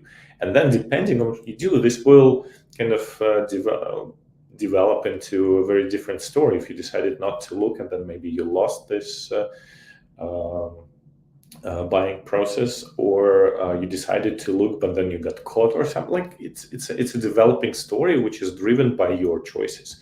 And then every time you make that choice, the story continues, and then you're presented with more choices. Let's say you ask your boss to what would you do, and he offers you a few options, and again you need to choose, and so on and so on. So it's a set of choices, a developing story which is driven by your decisions. And in a simple scenario, there's typically a single way through that story, through sort of choosing the correct option. If you choose something incorrectly, typically a simple scenario will tell you, well, that's not a good choice. Let's go back and try to do something else.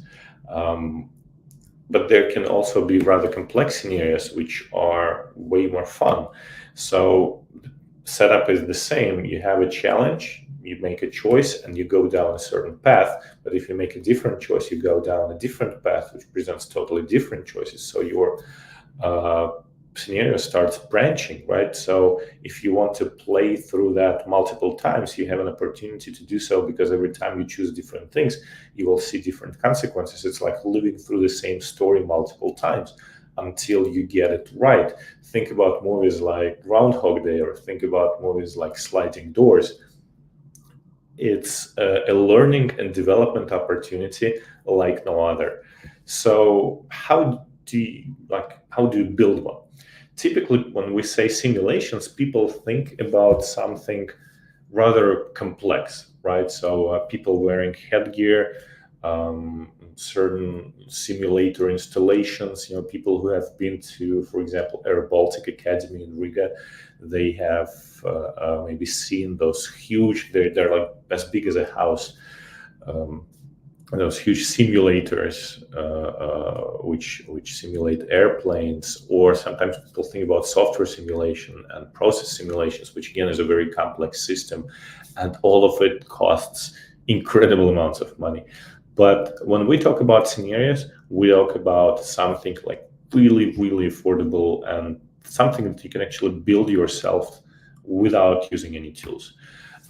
Here's an example of a scenario where you can see the challenge. A CEO tells you something, should I announce the upcoming IPO, and you consult your CEO and you say, yes, you do this, or no, you don't do that.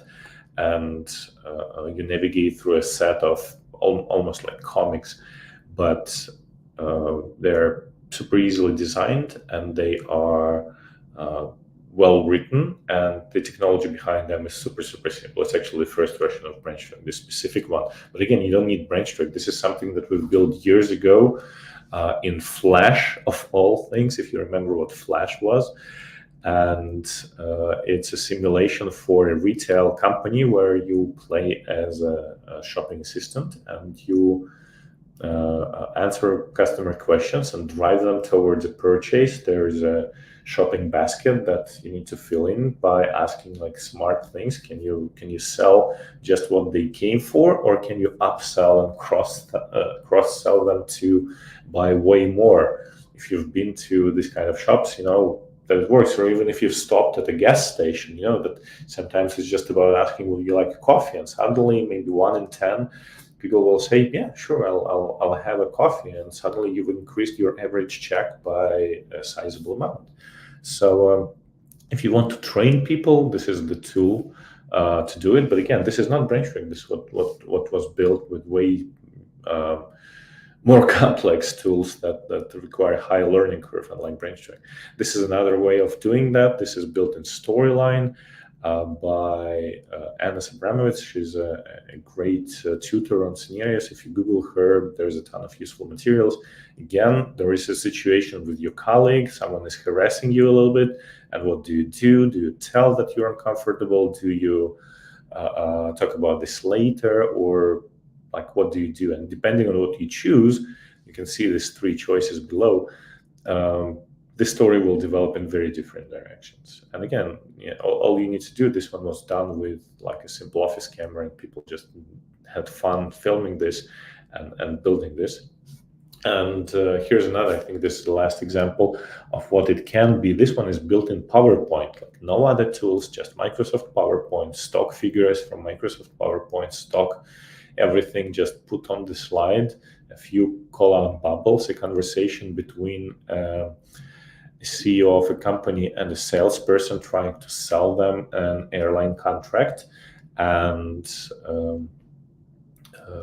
then a couple of buttons appear on a different slide, and you click different buttons and you go to different slides. It's like a 200-slide deck where you jump from slide to slide, going through that adventure, kind of like build your own adventure books, which were popular in the 1990s, if you know what I mean.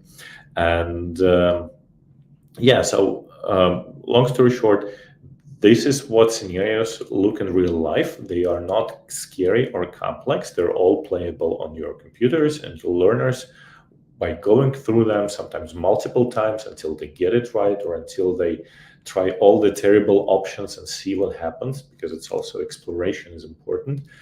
Your learners will be engaged, and you will help them build skills, not just gain some knowledge, because knowledge without skills is nothing. We all know that, and those skills need to be transferred to real life. And what else can be better than applying these skills in realistic situations? And like I said, it can be anything. It can be financial, banking, production, industrial, maritime, anything. So that's essentially what scenarios are. Now, the origin story of BrainStrike is with this exact image, because it's an Excel file with a lot of text boxes which are linked with arrows, and it explains how the scenario goes. So what you'd say, what it leads to, what will the other characters say in this story, what happens next, and maybe different paths combine into the same outcome. Maybe they branch out into different outcomes. Maybe you get points somewhere. Maybe there's a time challenge in there, and so on. So we have those schematics in an Excel file, and the actual simulations, actually this one right here, was built in PowerPoint, like I said. So that presented a challenge for us as producers, is that flow charting, like creating this script, is hard. We tried different tools. Excel was the one that we ended up with because it's simple. Everyone has it. The clients have it and kind of work with us. But working with us is challenging because there's tracking changes, they're sending files back and forth. When you are reviewing something that we've created, there's a lot of screenshots and comments and very, very long emails sent back and forth. Really inconvenient and takes a lot of time. And It's also prone to errors. So if at any point in time you change something in your PowerPoint and forget to change it in the Excel file, then at one point it will come back to you and haunt you, and you will be debugging and trying to understand which version is correct. Like, it was a nightmare to produce, but very much fun as a result, and learners really loved it. So these led to creation of branch track. So with branch track, let's just switch to my screen and look at how it works. Like, the bird's eye view is that it's an online editor. It works in your browser, and essentially you just type in whatever you want to happen, and it just happens, and you draw arrows from one situation to another to create those story paths. It's essentially, it's creative writing. And then all you do is just pick characters, pick locations, and it becomes this HTML playable game that you can launch on phones, in real classroom. For example, if you're training, let's say, negotiation skills or sales skills in classroom, instead of role playing, which is noisy and not always efficient, you can ask people to play on their phones. Or if you do sales training online through a web conferencing like we are talking, then how do you do role plays? That's hard. So you can ask everyone to play a link like that, and it tracks points, registrations of all data is saved in the cloud. You can access it immediately and tell everyone how well they played or how terrible they played, and discuss this. So it becomes a valuable learning tool immediately. And this is the platform which you can use if you use our platform, but you can also substitute this for your own LMS, learning management system, if you have one. Everything is trackable. You can see percentage wise, for example, how many people choose this or that option, how well they deal with a certain challenge. You can look at who failed and who didn't, and you can use this as a conversation topic. Or for yourselves, if you see, for example, that a lot of people are failing something, you might think, well, maybe something is explained wrong in previous materials, or something is worded wrong in this challenge, and you want to look into that. So it's not like you create a course and just launch it and see at the end result, but you can actually see how every little interaction works, and we highlight automatically for you the ones which we think are suspicious and can be improved. There's collaboration. Like I said, our major pain was that you send something to, not something, an Excel file to a client, they look at it, they change something, you get it back, and you don't really see what has been changed because there is no track changes in Excel. If you send them a Word file, then there is no schematics of layouts, which is really inconvenient. And when they are playtesting, when they're essentially playing through this game, they are just taking screenshots and sending them to you in multiple emails, sometimes saying that, hey, can we change this word? Can we change that word? And you have to go and change it twice in the script, which is in an Excel file, and in the game, which is in the PowerPoint file. And that was terrible. So in BranchTrack, the commenting and reviewing system is built right into the tool. As you play, you leave comments, and as an author, I can see those comments immediately. They can react to them, and everyone is on the same page. And if I make a change, it's immediately reflected in all materials, and I don't need to track it over a number of files or projects or places. So that's the overview. Now we have about 15 minutes left. Let's go and build something. By the way, since I don't see questions when I'm presenting, if there are any, just let me know. Don't wait to the end. Right, so I've logged in, and we work with scenes. This is scene 1, and this is what the character says. Let's say we're building a scenario for not negotiation, but objection handling. Like, everyone has been in a situation where you are trying to sell something, and the customer is not really ready to buy. So let's say the customer says something like, I like your product, but I think it is too expensive. I don't know, probably everyone has heard this, regardless of the product and the price, once or twice in their life. And then you add choices. You can add a lot of choices. You can delete them easily. Everything's like super at your fingertips.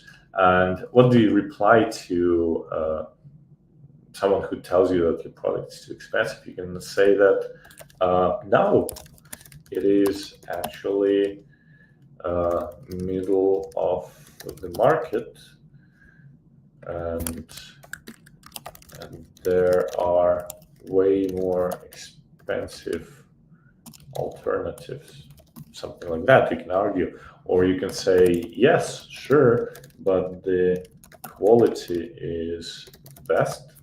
Or you can ask a question. You can say, why, or another, right? Like, what are you comparing it to, right? That's a smart question. So, and then what you do, you drag this out, and you drag this out, and you have 3 branches. Your scenario is already going in 3 ways, and we can say that, okay, in this case, the guy says, I don't like your tone, and he is unhappy. We can set his emotion right here. In this case, he says, I don't care, and he is puzzled. And then you say, okay, and it leads to a new thing, and you say, okay, and it leads to, so it's a terrible sales conversation which ends in a dead end, and we can even go in and color this red because it's a bad outcome. But this one, we ask the question, it's very easy to track what goes where, everything highlights. What are you comparing it to? And then the guy says, I don't know, but I have a budget of 1,000 euros. And then you can say, we can work with this budget. Or you can say something else. Let me see if I can get you a discount, right? And then again, you can branch out. It's becoming more complex already. You can see how many slides you would have to build if you were building this in PowerPoint. Let's not build everything out. Let's just go through the discount. And the guy says, how much? And you say 10% or 50%. And they both will go to the same place where the guy says, not enough, buy. And that's it. And we color this one, I don't know, blue, because it's also not great. So this is what we're doing. You can zoom out, you can build thousands of those if you like. Typical scenarios go into like maybe 100 scenes like that. It takes a few hours to build, but if you know what you're talking about, essentially, like if you've been through that situation, or if you're working with an expert who has been through that situation, it's actually so much fun to come up with those different challenges, and it's very easy to edit on the fly, and so on and so on. So the next step, once we've done that, is to pick our character, and we have I don't know who looks like a client. Maybe this guy looks like a client. This guy, yes. And we need to pick a location for them. Let's say it's happening in a car dealership. I don't know what he's buying for $1,000 there, but that's what we're going with. So yeah, it's all done essentially. Now we can preview and play. So this is what the guy is saying, and we say no, it's middle of the market, and the guy becomes unhappy. He changes automatically to an unhappy face. His emotion meter drops down. We say okay, and we go to scene number 5, which we haven't even built there. This one, but it's the last one. Or we can go and then start from the beginning, and see what if we ask a smart question. What are you comparing it to? And the guy says, 1,000 euros. But and we say, yeah, we can work with this budget. And again, we go to a scene which we haven't built. And let's try the last path, the one where we talk about the discount. So what are you comparing it to? He says 1,000 euros. Let me see if I can get you a discount. How much? And then, we know as authors that it will end up in the same place.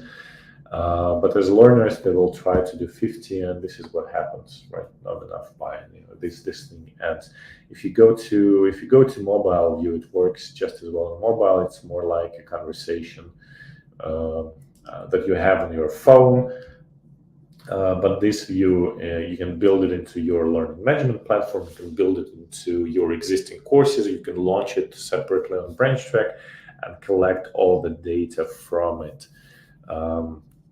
So this is how you build and deliver this in literally a second. In terms of delivery, let's jump out, and this is what happens. So let's say this is what I've built, and I want to publish this, and I want to export this as a zip file.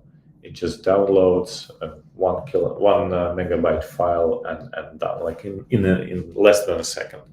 So you can also have videos in there. You can have people talking. You can have audio and conversations with voiceover. Very useful for simulating phones or just for deeper engagement. You can upload, of course, your own characters and assets. You can do, let's say, animated figures instead of realistic, if this is kind of your style, and so on. Now, kind of two cool parts about that is how you can deliver this. One is, well, actually, before we do that, let me finish this one and give you points. So if you get here, you will get 100 points, right? So I save that, and what I will do, I will go to play sessions, and I create a play session for this scenario. And now what you can do, actually, this link can be thrown in the chat. Well, actually, we can try that. If I throw this into this chat, maybe you guys will help me and throw it into everyone's chat, because I didn't join the everyone's chat. But yeah, let me show you what's going to happen. And yeah, it's safe to switch to my screen back.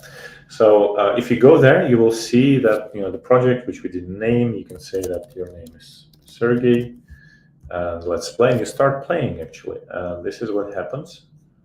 You have a full screen playing thing. You can throw it into chat of your colleagues during a training session online, and as you play and play and play and play, you get points. Okay, then we can actually rate our experience. It was too hard. We don't want to say anything about that. Okay, so that's it. Now I, as the author of this scenario, what I have is I can see actually people are rating me here. And also I can go to my play sessions and see what happens in there. I can see the average points. I can see how many people played.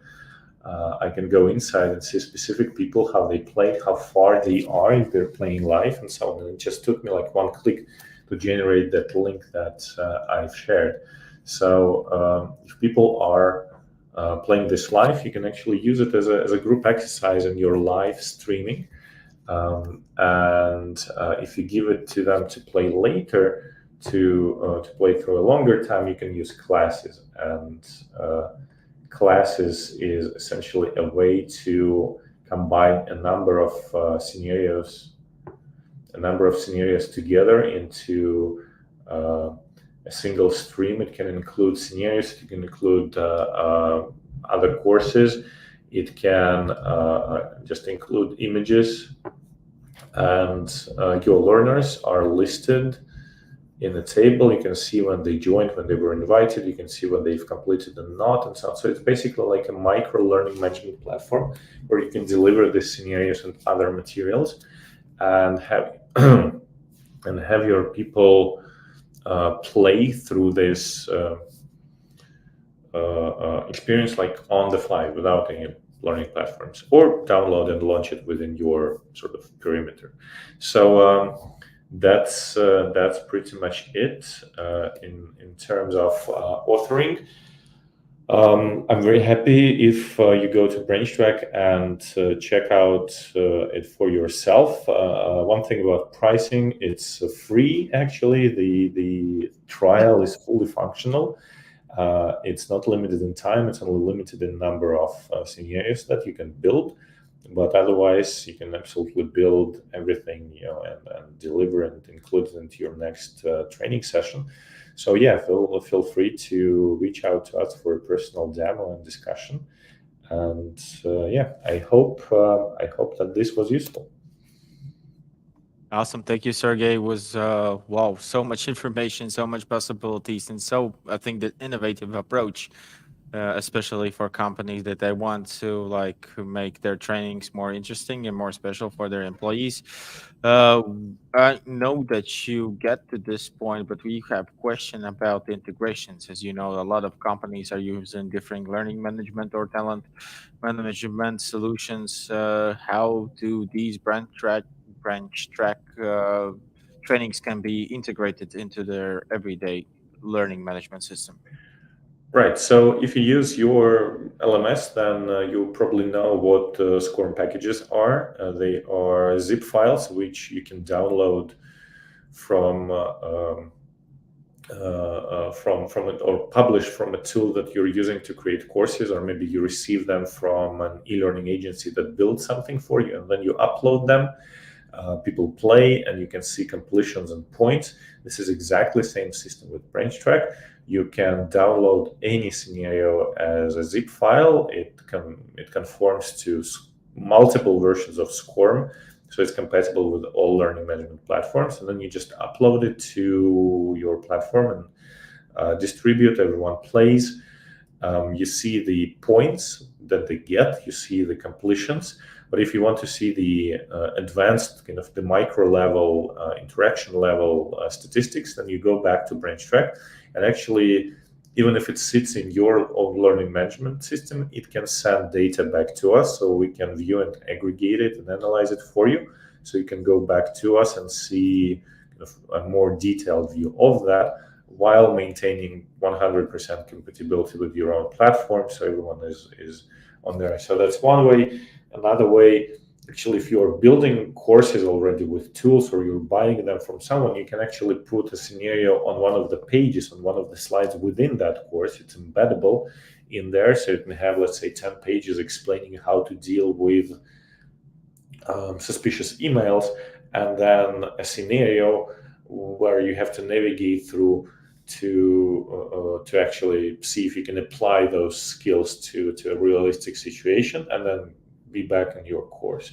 So it's two main ways how you can do that. And of course, the third way is just use our platform, our links, and so on. So yeah, we will adapt to, or we have adapted to every corporate use case scenario over the years. I think we have everyone covered. Awesome. One more quick question is about the industries that are using these BranchTrack. Do you have some kind of a data which are the best fitted industries for this kind of trainings, or it fits on all and every needs? Well, no, I don't think it fits every need. For example, a lot of people try to, like, there's a whole genre of software simulations when you train people to use a certain software. Like invoicing software for your company, for example, and it's a series of screenshots, and you do make choices of where to click and where to go, and you have to click the right buttons and so on. Now, BranchTrack is not about that, but we still get a lot of requests about that because it's just the same keyword of simulations. But ideally, anything where people need to make decisions can be done in BranchTrack, and we make decisions every day. And the parts where we don't make decisions get automated faster and faster. So everything that's left for your learners is to actually learn to make decisions. So anything from conversations with customers or conversations with colleagues to deciding what to do in situations of ethics or security or safety, to processes where you receive a paper and you need to choose where to file that or what to do with it, to following compliance procedures, like what do you do in this situation to stay compliant, and so on and so on. So a very wide range, but no, not exhaustive. We do not strive to replace all tools in your toolkit. We're just giving you one very, very efficient, targeted tool for an area that is simultaneously very crucial and often overlooked, which is like people skills. So, well, thank you, Sergey. For everyone that's watching us, you already have the contacts of Sergey. Be free to engage with Sergey on LinkedIn, right? And on any different channels. Evan, thank you for your time. Have a great and wonderful day, and we will continue with our marathon.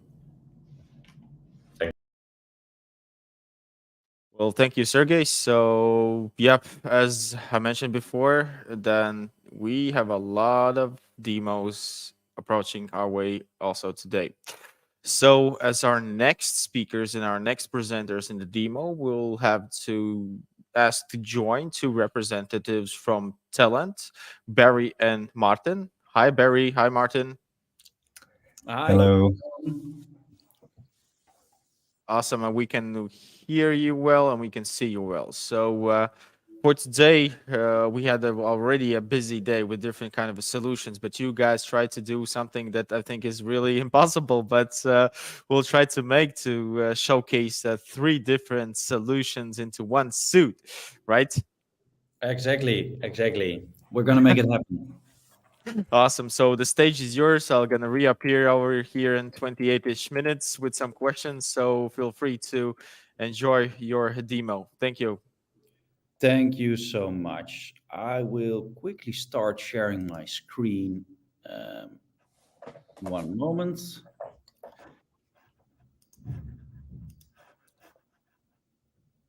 All right. Please confirm you can see it. Yes.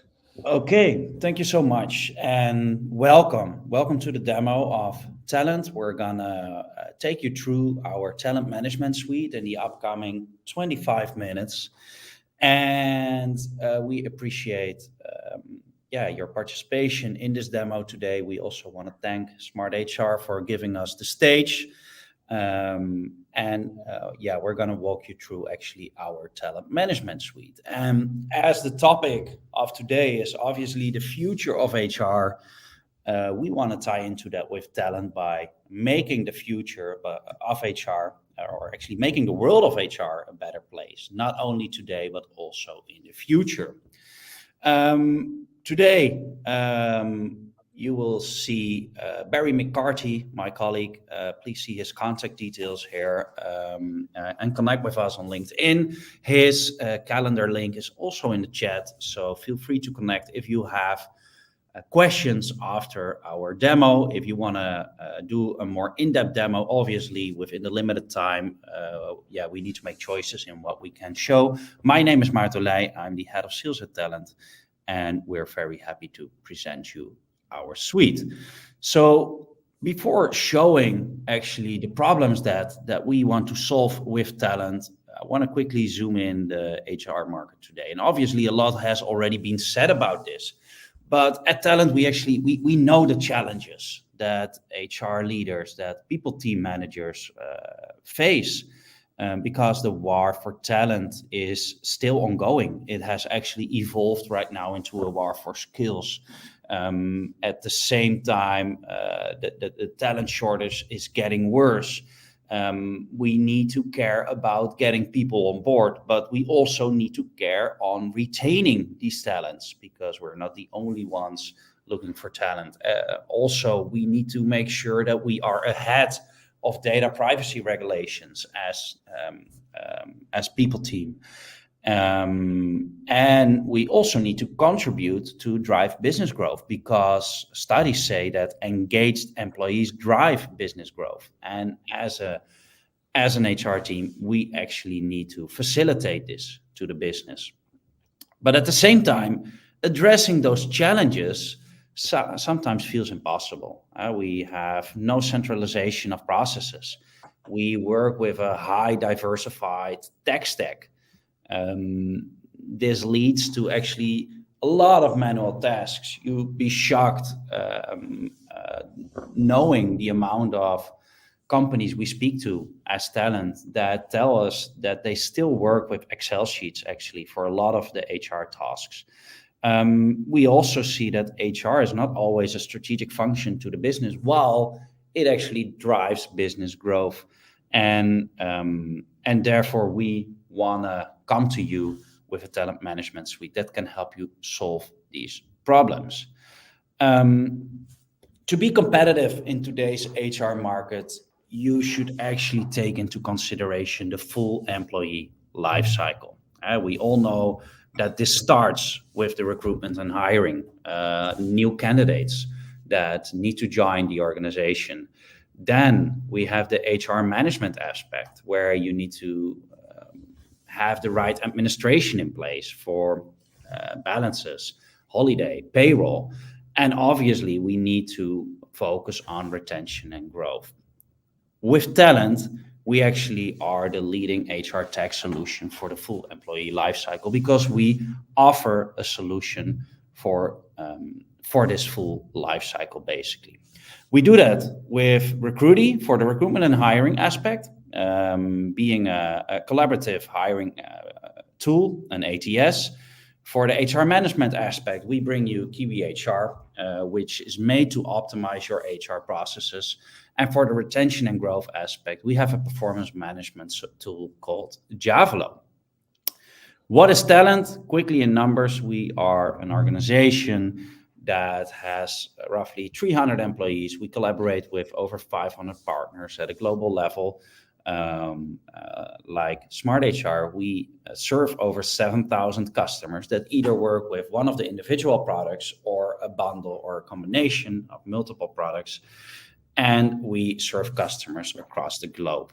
It is our vision to guide all people leaders to create a better world of work. And we are building this leading HR tech company that improves the full employee life cycle from hire to retire, all in one place. So how do we actually do that? Well, we want to show you the 3 different tools right now during a short demo. And for that, we're going to start with the ATS of Recruity. Over to you, Barry. Thank you very much, Martin. Hi, everyone. Just want to double check you can see my screen now. It's the Recruity platform, which we're going to start with. Yes. Perfect. Great. So as Martin mentioned there, we offer 3 different solutions. We're going to start today with the ATS platform, Recruity.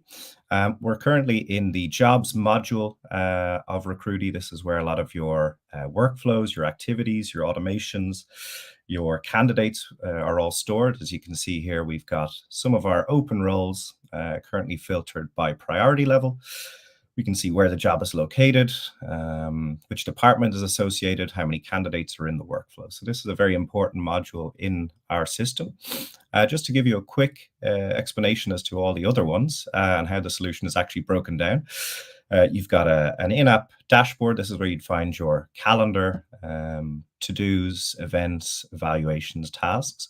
You've got your overall candidates module where you'll find all of your candidates, your requisition approvals module, the jobs module we touched on, your mailbox, your analytics, and your talent pools down here. So these are some of the core modules in the system. You've also got your acquisition tab, which is more to do with job boards, your marketplace for integrations, your career site, which is something we'll touch on in a moment, your referrals hub for managing your referrals, and down here you'll find your other talent apps, so Kiwi HR and Javelot. Up in the top right, I have my profile, settings, notifications, and help section. One thing to point out before we jump into the workflow is just to explain how the solution can be configured depending on the level of access. So I'm currently logged in now as an admin. The admin gives you total access to through all of your kind of core modules that you have here on the left. But yeah, say a hiring manager mightn't need as much features and functionality switched on, or say a vendor. So you can kind of configure and switch on or off what people have access to, and that will determine their user experience. But yeah, as I said, for today, we'll look at it from an admin perspective, and we're going to go through a job from both the admin perspective as well as the applicant. This is where you would build your role. You can do that in a couple of different ways. So you can build it directly from the requisition, so pull in data like salary, budget, things like that. You can build a job from scratch, or you can duplicate existing job templates. So it's just saving you time in that process. Then there are basically three main steps that you need to complete before you can publish your job. So this is the first one, the job title, the job description. We are connected with ChatGPT, so you can speed up this process. And that goes for job requirements here as well. From the candidate perspective, I'm just going to jump over to our career site. So this is something we've built through our career site editor. This is something you also have access to with Recruity, so you can build your own career site, match it in terms of your own fonts, your employer brand, colors, logos, whatever. And this is an example of one of those. Here we've got some more information about our business. So it's a good place to be in control of that candidate experience, as well as, of course, publishing your job. So this is the job we're going to look at today. So we've got our mission about the team. So this is some of the information that we looked at a moment ago. Then you've got your application options here. You can apply with LinkedIn, Indeed, or go for a regular application. And that's the next step here. So different sets of questions which you can ask to candidates. You can have these different question styles, have mandatory knockout questions. So in this example here, if the candidate answers no to being eligible to work in the EU, the system is going to follow up with that candidate. It's going to assign a reason to the candidate and automatically disqualify and follow up with them. So the system, again, is just taking over. You're not actually manually going through these processes. And you'll see a lot of that in our solution. And it's one of the major strengths of it is the ability to really reduce the amount of time on manual tasks through things like automation. So what the candidate would do would be fill out this form. You can have your different questions. You can maybe agree to consent to be in the database and then submit the application. For the example we're looking at today, we're going to look at Tom Hanks. So this is an application that we've just received.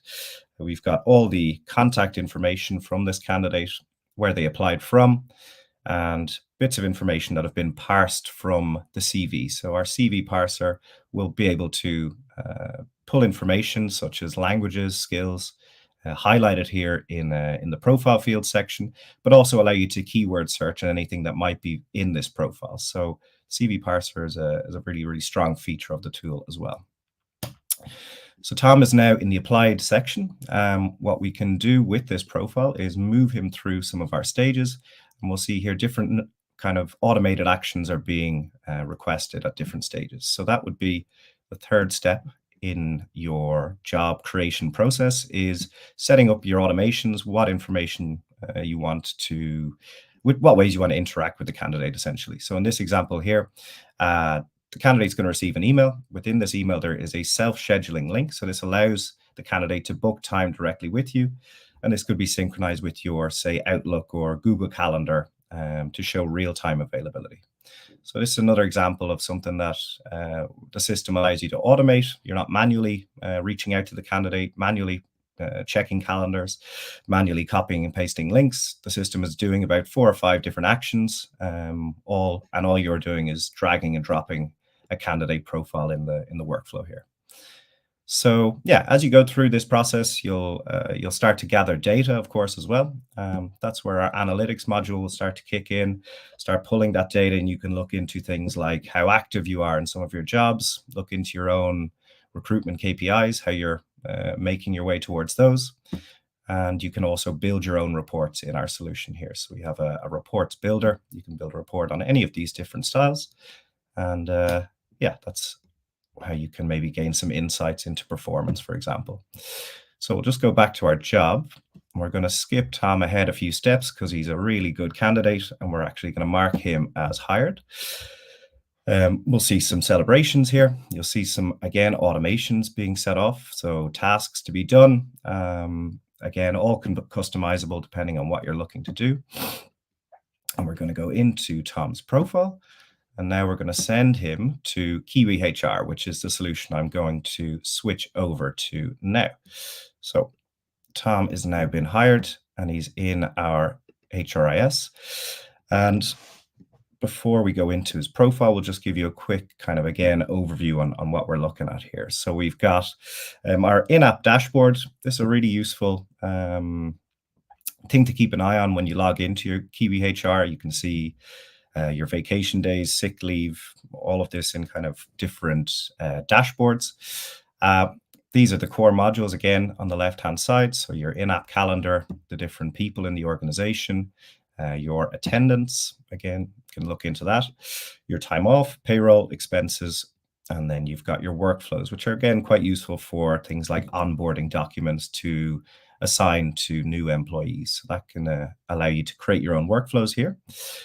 And we're just going to go to this plus button up in the top right, as this is probably the most used bit of functionality in the tool. So here you can request time off, select the type of time off that you wish to take, the days, any notes or attachments associated. As well as that, you can enter your working hours. So you can do that from start to finish, add any notes. And then finally here we also have expenses, which is really useful. So again, you can enter the establishment, the supplier, what you purchased, how much you spent, if there's any VAT associated, a little description, or if you want to upload maybe a receipt, that can be done through this view. So these are the kind of main functionalities that are used in Kiwi by, say, new employees, for example. What's also useful here is the ability to look into the reports in Kiwi HR. You can add your own reports. So this is something you can do from scratch, or you can kind of customize some of our pre-existing reports. You can see some of the example reports that we have set over on the left-hand side. And yeah, so this is kind of, again, another way of gaining insights. So yeah, we've shown you now how Talent enables you to manage, your recruitment, your employees by using fully integrated and specialized solutions like Recruity and Kiwi HR. But what about optimizing your HR management and engaging with your employees to another level through things like feedback, evaluations, goal setting? So yeah, this is where I'd like to hand you over to Martin to demonstrate the Javelo platform once more. Thank you, Barry. Thank you also for the introduction in the ATS, in the HR management part, core HR. As Barry mentioned, we're now switching to the performance management part, because once someone is hired and correctly administered within the organization, we obviously need to also make sure that that person continues to grow within the organization, that that person is engaged within the organization. And that also ties in, I also want to tie that into the topic of today, the future of HR, because we all know performance management has changed a lot in the past 10 years. There's more emphasis on this topic as well. And it will also continue to change in the future, maybe at an even faster pace than we see right now. And therefore, it is highly important to work with highly configurable solutions, mainly SaaS solutions that keep you up to date with all these changes and the demands of the current workforce. So I will show you Javelo, which is the performance management tool that we offer within the Talent Management Suite. Therefore, I will share my screen again. And you should be able to see it right now. What you see in front of you is the performance management tool that we offer. And performance management is important because it helps employees set the right goals But at the same time, the solution should not only be focused on performance management, but also on employee retention, employee development. And actually, that is, we got you covered there. In front of you, you're seeing, again, the dashboard. I will quickly introduce the 3 modules that are offered within the solution. First of all, the personal space. And this is actually the dashboard of the individual employee. In this case, we see again Tom Hanks. He has been successfully hired. He is in our HR management tool, and he is now also within the performance management tool. This is where every employee can start preparing their reviews. It can be the one-on-one review with the manager. It can be the annual interview. This is also where they can see surveys that need to be filled in. But at the same time, this is also the place where you can overview your current, past, and future goals. So everyone can set goals. They can set individual goals. They can also set goals that are kind of based on the goals of the organization. They can work with goals that are set by the organization. And they can also keep track on the progress. And also trainings. Employee development is super important for employee retention. This is the place where employees can request trainings to their managers. They can fill in the right information, think about budget, think about what goal it serves, what purpose it does. And also once a training is started, keep track of progress within the training. So this is everything that the employee sees. It's a clean overview, but at the same time, Javelot also serves the needs of the manager. And a manager can have a clear overview of his or her entire team. And they can see the reviews that are ongoing. These can be the one-on-one reviews, the quarterly reviews, the annual reviews. The manager can see the progress of those reviews. The manager can see the goals and how much everyone within the team is on track. The manager can also look back historic data on this. The manager can also have an overview of all the trainings the team members are engaged with, and also view the general information about the team.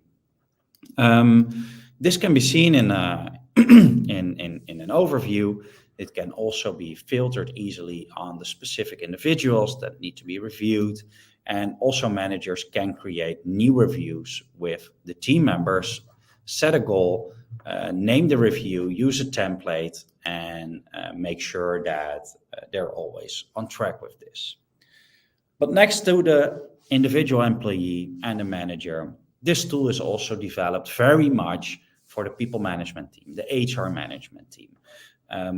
With this solution, we are actually giving the HR management team the autonomy over all the different modules that can be seen here, over all the reviews, over the campaigns that you run, the trainings that you want to set up for the entire organization, skill sets that are required for specific departments, and trainings on these skill sets. And that is actually what the HR management team can set up. They can create templates for that and start building those from scratch. But they can also use pre-filled templates that have been developed by our experts based on the current trends within performance management. And this is also where actually the HR department can start launching campaigns. And also here is where you can basically keep track of the analytics. We've seen the analytics also at the start of the employee life cycle within the ATS. We've seen the analytics also in the HR, in the core HR tool. At the same time, we also want to offer you these analytics within the performance management tool. And also like that, put you in place of always being able to report on the KPIs and everything that you achieve as a people management team. So all the KPIs of a specific campaign can be reviewed, giving these valuable insights to managers, but also to the organization on how engaged actually the workforce is with the company. And with this, I also want to finish the quick introduction that we wanted to give you into talent, into the talent management suite that we are now putting on the market. If you have any questions, feel free to reach out, connect with us on LinkedIn, or schedule a meeting with our team through the link that has been shared also in the comments. Thank you very much for your attention. Thank you, guys. An absolute great presentation and demo insight of 3 different solutions.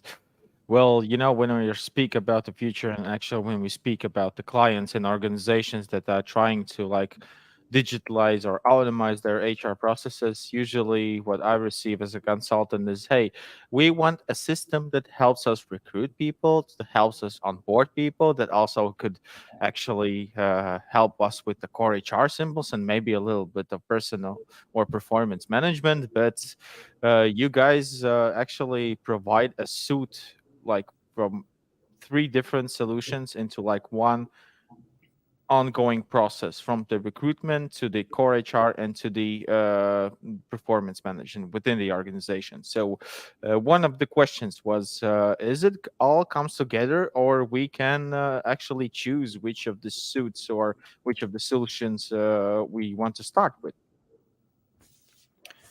That's a good question. So yes, you can actually go for the full suite, where we offer you these 3 individual tools under one umbrella. But at the same time, we also still give the opportunity to organizations to also just purchase an individual product.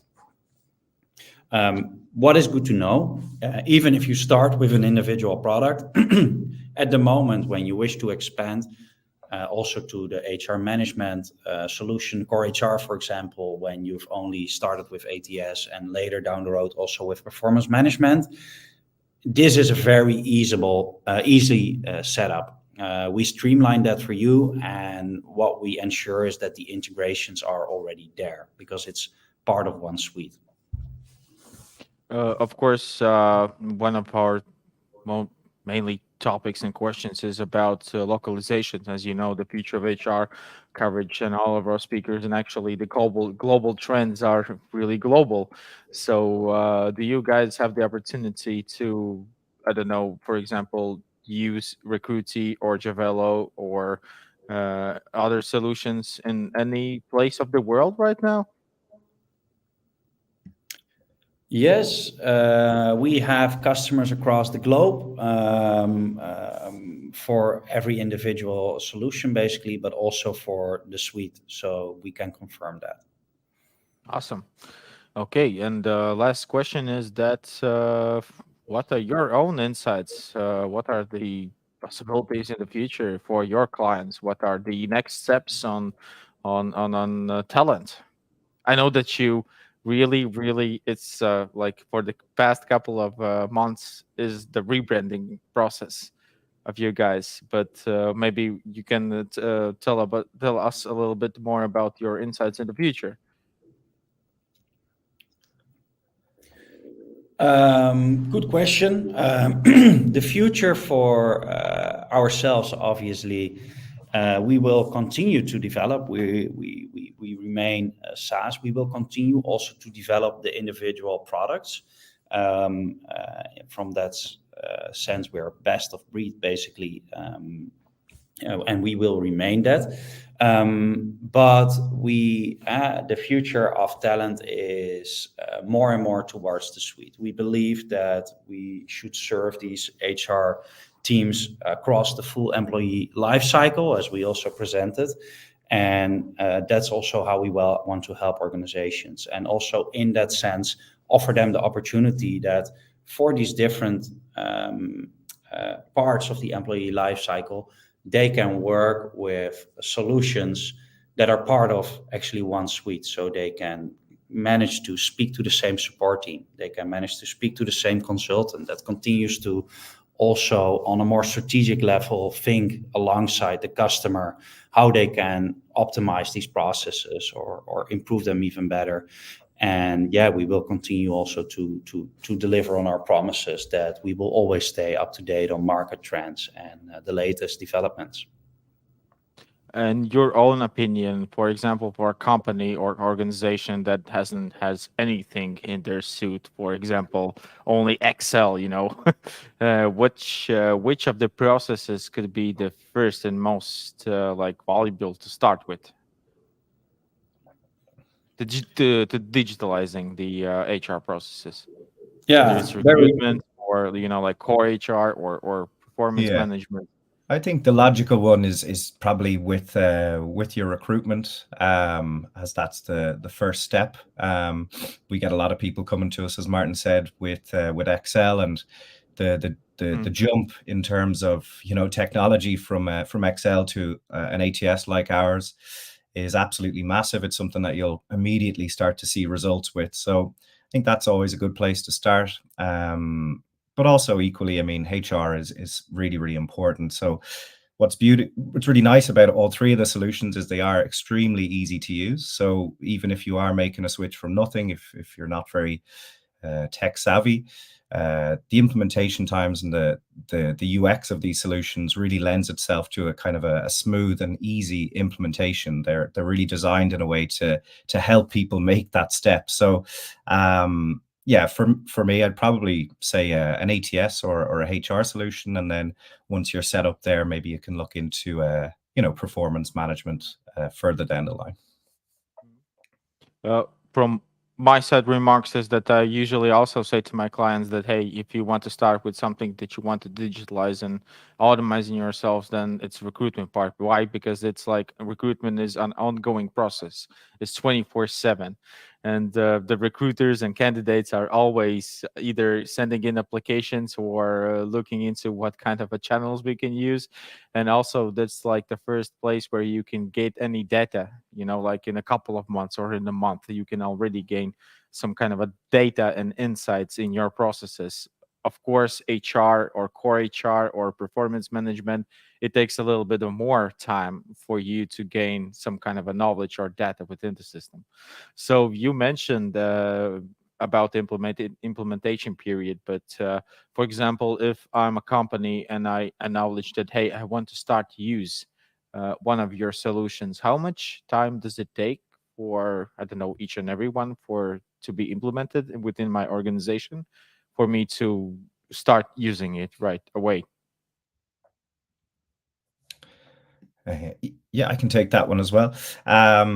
So yeah, I mean, Recruity is really straightforward. Like I said, you can start a free trial with our solution and already start to build out things like your templates, add in candidate data. So you can already start to configure the account.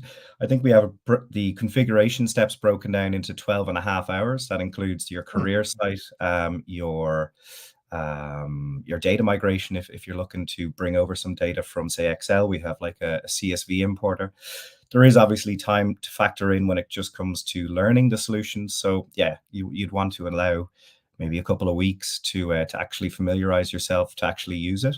But in terms of actually configuring it, it can be done in a matter of hours. Kiwi, as you probably saw in the demonstration, is really, really straightforward as well. So again, a very quick implementation time. And then Javello, yeah, I think would be maybe a little bit longer, but like I said, with all of the solutions, they're all very, very easy to use. So I think giving yourself, a couple of weeks at least, 3 to 4 weeks for each, you'll be in a good position, and you'll start to really start getting comfortable with them very quickly. Well, awesome. Thank you, guys. Thank you, Barry. Thank you, Martin, for joining us today and for the demo on 3 different solutions in only 30 minutes. It was like a first-time record for the Future of HR event, and I wish you the best. Also, we have already, you've seen our viewers, we have some QR codes to test all of the solutions, so don't be afraid. So just register and see on how these solutions can help you on a daily basis. But for you guys, I want to wish you all the best and a great day. And if everyone is eager to contact you guys, then it's freely and you're open-minded. Thank you so much. Have a good rest of the day. Thank you. Thank you. So thank you to Barry and Martin once again. We had you had the opportunity to see in one suit 3 different solutions, but all of them can help you to digitalize your HR processes overall. But our next speaker is one who is going to tell us and show us a little bit more on how you can use some application or a digital platform and on how to automate and digitalize your recruitment processes. And the representative is Steve from Team Dash. Steve, are you? Oh, you are joined us. Hi. Nice. Hey, Norris. How are you? Awesome. We're feeling great. We're on the midst of our second day of the Future of HR conference. So had the previous some demos today, and also a little bit more demos that we left outside. But today, yeah, how are you feeling? Are you ready for the demo today? Absolutely. Yeah, absolutely. And look, I just want to say props to you and the team. You're 6 hours deep into day 2 of this, and you're still going. I'm not sure how many copies you've needed, but congrats to you and the team. I know it's a marathon, as you keep saying. So, Yep, really it appreciate is. the time and effort that you're putting in to It allow is. us to talk to you about our solutions. But yeah, really excited to speak to everybody today. Good afternoon, everyone, and hey to everyone that's watching the recording back. Yeah, so I'm here today to talk about Team Dash. So I'm gonna just get my screen shared with you guys Share the first, screen. because I really just want to set the scene in terms of what I'm going to be talking about today. So obviously I'm going to be talking about Team Dash, the platform, but we're going to have quite a large focus on candidate experience as well, and how AI and automation can help with that, and what we should avoid when using AI and automation to help with candidate experience. So just to set the scene, so what is Team Dash? Team Dash is an extremely easy to use talent acquisition software that's highly customizable. So you can use it in a very basic form. So companies that have been using just something like Excel, the transition to Team Dash, we can keep things very, very simple. But also companies that are transitioning from another provider where they're already used to these types of functionalities, we've got all of the tools in the box. So Team Dash really is a toolbox of talent acquisition features and modules, which is extremely easy to use and configure. Literally, our users are using the platform within an hour of being set up. Now, our solutions are designed for in-house talent teams that are handling either a wide variety of roles. Maybe they even have multiple brands within their business. Generally, if they're having to deal with really high volumes of candidates as well, or it could be all of that. Now, it's not to say that Team Dash isn't suitable for solutions that or for companies that only have lower volume, but the more volume, the more workload you have, the more time and money savings you're going to get from the platform. Now, we already work with some really well-known brands across all of the Baltic states, Poland, Finland, UK, and other areas within Europe. I'm sure that there's some recognizable brands on there. And one key thing to point out is that these companies all come from quite a wide variety of different industries and sectors, meaning that they all have their very own unique ways of working, job boards and systems that they need to integrate with. But again, Team Dash at its core has been designed to be able to mold itself around the processes and requirements of each business. Okay, so we are not the sort of business that charges a fortune to integrate with specific platforms you're already using. We are geared up to mold ourselves around your processes, so you don't need to change the way you work to use our system. Now, why do clients love us so much? Because, as I've already said, the system is just so easy to use and so fast to implement. Okay, when you make an investment in a new platform, you don't want to have to wait days, weeks to get the return on investment from it. You want to be able to start utilizing it right away, and that's exactly what we do. We're also extremely proud to get constant 5-star reviews on all of the main software advice websites, and the cherry on the cake was that we actually won the HR solution of the year last month. So again, extremely proud and extremely grateful from all of our users and people that engage with us on our product to have kind of voted us so highly. Now, I just want to talk about candidate experience in a bit more detail, because it's a term that gets talked about a lot, but I'm not sure that everybody still truly understands and appreciates what it is and the impacts of it. So if we just delve a little bit deeper, first of all, so what is candidate experience? Well, it's the result of every interaction that you have with your candidates in their journey. And that applies right from the very first point of when they see an advert or your careers page, right the way through to onboarding and hiring and everything in between. So if we just look at some of the key aspects. So first of all, how are you presenting yourself as a business? Because look, an advert is, you're essentially trying to sell the role. Okay, you're selling the business. And so I still see too many job ads that are just text. In some cases, we can't control that. On LinkedIn, if we advertise, it's just text. On many job boards, it's just text. But what you can control is how the job ad landing page looks on your website. So it needs to be engaging. It needs to be on brand. We need to be honest, and the wording in it needs to be very inclusive. The ease of application. Okay, second point, we know how many people are applying via their mobiles nowadays. So if your application process isn't mobile friendly, straight away you're going to lose a high percentage of potential applicants. And one of my personal bugbears, we need to remove all of the barriers when it comes to applying. Asking somebody to create an account and a password, or maybe even download a form to fill out to send back. Again, there's research and study shows that you'll lose about 93% of people that actually view that advert. They won't bother applying. They'll go to your competitors and they'll go through a much easier, slicker application process.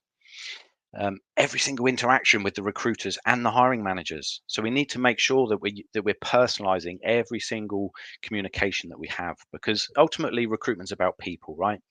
We're going to talk about how we can automate and use technology to complement what we do. But the perception we need to give people is that we are interested in them as a person and that we are a person that's responding to them.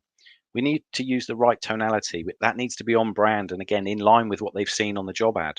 You know, if they've seen a really nice, friendly job ad and they're getting excited about the company and then they get a robotic email, again, the energy levels drop and they're more likely to drop out. Also, we need to deliver on our promises. The interview experience, again, I think anybody would be lying if they told you that they didn't get nervous when they're having an interview. You know, this is just human nature. So we need to be welcoming. It needs to be a two-way process. We need to be extremely transparent. And then when we get to some of the stages where, you know, perhaps not so positive, we need to withdraw somebody or reject them. Let's not just send them a generic rejection email and let them wonder why they weren't suitable. Let's be supportive. Let's show empathy and let's be completely honest. Let's provide feedback, but let's also ask for feedback in that process as well. And then right the way through to offer and onboarding. You know, candidate experience doesn't stop when we get to the point of offer. We need to make sure that if we've delivered the good news, somebody's really excited, there's generally going to be a period from when they've had accepted an offer to when they start with you. Now, we need to make sure within that period that we keep them engaged, we keep them really enthusiastic because they could be getting other offers. So we need to make sure that our onboarding process is engaging, you know, we're keeping the communication lines open. Okay, so again, hugely, hugely important. And we're going to touch on all of these things when I show the platform in a moment. But final slide just for now is just to talk about some research which we've seen. I'll summarize it for you because there's quite a few points on there, but essentially one of the biggest complaints that candidates and applicants still have is that they either don't get a response when they've applied or those responses take far too long. Okay, now obviously that impacts a company in a number of ways. First of all is how that company is perceived. Okay, now for companies like, I don't know, retail businesses, there's a really good example actually. Back in 2020, Virgin Media, which is a mobile provider within the UK, they actually reviewed all of their applicants. And it turned out that 18% of those applicants were users of their network. So they were customers. And when they reviewed the surveys, they actually found out because of such a bad candidate experience, those applicants wouldn't renew their contract. And they would actually tell their friends and family never to go with that company. So this is a real hidden impact of bad candidate experience. And Virgin Media actually calculated that they were going to lose $5.4 million in revenue just because of poor candidate experience. So let's not really understate, you know, just how important it is. Now, I obviously appreciate for recruitment teams and talent teams, they might be thinking, oh, this is just another thing that we need to think about. But don't worry, help is at hand. That's why I'm talking to you today, because I'm going to show you just how easy it is to implement that.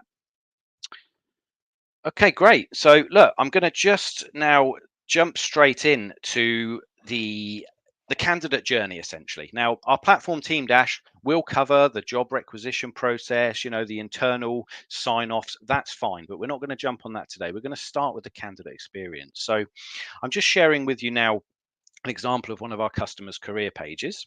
And we can see, first of all, very on brand. Okay, so again, we can replicate fonts, logos, images, everything. Okay, but this is a really good example of a careers page. And I'm going to tell you why. Because we're being very clear and honest and open, but we're also starting with what we can offer the candidate as a company, not what we want or need from them. Okay, this is my advice to everybody when you're writing a job ad or designing a career page. What are we offering to the candidates? Because arguably we're in a candidate-led market, right? We've got a nice search facility here to search all of the various jobs. But also, if somebody's taken the effort to be interested in our company, what we should be doing as employers is really valuing that. And so even if there's not a role that they're suitable for now, give them the opportunity to pass you their information. You know, we want to show that we're open and we're the sort of business that we are. So that's just a really good example of what you can design as standard in Team Dash, no additional cost, completely built in, and it's super easy to do as well. Another great example of a heavily branded page here is from another one of our customers. Again, completely on brand, using all the colors, the fonts, the imagery. I see too many examples of really nice looking websites, and then when you click apply, you just come to a boring page of text using a really outdated font, and the energy levels just drop. Okay, so we need to make somebody want the role before they even apply. Okay, so let's jump into Team Dash's careers page builder, because I just very quickly want to run through and show you just how easy it is. Okay, I know there's a lot of talent acquisition managers, recruiters out there that think, oh, well, I'm not a marketer, I'm not a graphic designer. It doesn't matter. The beauty of what we've developed is that anybody can use it. If I can design something, then anybody can, trust me. Okay, so here's an example of a nice on-brand page here, which I've done for Team Dash. And I'm just going to show you how easy it is to actually create something. I'm just going to add a new block in here, for example. So let's say that we wanted to add a nice little on-brand video. We simply choose the block, we copy and paste the URL, and we change the text. It's that easy. Okay, very, very simple.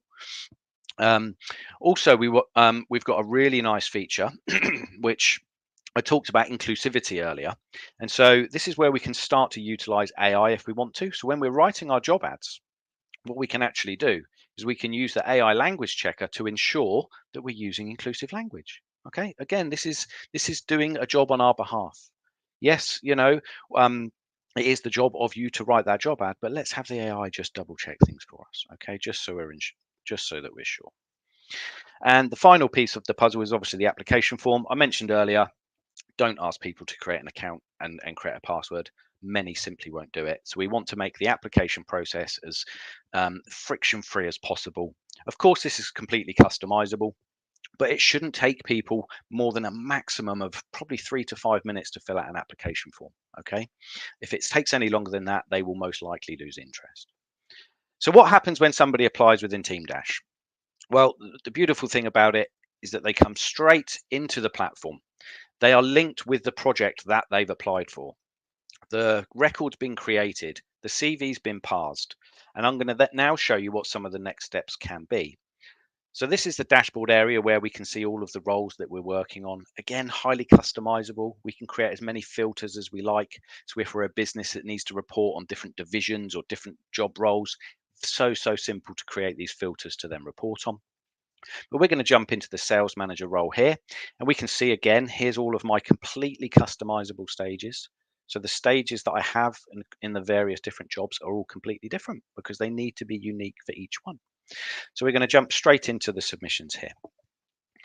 Now, I'm going to talk to you about AI and some concerns about AI actually, which not only myself, but you know, is becoming quite common. And we've actually seen some shocking research, perhaps not so shocking because it's, you know, a lot of people have mentioned it, but there is an element of bias within AI. You know, I'm not going to lie about it. So if you don't utilize AI properly, you are risking actually injecting bias.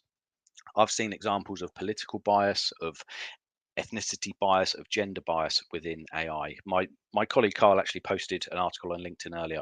I recommend that you go and check it out. But the way that we utilize AI is we ensure that that doesn't happen. So for example, we'll remove names, we'll remove any other socioeconomic data before we send the information to the AI to help us, because that ensures that we're not being biased on any of those factors. We're just purely looking at somebody's skills and experience in line with the job. So as a very quick example here, we can see that we've had a number of submissions come in. Now, the example I'm going to talk about is if we've had, let's say, 20 to 30 applications, so not hundreds of volumes. I'll show you an example of that in a moment. But if we've had, let's say, 20, 30 applications, it's still probably quite a few CVs that we need to read. Now, of course, you can come in and you can read the entire CV. But why not have the AI look at that person's CV, look at the job description, and put this really nice summary together for us? It's pulling out the relevant points, and it's even making recommendations as to how well aligned this person is. And all we're factoring in here is we're factoring in the job description and that person. So we're not factoring in all of the other information that's available on the internet. So this LLM, this large language model at this point, we're just looking at information relevant to our business. And that's how you should use AI properly. Okay. Now, so what I can see here, yep, this looks a good fit. We can see we've got Endrick here. He looks a great fit. As we scroll down, we can see that we might have a possibly irrelevant candidate. So again, I can see straight away that Marilyn here is more experienced in marketing. So it's likely that Marilyn would need to be withdrawn from the process. Now, I can do that a couple of ways. I can completely automate that, by the way, and I'll show you how in a moment. I can simply drag and drop Marilyn into the withdrawn or disqualified stage. But we don't, as I mentioned earlier, we don't just then want to send an automatic email a minute after somebody's arrived to say that they've been disqualified, because that gives the perception we haven't even bothered considering them, right? So what I'm going to do instead is, first of all, we're actually going to tag Marilyn as a marketing manager, because just because she's not relevant for this sales manager role, it doesn't mean that she's not going to be relevant for any other roles in the future. Again, if people have gone through the effort of expressing their interest in our business, we need to ensure that we are going to be nurturing them and still giving a really good perception. So let's actually just move Marilyn over to the withdrawn stage now. And just one example of what we've got with an automation here is, as I mentioned earlier, we don't just want to email her instantly, a minute after applying. We want to give the impression that we've reviewed it, and we have reviewed it, but just with the help of AI. So what I've got set up instead is that in 2 days' time, Marilyn will receive the email. And again, that email is going to be empathetic. It's going to be, we're going to be mentioning that we may have other roles. You need to word it in a way in which we really keep these candidates engaged, even if they're not right for this particular role. Okay, now another example of how we can utilize automation is we can, and let's just turn this summary off for now, we can utilize tags. Okay, so there is a difference between automation and AI. So an automation is something that will do exactly what you tell it to do. Okay, AI can take a much larger data set and make decisions based on the most probable outcome or logic. So in this example, we can see that we've got a number of tags. Now, these tags are not just visual, they're not just very nice for us to see. They are useful because they can trigger specific workflows. They can automatically progress people to a stage. They can automatically disqualify people. So if we are a business that's dealing with hundreds of CVs and maybe advertising on some of the main job boards where we know we get a high volume of applicants, but about 70% are always irrelevant because of location, maybe right to work criteria, we can have Team Dash automatically move those people to the disqualified stage, still send them a nice friendly email, but so that we can focus on those people that we can progress with. Now, there's 3 ways in which these tags can be added. We've already looked at the first one, manually. The second one is if somebody provides a certain response in the application form, it can tag them. That can trigger a workflow. And the third way is that AI can screen the CVs and it can add things. So it will know, for example, that I'm an English speaker. I don't even have to say English speaker or business proficient. It will scan my CV, my profile, and it will be able to recognize very accurately whether or not that is the case. Good stuff. So I'm going to show you now just how easy it is to build an automation within Team Dash, because as I mentioned earlier, it's very, very quick, very easy. People are so surprised when they see just how easy it is. But I'm also going to give you some tips, because this is about candidate experience, right? And yes, I'm here to present the product, but I also want to leave you with some tips. So let's actually show you how easy it is to set up an automated stage action. You can see we've got 6 to choose from. We talked about the auto adding tags from AI. We talked about progressing to stage, but let's actually set up an automatic thank you email. Now, it couldn't be easier. We give it a name. We choose the trigger. Now, in this example, to create a really good candidate experience and a really good recruiter experience, I don't want it to be a button that I have to remember to click, because that's something that I have to remember to do. But I also don't want this to go out instantly, because again, when I send in an application as a candidate, if I receive an instant response, I can tell it's automated. I can tell it's the software that's done it. As a recruiter, as a talent acquisition manager, you need to be using this real human to human approach. So I'd recommend 15 minutes is a good amount of time. Now, I could go down to 1 minute to 10 days. Team Dash is configurable enough to get things right down to the minute. But I recommend 15 minutes is a good amount of time, because that's a realistic amount of time of somebody receiving an application and actually considering it. We simply then select our template. Now, again, I just want to show you some examples of what I found really useful in my role, actually. So the first thing is drop the we's for I's, okay? Not we have received your application, because who is we? Yes, it's the business, but it's not personal enough, right? So I've just received your application. Thanks so much. Show them you're grateful. Use some emojis if it's in line with your brand. Again, I'll be the person who'll be looking after all of the applicants for this role. We're really trying to give the candidate a very good feeling. We want them to be warming to us over and above everybody that they've applied for. Yeah, we're going to set their expectations. I just need a little bit of time to review your CV along with others. Okay, we're making promises that Team Dash is going to help you keep and deliver on. Now we can start to talk about we, because we want them to feel involved with us as a company. Okay, we all really value this. And another little piece of advice is how to frame some wording. So rather than saying, if for any reason you're not right for this role, which could leave somebody with the feeling of, oh, there's something wrong with me, we just reframe it. If this role isn't right for you, I'll be sure to explore other opportunities, just like we did with Marilyn earlier with the marketing manager tag. And finally, let's keep them engaged. Let's pop in a little link to a video of our website. Yeah, let's really make sure that they really want to work with us, because they're probably going to be applying for other roles as well. Okay, so that was just a little bit of kind of ad hoc advice from me there. I'm happy to talk to anybody about some of the other tips and tricks I've got when it comes to this. But yeah, just some kind of basic psychology elements in there. But let's just add that stage action. Okay, that's in, it's done, it's ready. I don't need to worry about that. When I'm working on future roles, I can simply clone this entire process of everything I'm building up. I'm just going to very quickly add one more, because don't forget, I promised to email somebody within 3 days. So what I'm going to do here is I'm going to just very quickly add a 2-day update and make sure that that happens. So if I have been inundated, that I know in 2 days, that person is also going to get a little update email. Great. Now we're going to skip the screening stage. We're going to jump through to shortlist, because it's not just candidates and recruiters, it's hiring managers that are also involved. And so when we're now shortlisting, we want the hiring managers to also have a great experience. Okay. Now, generally, hiring managers are very busy people. They don't want to learn complicated software when they need to review a candidate. So what we simply do is we have, again, I've got another automation set up where we can just ping the hiring manager. They now know that they've got candidates to review, and you can decide what they see. You can completely anonymize what they see if you're into blind hiring. They only get to see this summary. We can show them absolutely everything, and they can view the CV and everything about the candidate, or anything in between. That's how customizable Team Dash is. We can get right down to the finer points, really adhere to what your process is.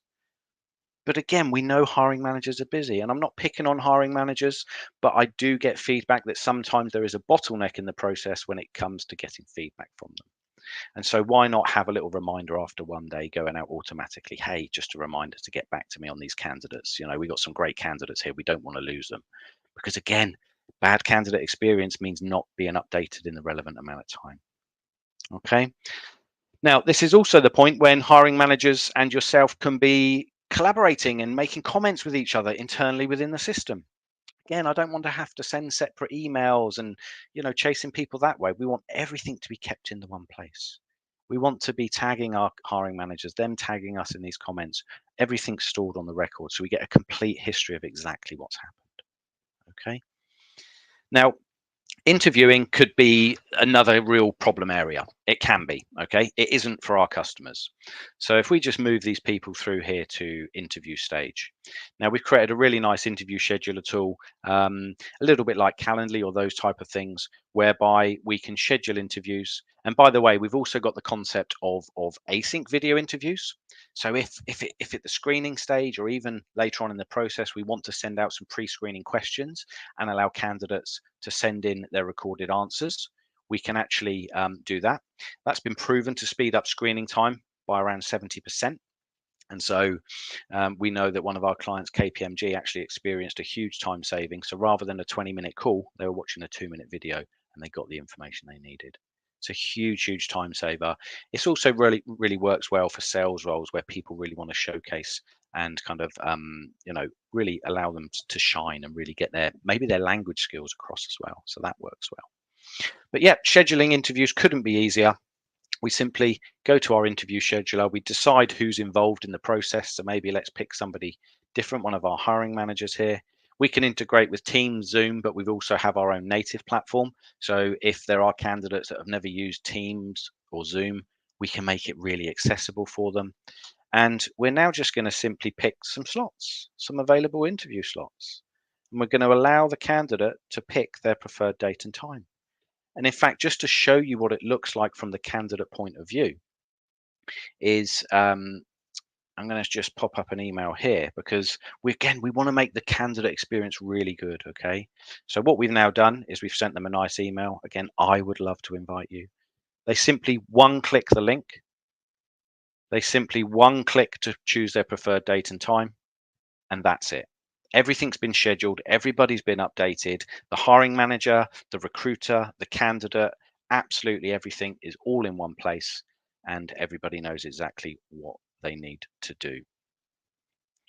Now, after we've finished our recruiting, and we're just going to kind of skip over the offer stage. It's a lovely stage. We know that, it's great to give somebody an offer. Don't forget that anybody that we then withdraw is still going to be sent a nice email. And we can also include this nice feedback survey, because again, when we're giving bad news, we want to show people that we care. We want to show empathy, right? So the emails that they receive, I'm just going to show you an example here. Let's ask for their feedback. Let's show that we value their feedback, but let's also use that feedback to assess what we're doing right, what we need to do better. If we're not trying to continually improve and be better, why are we measuring things in the first place, right? So when it comes to measuring everything that's happening, what's working and what's not, including your most effective sources, what emails work, why do candidates drop out, we've got a really simple to use recruitment performance or data analytics area here. Okay, so we can see at the very top, we've got this really nice hiring funnel. Which of our sources, job boards, are the most effective for us, and which of those ultimately convert to a hire? Are we spending our time, money, and effort in the right place? Okay, that's really important. Marketing 101. If we need to report on any kind of DE&I data, then again, we can really just jump in here and ensure that we are being inclusive enough. And it appears that we're doing a really good job in this example here. And there's a whole host of other really useful reports. And we can also create custom reports. Because of you can customize all of the filters, we can export, the kind of world is your oyster in terms of analytics. And finally, I just wanted to jump into the talent pool because, as we're engaging with candidates, as we're receiving applications and we're getting consent to hold data, we don't just want to forget these people. Okay, people have shown an interest in our business, and yes, they might not have been right for that role, but they could be right for any roles in the future. And so if I now get a new role, the first place that I should be coming to is my GDPR compliant talent pool. And I wanted to mention GDPR compliant because we've got an automation which just does all the heavy lifting for you. Okay, so your ops people love Team Dash when it's been implemented because it really removes those headaches. But yeah, just to show you, I mean, if I want to see all of my marketing managers instantly, boom, there we go. Marilyn's come up. Of course, I can check them out, but why should I go through the effort of advertising again and paying for that if I've already got this data at my fingertips that I can instantly access? So Team Dash is a tool which empowers and inspires our users to become marketeers, to become great salespeople because they're selling a role, but also to be human when it comes to the recruitment process, because too much automation, too much AI can impact that, and we really don't want that. We want it to complement what everybody is doing and not take away from the human aspects. So just to recap, we've covered that candidate experience is more important than ever in 2024. And the reason being is candidates are applying for lots of different jobs and they expect a better service, and people's patience and attention spans are lower. So we need to adapt to that. Okay. We need to use AI and automations in the right way. We need to make sure that if we're implementing these, that they don't sacrifice on the personalization of what we're trying to do, which is ultimately save time and money, because recruiters and talent teams are just becoming busier and busier and busier. Let's swap the we for I wherever possible. Let's keep it human and personal. Let's be engaging. We're in 2024. Let's use images and videos. None of that stock rubbish. Let's drop the text only ads. Okay. Let's really sell our business, because that's what we're trying to do. Let's remove all friction from the process. And if you are a company looking to enhance any of this, choose a solution that adapts to you, not one that you then have to adapt to. There we go. A bit of a whistle-stop tour, but hopefully that has given everybody a really good kind of brief introduction and insight into what we do here at Team Dash. Hopefully a few little tips and tricks when it comes to candidate experience. And yeah, there we go. I think that's my time. So Norris, almost. over Thank to you. you. Thank you for the insightful and really great presentation and demo environment on how Team Dash can help you to automate and digitalize your recruitment processes. One thing that I want to assure is also that candidate experience is really, really valid right now.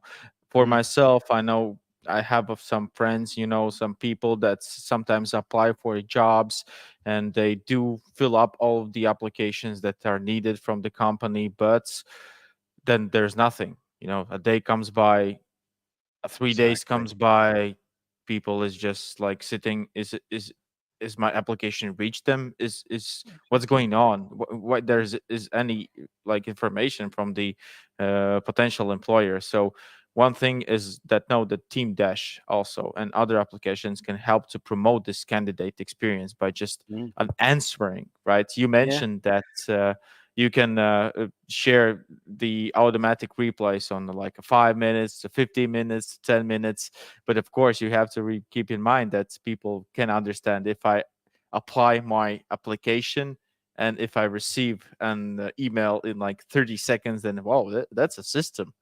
There's no human interaction. Look, there's good practice and there's bad practice when it comes to automating and using AI. And the way I always tell people to look at it is put yourself in the applicant's shoes. What would you expect? What would make you feel good? Yeah, what would really make you excited about working with this company? And so yeah, but look, we see it all the time on LinkedIn. People are applying for roles that don't get any feedback. And as I mentioned, if you're a retailer and you've given a really bad candidate experience, there's a hidden cost to that, because that person will not buy your products. They will tell everybody about the bad experience. So there's all of these little hidden factors which often get completely overlooked. And so the importance of candidate experience is massive, and it's only going to get more important as we move forward into the future as well. Most definitely. I can see with all the clients that we have in the Northern and Baltics that a lot of people are an organization, and hence because it saves a lot of time if you're using a tool like a Team Dash. So absolutely. Thank you once again, Steve. It was a pleasure to have you over here in our Future of HR conference.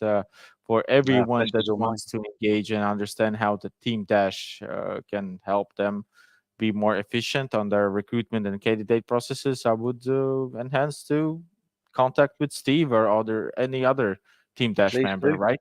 Please do. Yeah, exactly. Yeah, I mean, you can look me up on LinkedIn, Steve Smith, Team Dash. Jump on the website. Look, the whole team's really, really open and really, really excited to hear from anybody that wants to learn more. Be very, very happy to do that. So, yeah, thanks everybody for your time. And enjoy the rest of your day and the remaining presentations. Super. Thank you. Thank you, Steve. Have a Cheers, great guys. day also. Take care. Bye. Bye-bye. Bye. So thanks once again to the Steve for presentation of the possibilities on the applicant and candidate relationship management team dash. We will continue right now. We have only 1, 2, 3, 4, 5 presentations and demo presentations left for today. And we are going to look into now on how some solutions and tools can help you right now or into the future to help manage their occupational health and safety within the company. So right now, I think Martin is already joined us. Yes. We can Hello. hear. Hello, everyone. Hi, Martin. Hi, nice to see you. Yeah, and nice to see you. To see you too, and thanks for the yesterday's meeting as well. Yeah, it was interesting and awesome. So everyone who's watching us right now online, Martins and his colleague Ervins was also Raivis. I'm sorry, Raivis Nice, colleague yeah. Raivis was also participating in our yesterday's conference's first day with the presentation, with the closing presentation. But now you have the opportunity to dive into the Soundstar Group's developed solutions and show us the demo and the possibilities of what your solutions can provide to the different and various organizations out there. Exactly. And firstly, what I want to mention is this is not a system for just to create some documentation or just for signatures, or to make a journal more easily, or to train someone and forget about it. This system includes all these actions and helps specialists to do their work easily, and company managers to review it, and employees to receive this information whenever it's necessary for them. Let's go deeper in the system. And as Awesome. you So the stage is yours. Yeah, if you have 28-ish minutes, and I'll pop thanks up with some questions afterwards. Thanks, Nauris. Okay, as you all guys see, this is our solution, and of course it's a web-based platform, so you all can access this software from anywhere in world. Yeah, this is the starting view, and at this starting view, you for a example, you are a supervisor who can use just this starting view to overview everything what happens in your company's everyday life about occupational health, about fire safety, and etc. Here you can see the basic safety compliance, and safety compliance is based on these three big blocks: signable documentation, employees, and supervision. If we need to divide the process, of course, it's separately manageable if you are an occupational health specialist, and if you are the company owner, or the let's say this administrative people from the company. And the third view, of course, is for employee. But I will try to show it later in my presentation. But firstly, let's go deeper in the system from administrator perspective. And for example, you are using our company, or whatever like company from our franchise projects in everywhere in the world, to secure your all needs in occupational health field. And when the specialist has created the documentation, you can see it really easy in this one simple look. you can access your documentation, you can see all risk entries, and of course export this digital documentation package to, for example, you need to print it out, so you can see whatever the specialist typed here, and of course with one easy click you can sign the whole documentation package. Whenever this package is signed, then this safety compliance level comes up to almost 35-40%, because the actual package of documentation has been created. There is already this preventive measure plan. There are a couple of positions, and as I mentioned before, the documentation. So and now let's see what we can do in this system if we want to see some separate branches. For example, this is one branch where I need to check if all the measurements has been checked as good. And here I can see users from the company, and of course I can see my needed contacts from the specialist side. Here I can see how much positions I have. I can see my prevention plan. I can see in a digital way, or once again I can export this whole thing on PDF and look it through at my home, drinking some coffee or tea. Yes.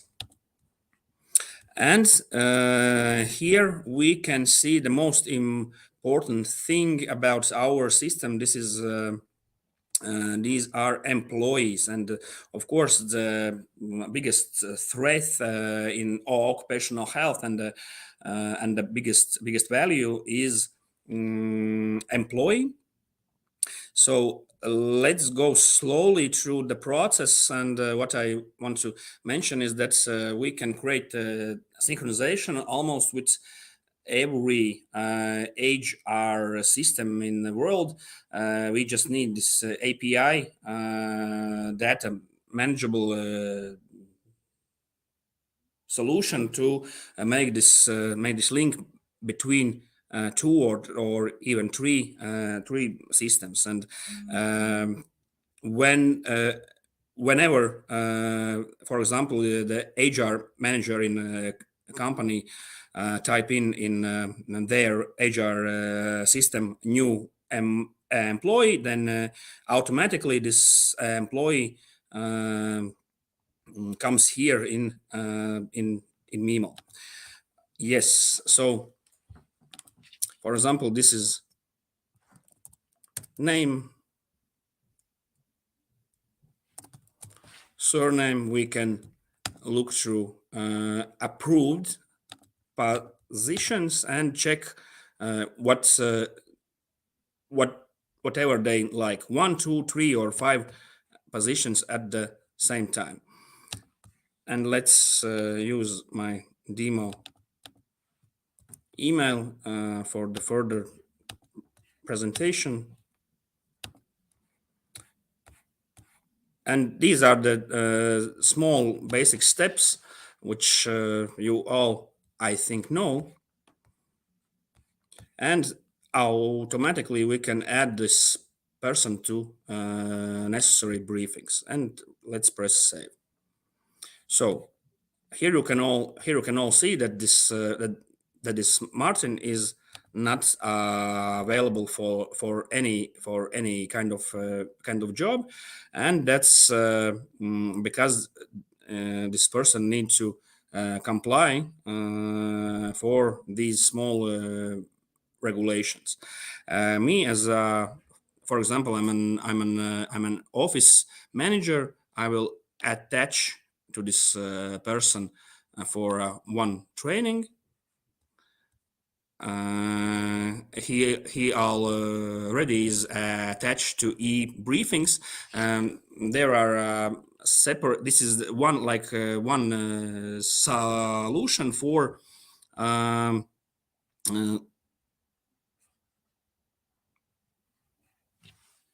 Sorry, my microphone was muted. Yeah.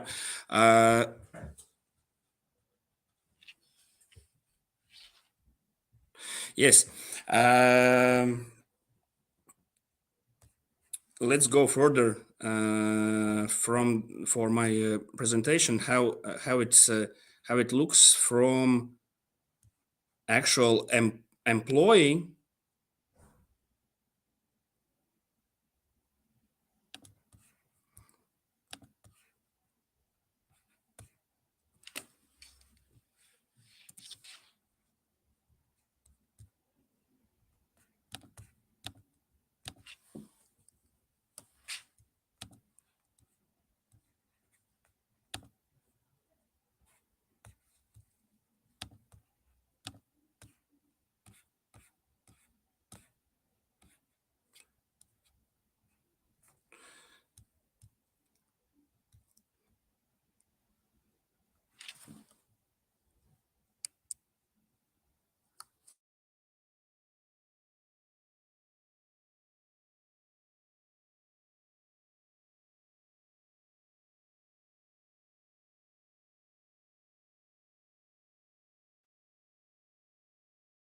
It looks like we have some connection problems with Martin's presentation. And we'll try to reconnect with Martin as soon as possible. Yeah, he sent us a message that internet is not really good right now for him. So, well, there are pros and there are cons for an online conference, you know. So I'll adjust my microphone. I think that we'll make one quick technical pause for a couple of minutes, so stay in tune while we try to get back to Martin and Sunstar Group's presentation.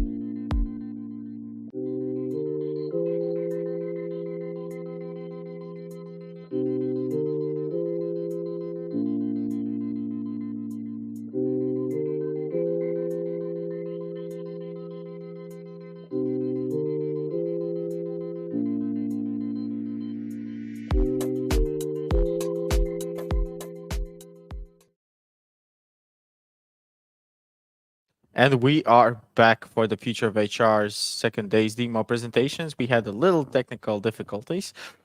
Well, for my experience, to be online for almost 14 hours straight, this is kind of a great thing that we only had one disruption in our technical difficulties within this conference. So I'll ask right back to the main stage our presenter Martin, and yes, you're back. And hey, Ravis has also joined the party. Hi, Ravis. Yeah. Guys. Hello. So yeah, it looks Awesome. probably there is some mistake with my laptop or whatever kind It of. happens, it Yeah, happens. yeah, yeah, There's yeah. always the things that on online conferences may happen. So the stage is yours once again. You have approximately 12 minutes to continue your demo session, and I'll be in the background if what. Okay, so now we are both again, and we will try to show you the process where I stopped, and now we will try to explain the process from the perspective when you are adding a new employee, and probably maybe Rives can go a little bit deeper because it's now his laptop. Yeah, this one. yeah. So as you can see, I just opened the employee list where you can always see the latest statistics and KPIs regarding occupational health and safety. As you can see, there are a lot of different colors and checklists that you can basically follow up for mandatory health examination. This one for OHS training, this for personal protective equipment, and additional training, vaccination, and qualification. Yes, as you can see, here is like latest added employee, and what we will do.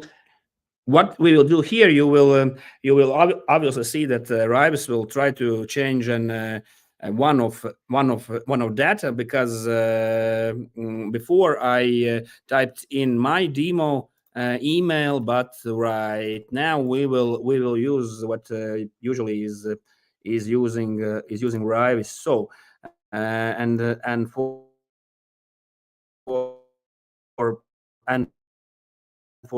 this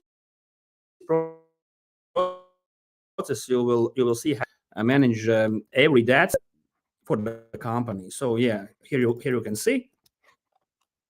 Yeah, I'm just changing the email address. Just a second. It will take only. So we skip this part. I will refresh the screen as well. So yes, let's go back to our presentation.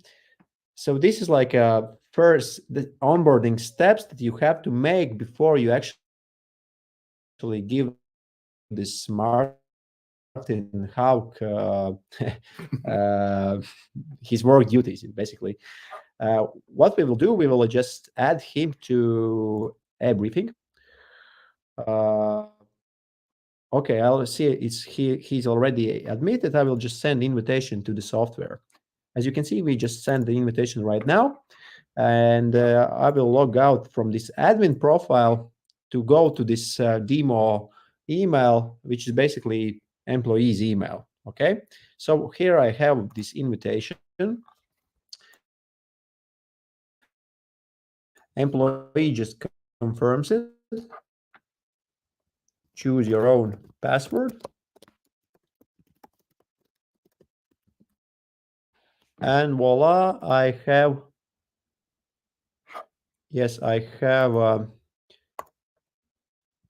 my profile where I see all my tasks that I have to do. Yes, and just to complete my briefing, I go through all my necessities, all your documentation, and basically this is the process where employee can view all in instructions, all the mandatory documentation what is based for his position. In this case, he's a board member as well as IT manager. And you can see that I am introduced to the materials for these work positions. In this case, there are more than one risk assessment, and this is really important. Actually, if we don't introduce with all these risk assessments and documentation, there could be some penalties and problems later on. Okay, so from onboarding perspective, yes, this really reduces all the human error that you can have during these processes. And anyways, we are at the instruction section, where basically we are introduced to safety instructions for this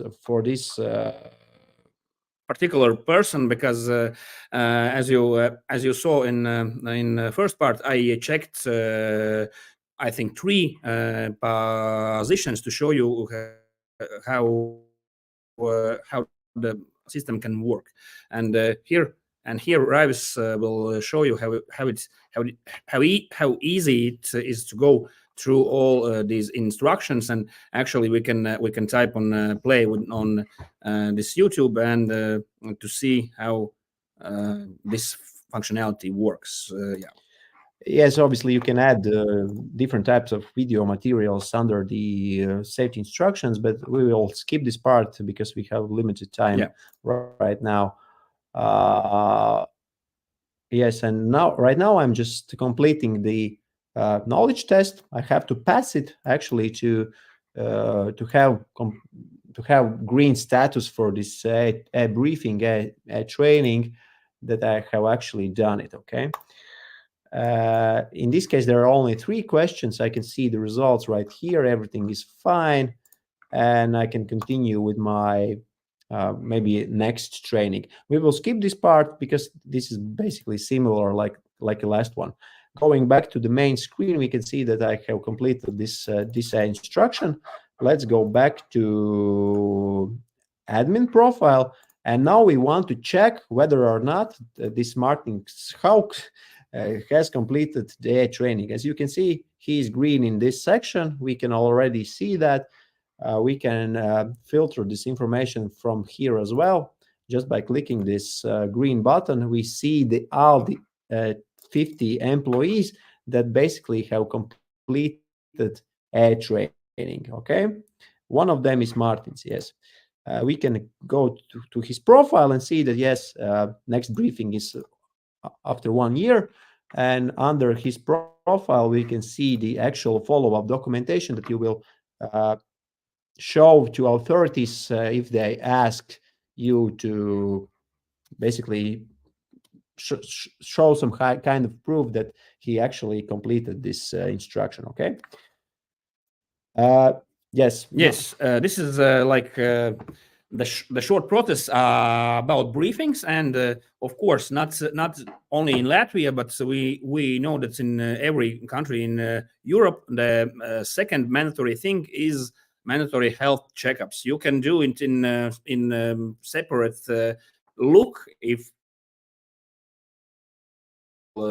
paperwork, but here you can see that this Martin is suitable for work, and he needs to go through these medical examinations, and we will try to show how easy it is to create this card. And of course the process is based on risk assessment, which has been made before from the specialist by himself. Yes, here is this mandatory health examination. We won't go into too much detail here, but yes, this is documentation that employee will show to actual doctor when he visits him. And yes, maybe we can switch to qualification management, I guess. Yes, that was the next step for me as well. And maybe if we will have some time at the end of our presentation. 4 minutes, I guess. Okay, then we will move forward. So yes, this software allows you to define all your equipment that you use on your workplace. It could be like cars, it could be dangerous equipment and whatever. And what it does, actually, you can, let's say you have forklifts in your organization like this one, and you can define what positions or organization employees actually use this forklift on a daily basis, what kind of personal protective equipment is needed for them, what kind of qualifications is needed for them to actually use this forklift, and so on. And you can actually add instructions like manufacturing instructions or safety instructions to this particular forklift. And you can always download this QR code. If you have smartphone right now, besides you can scan this QR code, and actually you will open up this form that you will be introduced to this instruction. You can submit some risk cards, meaning if there's some kind of risks, observations, and so on, you can notify the safety manager about it. And of course, if some of you will create some risk card right now, then we are going to show you how it looks after 1 minute. So yeah, feel free to play with this functionality. I hope you had a chance to scan it and play around with it. I will just open it up in my own. I will open up a different equipments form. But basically, you see something like that. You can see the picture. Actually, you can view instructions here, how to use this machine. And you can also submit some risk cards right here. Let's say there's some risk with this equipment, write description, and so on. So basically, this is really great example of how you can involve all your employees on a daily basis in these processes. Yesterday, we talked about how we can manage this information much better, in a sense that we always have available information when it's actually needed. And this is really, really great example how you can do it actually. So you don't have to inform employee how to use this equipment in the first day, but they will basically have this information whenever it's necessary. And under this start button is located this small checklist what Raivis and I yesterday talked about.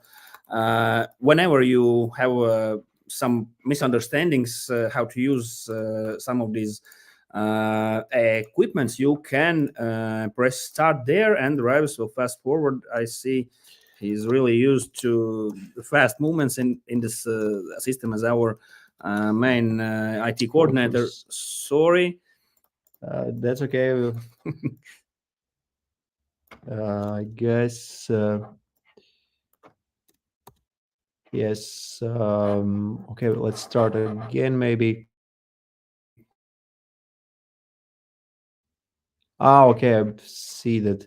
Anyways, I can't show it right now, this example, but yeah, I will log out and go back to the admin's profile. But just to conclude the thought that we already started, when we actually finish this checklist, it will appear in a green color. So you can predefine these simple tasks that everybody have to do before they start using this equipment, like checking their some kind of safety statuses and so on. Okay, and let's go back to maybe switch our presentation a bit, and let's see this qualification management. Sorry, where was it? Yes, this one. Too much tabs for me. Yeah, I will go to this employee section, and as you can see, there is a qualification status right here. I will just click on the red one. So basically, 5 employees are the ones that haven't completed some kind of qualification that you actually do outside your organization in certified learning centers, yeah, exactly. academies, schools, whatever. Yes, and when I actually want to change that status, I just have to attach these documentations like first aid training, fire safety training, and so on. So this is a great example where these things are predefined, that basically I know that for this work position like welder, he have to have at least 4 qualifications that are required from regulatory side of things. Okay, and yeah, how to attach it? You can just press this button, add this actual certificate if needed. We will just go through all of them really quickly just to show you how the status is actually changed. As you can see right now, he's in a green color, and he will disappear from that bad list. Let's say he's no longer in this red section. As you can see, there's only 4 employees, and he's in this green color right here. Maybe in the last section we will show you how you can actually personalize this software to your own needs. As you can see, there are a lot of checklist items, and you can actually say what kind of qualifications are you want to display there. Okay, I will just click off these 3. Okay, press save, and you will see that right now in this employee section disappeared these 3 one, and now there is only training, vaccination, and qualification. Okay, so this is a really great example of how you can personalize this, because actually yesterday someone asked this question whether or not this software can be used in different organizations. Yes, this is a really great example of how you can personalize it. And if we have a 1 minute time, then we can probably try to show you really shortly how it's how the process looks from the occupational health specialist side, how he can try to create some documentation from templates. It's really easy. Yeah. So as you can see, in this tech solution company, there are 7 positions that are assessed right now. There is everything okay with this organization. Let's say you have completely new work position. Okay, let's say it's smart HR work position, let's say. Okay, just save it. And as you can see right now, this checklist is in a gray color. And we, as a safety manager, you can actually make this risk assessment for smart HR just using your templates, creating completely new one from scratch, or using, yes, as Martin said, assessment that you already made somewhere else.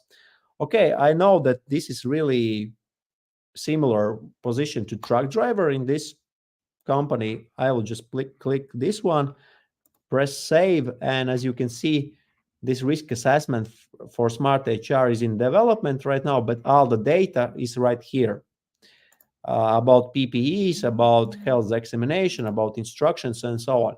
And in this point, I can actually make some changes if it's necessary, to adding maybe new instruction here right now, like a 4th one, maybe some change some risk entries to make some bigger risk factor, let's say for 3 years for these burns. Okay, and you always can see this risk assessment as a and documentation right here in PDF if necessary.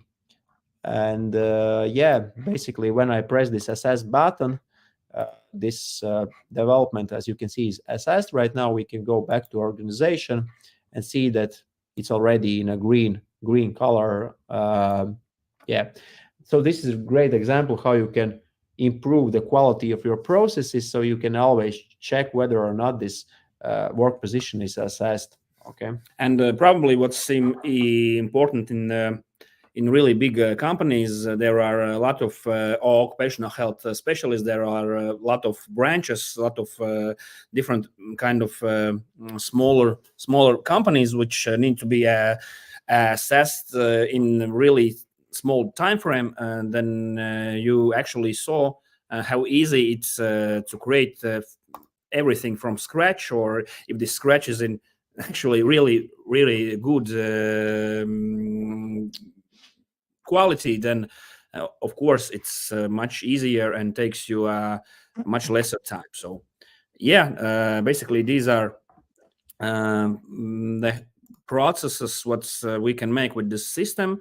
And let's see if someone, no, I think no one clicked on this QR code, but yeah, this Rives will explain what this log is.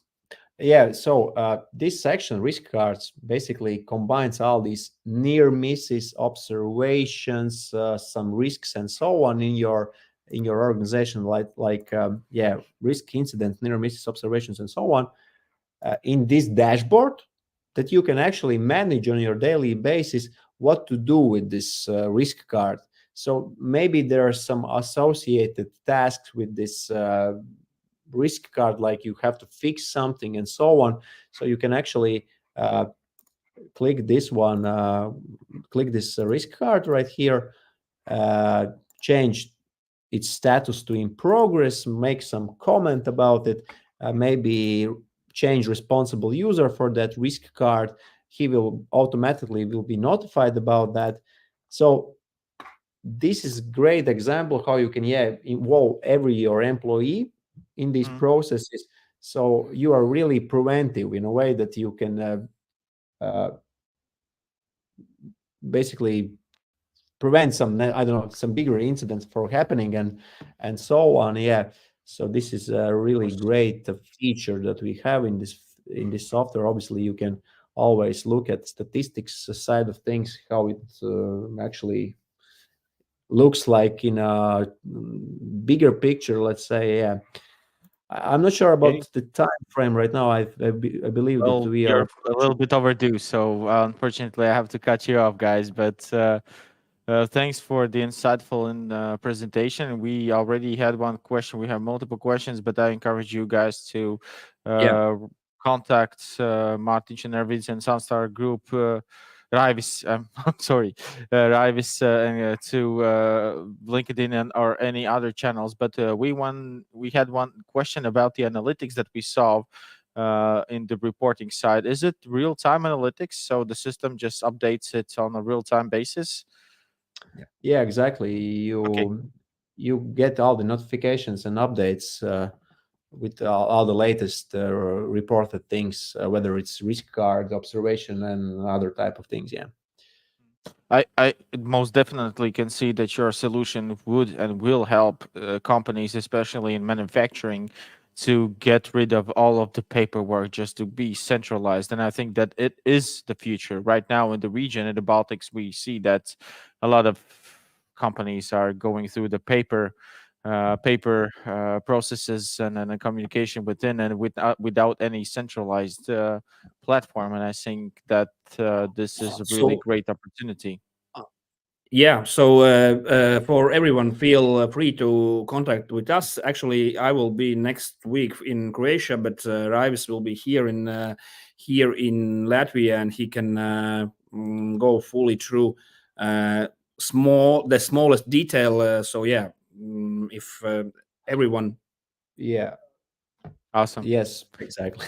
Okay, so thank you guys once again for joining us today in the Future of HR conference. Have the best of the luck and a great evening for you guys today, and we will continue with our demo presentations. Thank you. Bye. Thank you. Bye.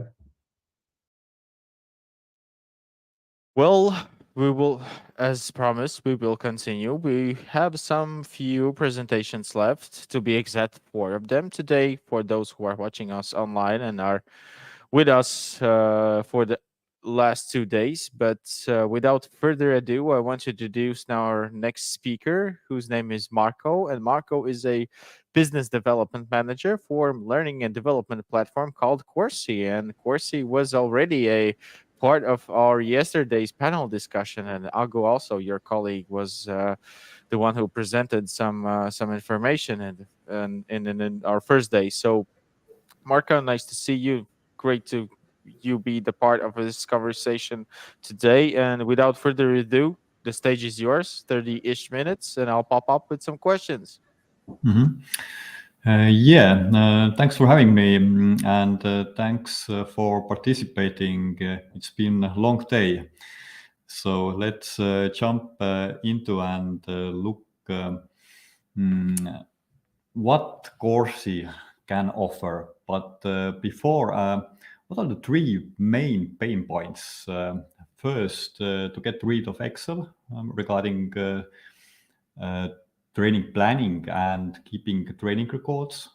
Second, to turn instructor-led training into e-learning. And the third, to get comprehensive overview what is going on regarding learning and development. Corsi is a learning management system that have two sides, learner side and admin side. And let me start from the learner side.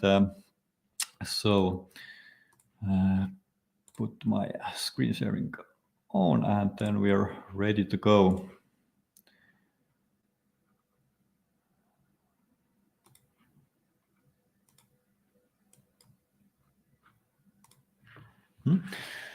Starting from the learner side, you can use different login options from email to Smart ID. And if you log in, you see really simple, intuitive dashboard.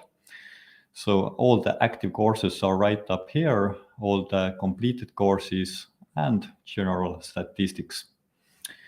Courses are divided, so you have mandatory courses and optional courses. And because that Emily is direct manager, she also have this My Employees button, which allows to track her employees' courses results, what's in progress. She can step into the planning process. Maybe some planning is already done by HR, but your manager who should know her employees' training needs most can step into the process and assign some courses to her employees. And then we have also here some additional modules. So Course is a powerful tool where there are base solution and there are 5 additional modules. And the first additional module we see here is task list, which basically allows to create task list from admin side. We can link this task list with concrete employees and then assign the direct manager, and direct manager can say is one or another task already completed, add some comments, and based on that new employee onboarding program can roll out, for example.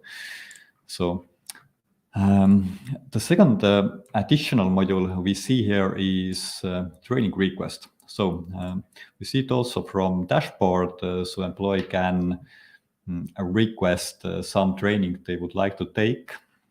And after they have taken the training, they can add information right from here saying what training it was, when it occurred, and submit this information for confirmation. And after confirmation, it also appears here in course history. So you can track not only internal trainings, but external trainings as well. Probably you're wondering how these trainings look like. Let me take one example. Maybe this remote work course is a good one to show you. And we see this course is blended learning course starting from e-learning part. Then there is test, physical meeting with 2 time slots. After that, the employee can give feedback, and in the end, there is webinar.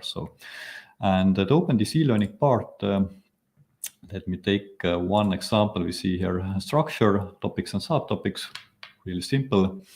And content can be, of course, text-based, video-based. It can be interactive. So what I mean with interactive content, most used element in our customers' experience is interactive video, which is enriched with interactive elements. And here is one example I would like to show you.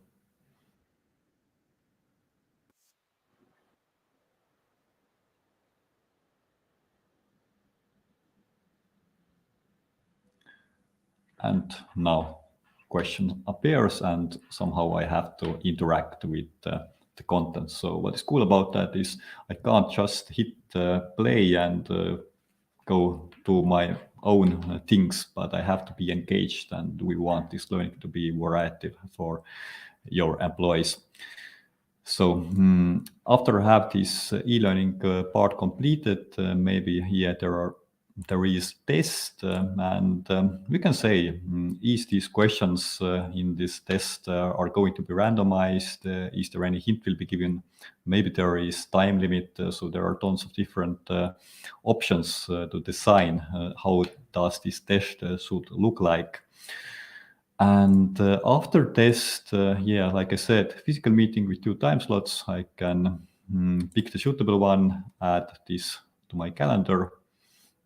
If something changes, I can cancel selection and pick another time. Feedback is based on the form you create. You can use simple questions in different formats. You can also use pictures, videos if you would like, and webinar. And that can be in the Teams, in Zoom, or another platform you prefer to use. So this is how the course and courses can look like. What else? Maybe you operate in a very regulated field, and your employees need to have some license.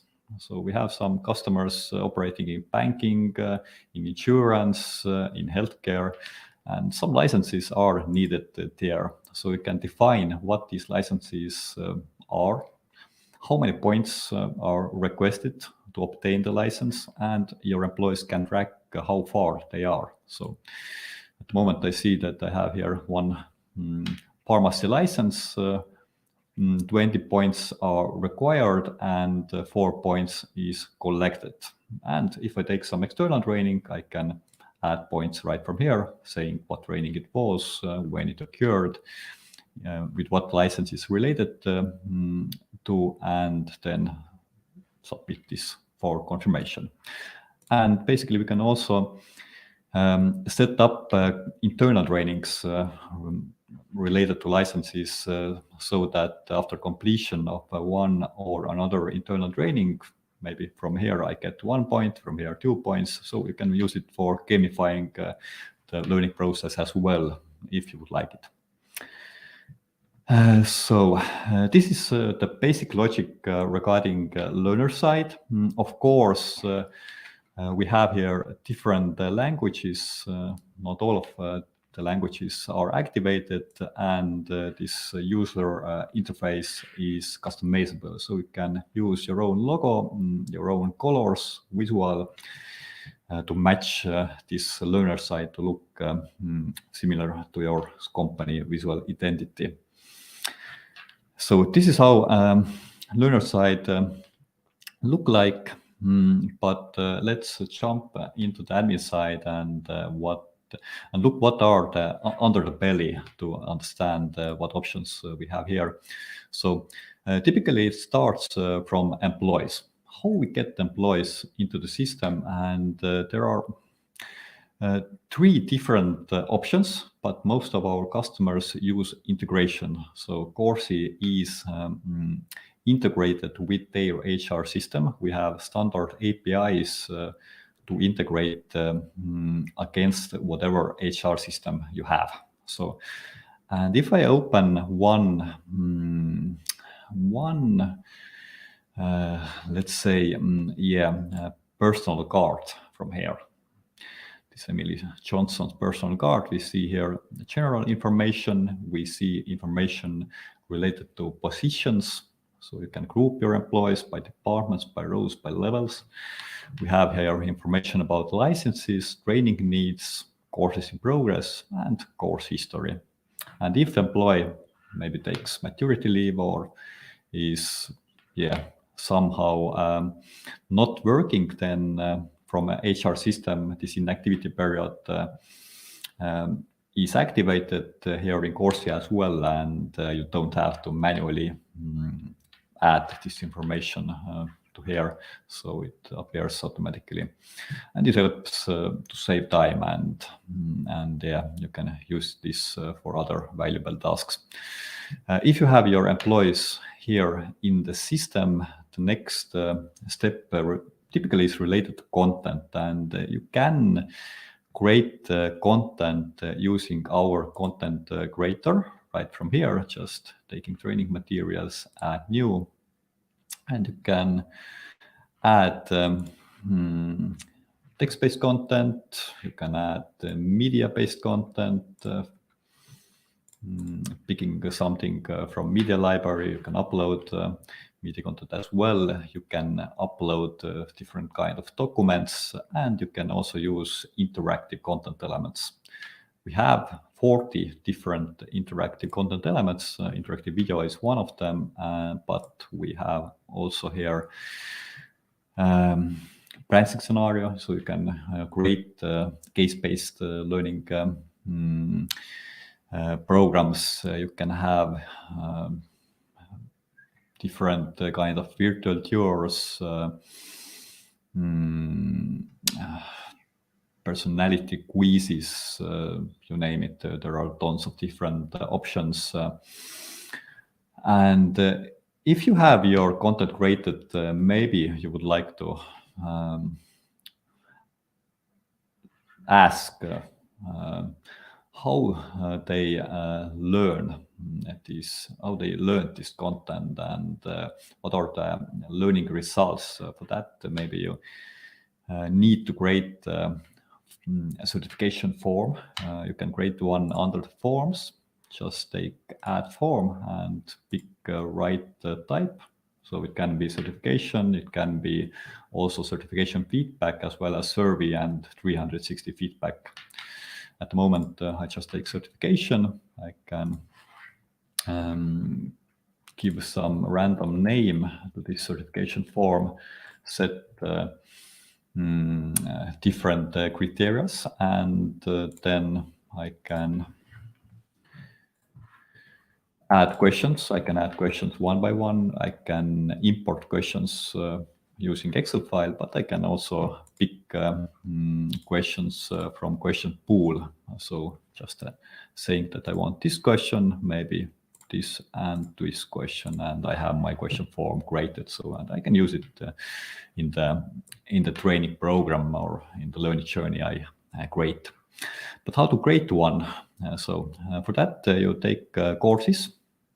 You add a course, but at the moment, let me take one example we already saw from the learner side, this remote work course right from here.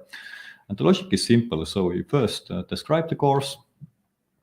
If this is mandatory course, your employees have to take, let's say, each year, then you say it expires in 1 year, and then the system is automatically going to track it, and you see this information on the dashboard.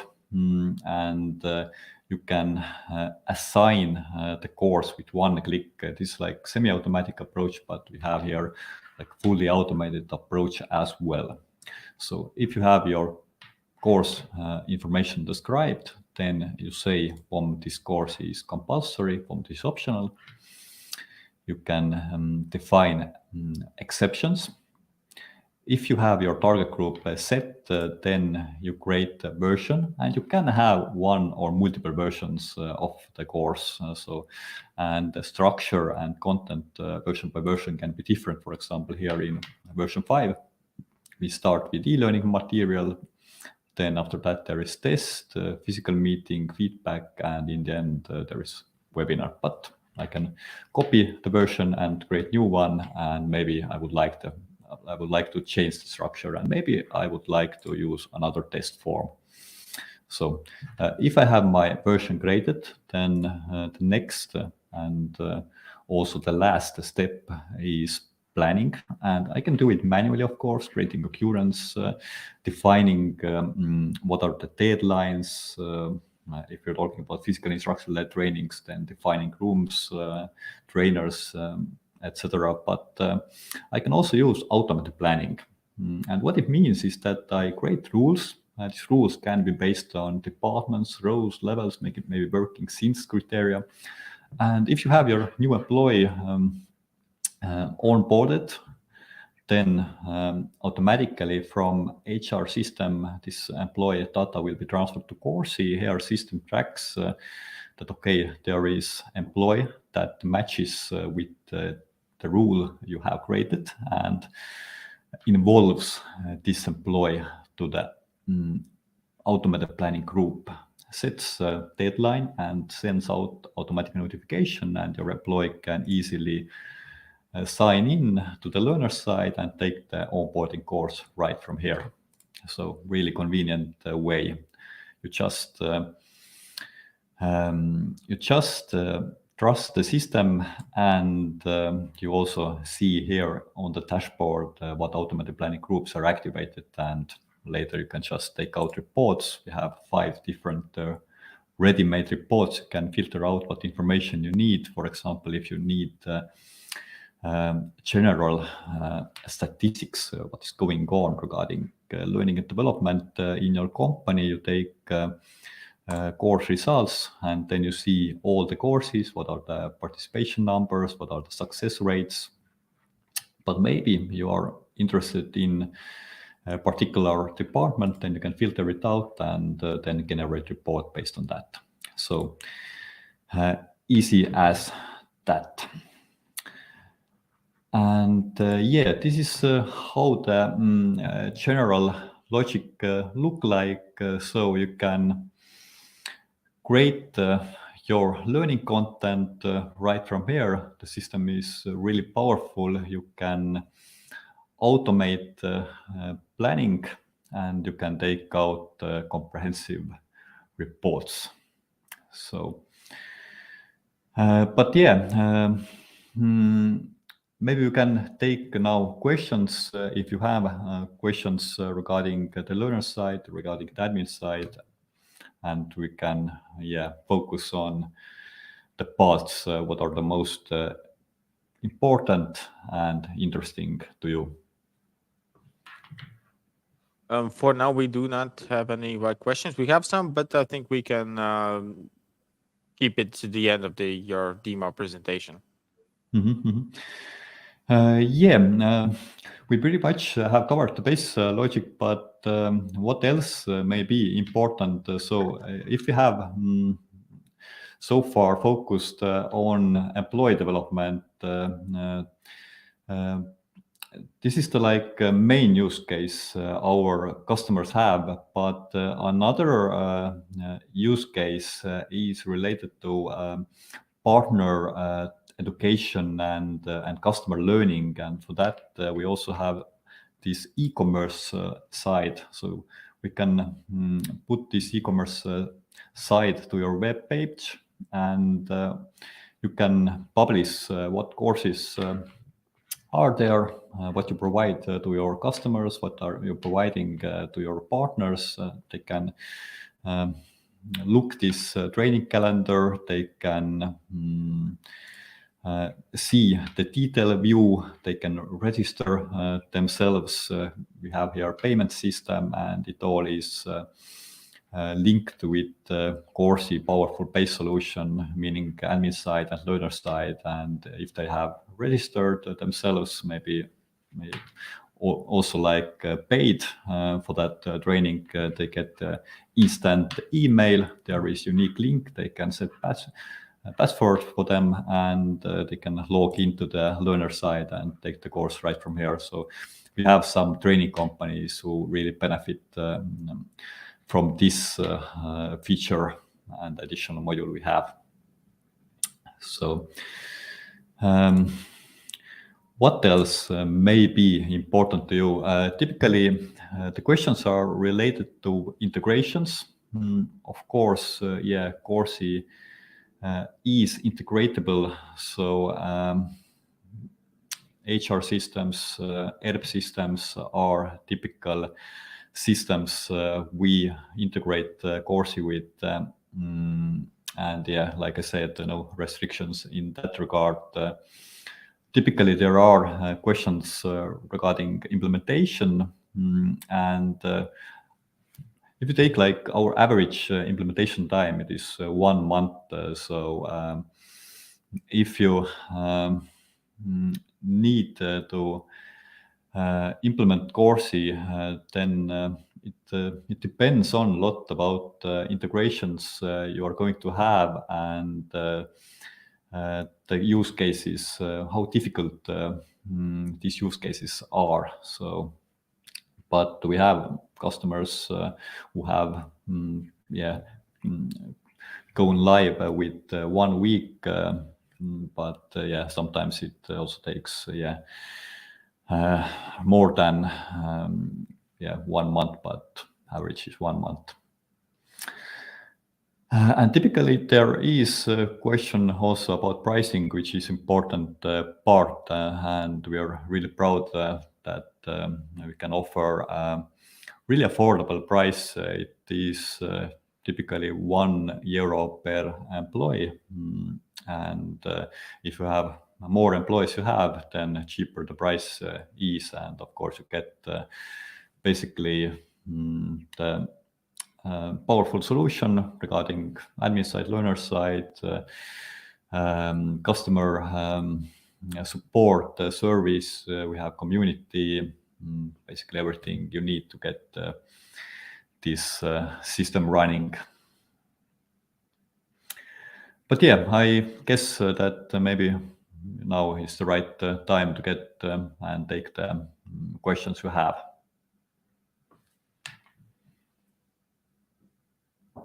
Thank you, Marco, for the presentation on the possibilities on how the Corsi application can help you on training management. We have some questions you already answered for example, the implementation time or the pricing. But my question is from your own experience with your own clients. Maybe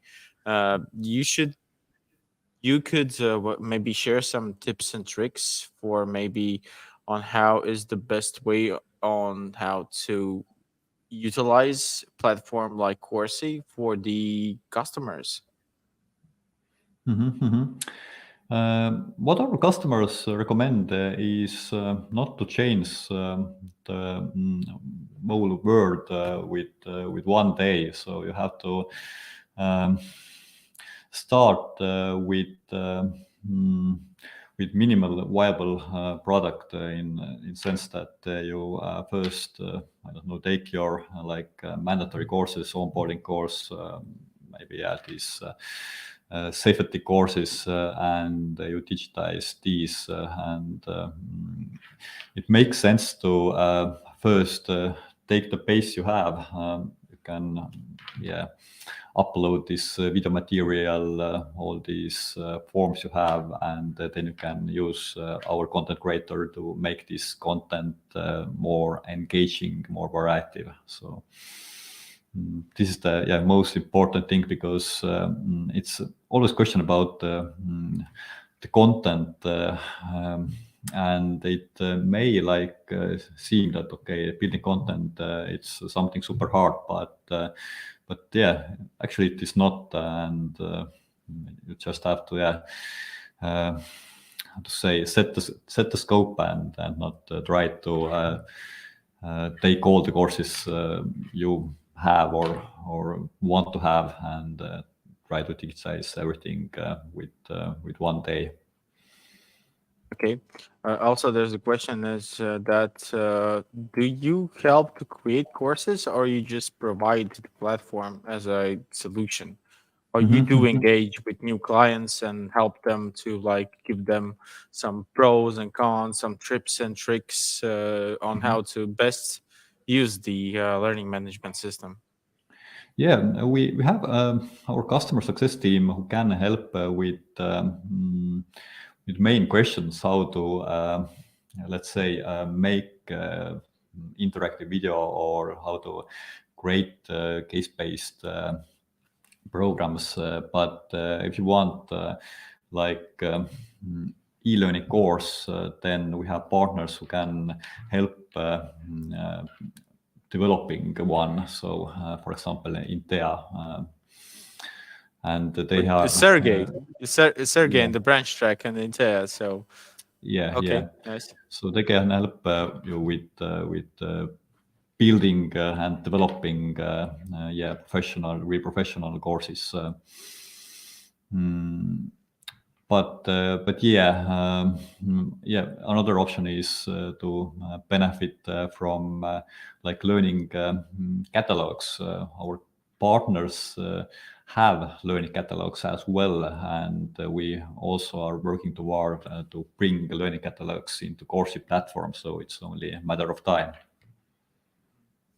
And of course, we saw that you have a various base of clients within the Baltics from different kind of sectors and fields of working.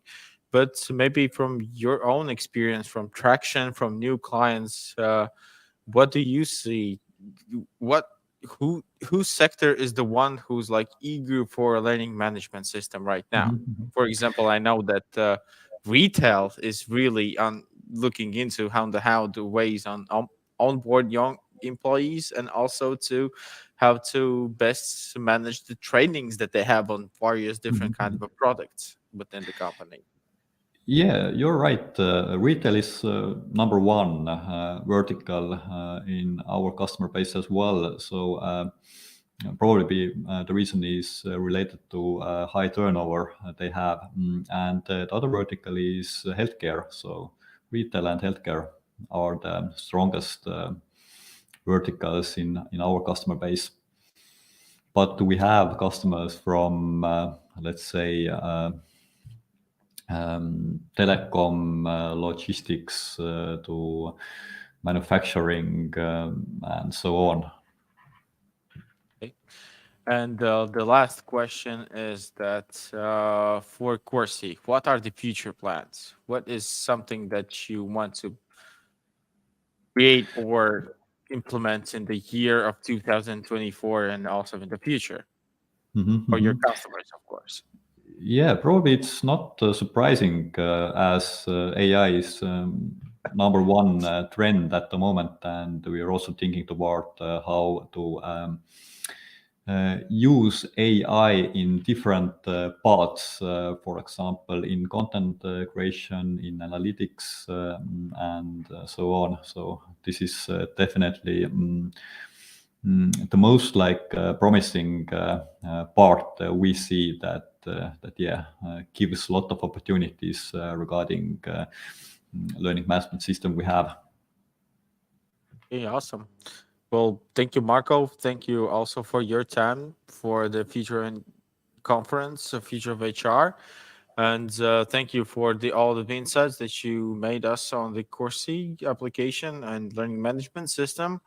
And as always, I encourage for all of our listeners and followers and viewers to contact Marco or your colleague Agu, who was present on our first day of presentations with the panel discussion and the presentation. And I want you to thank again and have a great and wonderful day.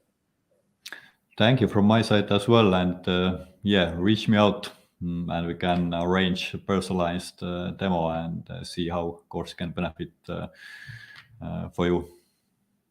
Right. Well, I think that what I've heard from our today's participants is that personalized demos are a lot easier, so you can understand what are the priorities for the company. But to going and showing the system to all of the viewers is a little bit of complicated because there's a lot of different tools that you possess. Yeah, it is. Okay, Marco, thank you once again. And we'll continue our marathon with only 3 demo presentations left for those who are watching us online. But of course, if you're watching the recording of Future of HR conference, then you know that you can have the possibility to skip through or listen to every demo that we have today, but we have 3 left. We now had the opportunity to dive into the possibilities of learning management platform and what can it offer for your organization, especially with automating and making more interactive onboarding processes, and also, of course, to training management, digitalizing training management. So our next speaker is a little bit different solution that can help you right now in the spot or in the future. Of course, mental health is one of the topics that are really prioritized in the couple of years in different kind of organizations, different sizes, and of course different and all across the globe. So I want you to connect with Irmantas Shushkevičius, which is going to join us right now on the main stage. Irmantas, are you here? Yes, you are. Awesome. You're really Yeah. in the building, or is this a background? It's a background. Hi, Irmantas. Actually, I'm not in New York at the moment, so it's just background. So. Oh my God! I think the rent the rent may be really, really expensive for you right now. It's too expensive. Yeah, if it's in Manhattan, so it's the biggest rental cost. So I don't know.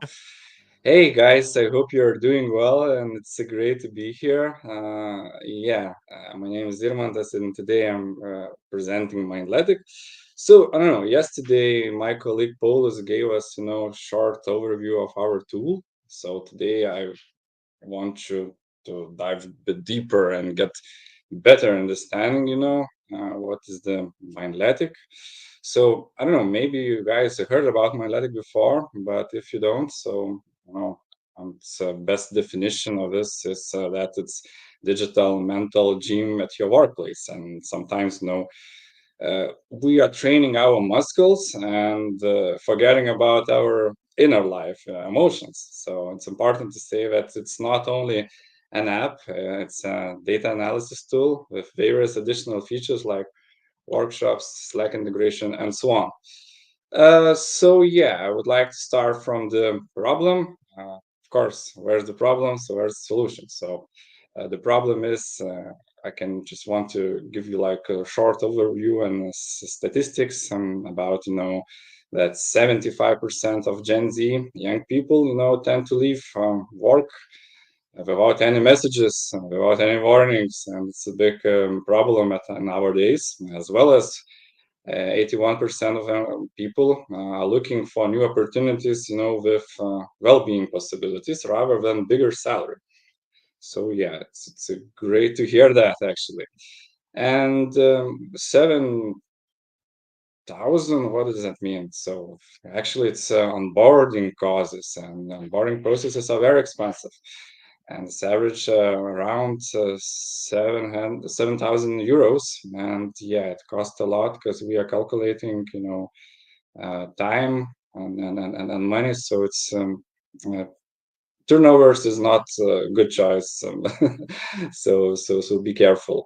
And investing in people's well-being is can be returned 4 times bigger amount. So if we, for instance, investing €1, so we are can expect 4 euros in return.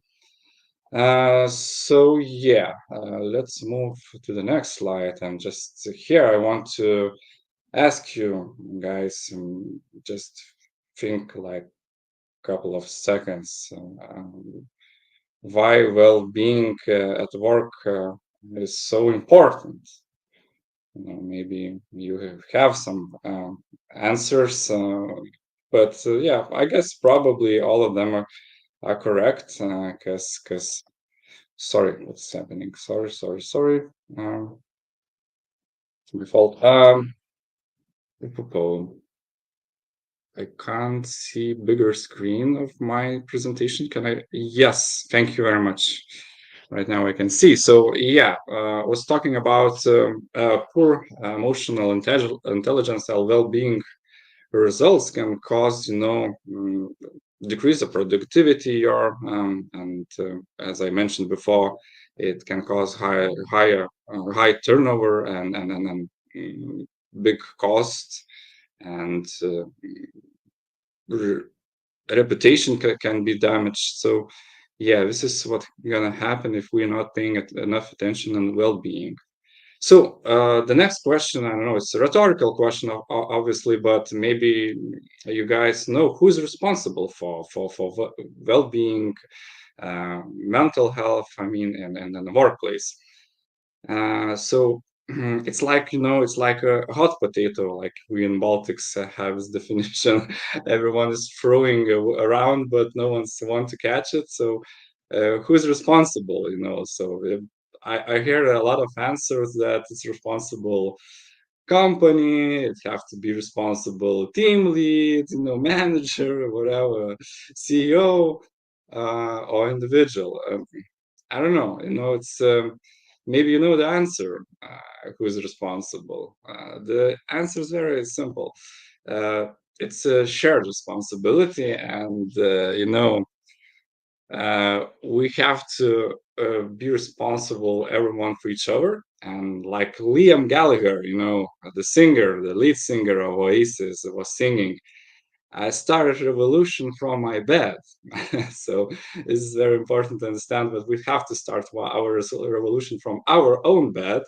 And it's like, puzzle that we are putting all together, all the details. And yeah, and this is kind of the next slides. It's shows like our daily routine in a job environment, in a workplace. And so we are not happy, all the time. We are coming with our problems, with our obstacles, and yeah, and individual level, we are not super happy all the time. And what we can do, how we can help, for instance, John, who's here sitting on the corner and seeking for conflict, but why he's seeking for conflict? What's it's all about, So this is where can Mindletic help John, and Mindletic basically works in 3 levels. It's in the individual level, in the group level, in an organization level, and it's like I mentioned before. It's like in the gym, you're constantly training your emotions, training and tracking, reflecting all the time. This is a very great exercise for understanding your emotions and reflection on yourself by understanding what's happening with me, training your emotional muscles,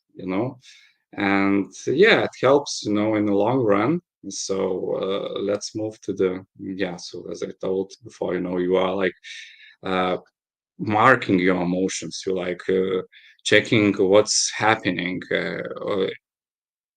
every time, when you're feeling down or great. You have to reflect with your emotions.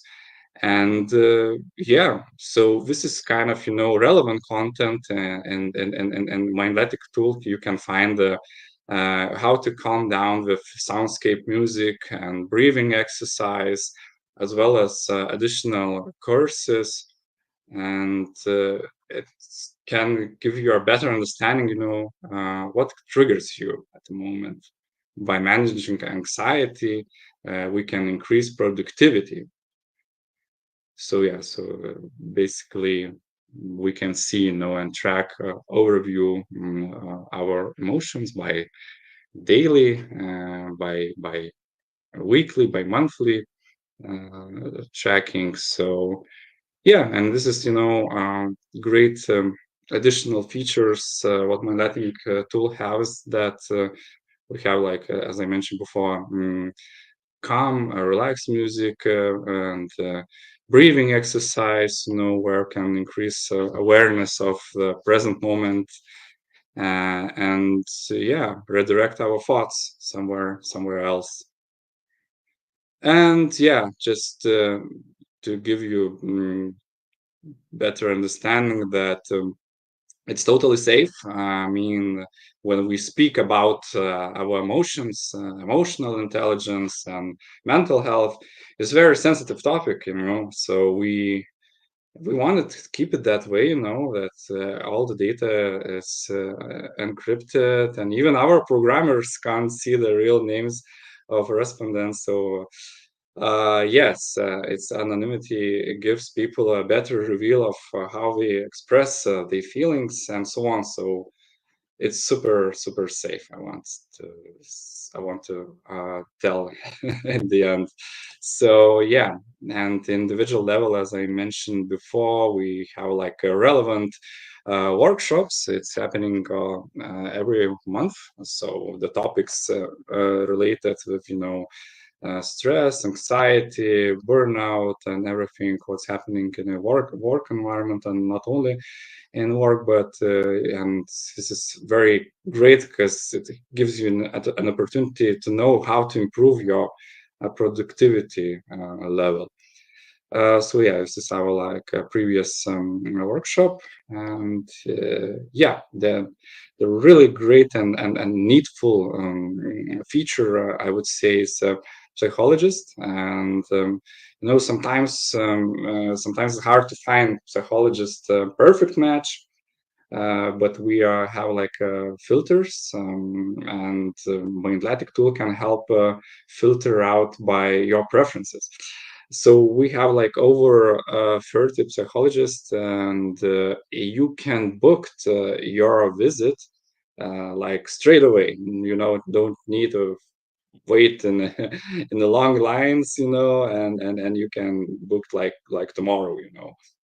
And yeah, as I mentioned, it's very great that you can find the perfect match by your topic, by your interest, by your trouble, and it can save you time, and yeah, it's very needful tool. Yeah, so next, the group level as well, can be found in integrated processes. Some organizations have integrated some activities into the stand-ups and meetings where we are involved in reflection of the past experience. We have buddy system. It's like it's like in the gym. You can go and collect the points whatever. It's like very challenging, and it's like gamification that can be in a group level. So balance team, it's also it's in the group level. It's kind of balanced team through we can connect people in the same environment and facility decision, but those decision topics are chosen based on building intimacy into the team. So it's like team bonding, team building. I would say gamification, because uh, constantly actually we playing in our company balance team. So I really keen on to try next month, and we are like very enthusiastically playing, because I haven't thought that our team is so many.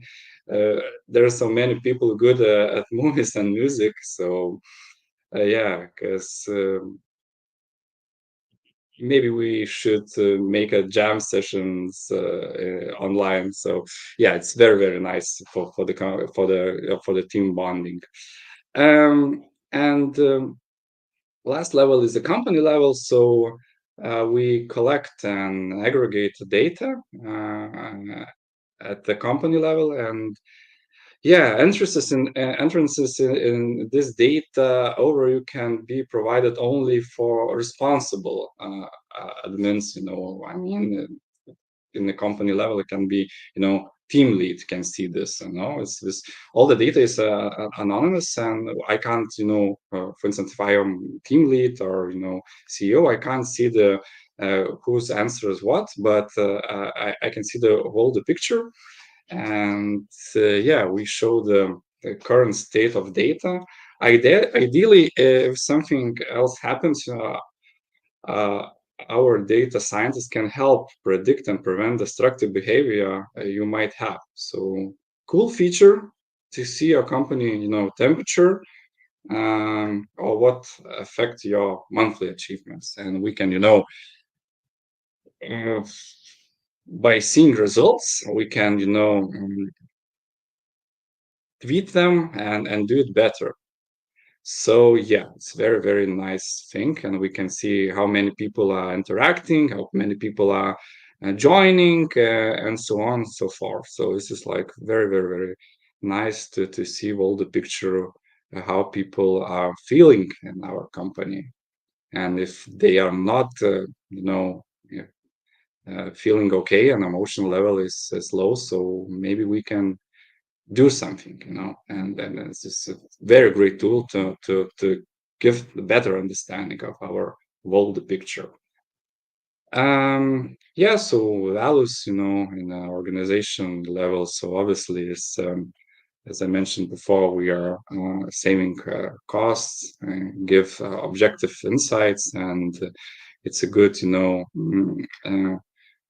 branding for your company, and the biggest value to having an opportunity, I guess, to track your employees' emotions and make reports. See, we can help company and people as individuals to become the stronger. So yeah. And results speaks about themselves. I know that we have a lot of happy customers, so recommendation rate is quite high, pleasantness as well. So of course we are saving managers time, and yeah, and you know that that time is money, and I see that my time is running out, so I'm gonna be on rush. So okay, and this is kind of our clients, our partners. So we are already work with over 90 companies, 90, I mean, big names, big companies, some unicorns. And yeah, probably that's it. Let's connect, and please give me any questions I can answer. Thank you very much. Thank you for your presentation. And one thing that I agree with you is that anonymously, it's better for companies to help their employees in their like mental health and anxiety issues or other burnouts, because I know that in my experience there have been some possible some events that companies encourage their employees to think about their mental health, but do not provide any kind of a solutions or any kind of a like tools to, or just simply just invite a psychotherapist to the office. It's an I'm really agreeing with you. It's an intimate thing that on a daily basis you won't talk to anyone if anyone sees on these kind of an issues. So one question that we have in this conference is that the data, of course, is the future, and it helps us to understand the whole picture. But is the data like updated in your application in the real time? Is it on a delay, or it depends on also your employees and all the professionals that are involved?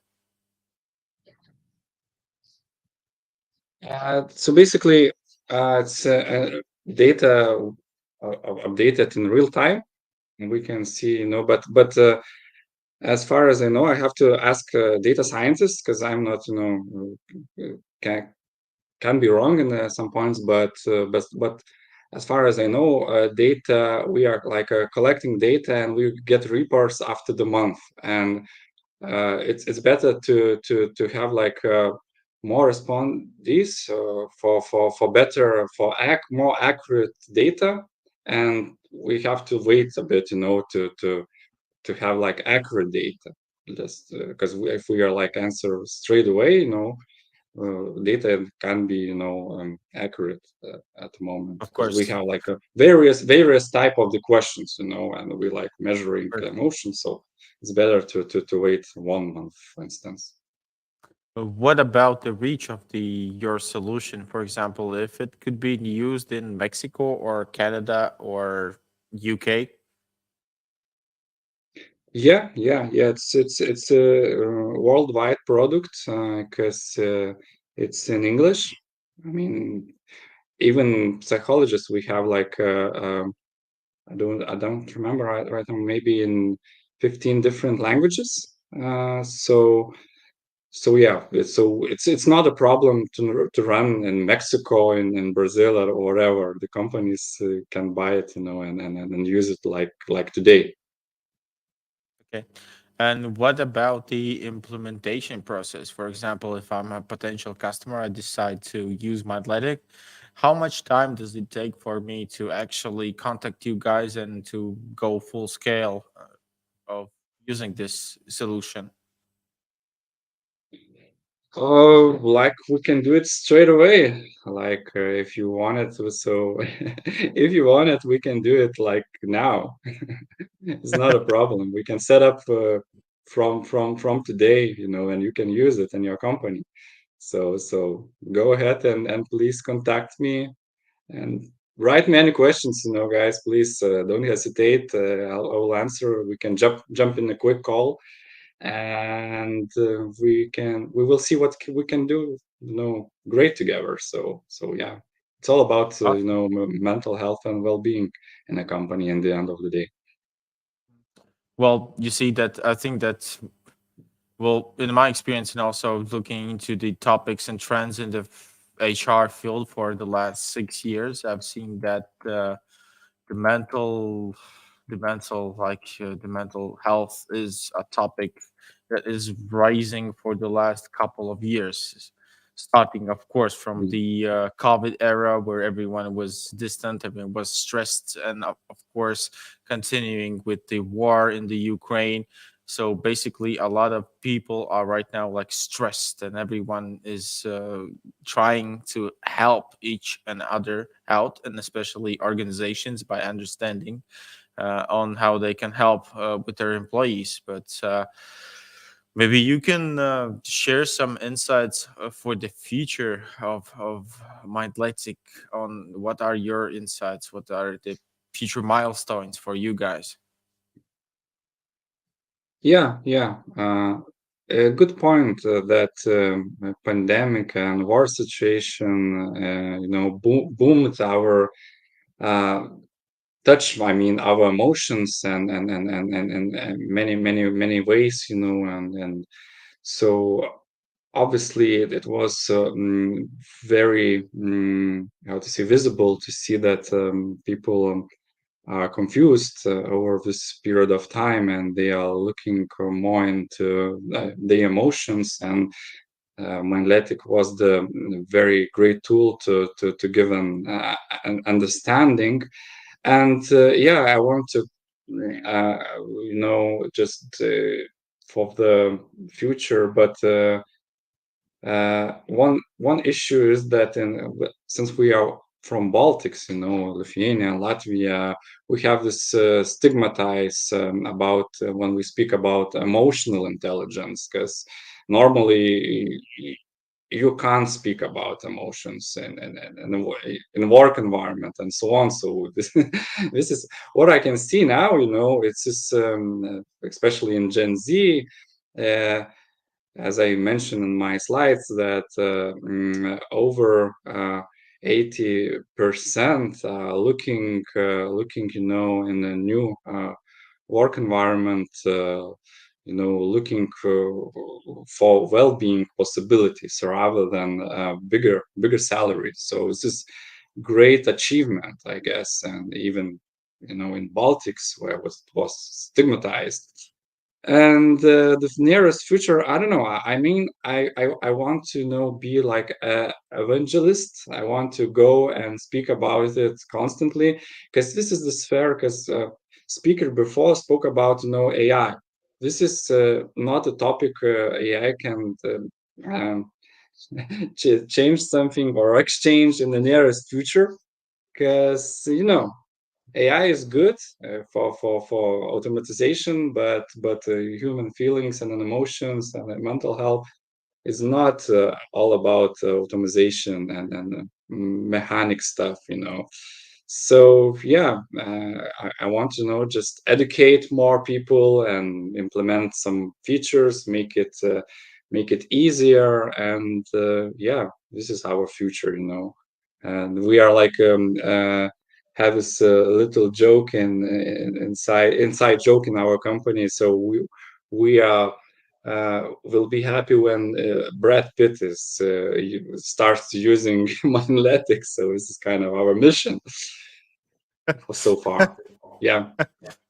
Okay, awesome. Well, thank you very much, Imantas, for your time in today's presentation and the demo for the Future of HR second day.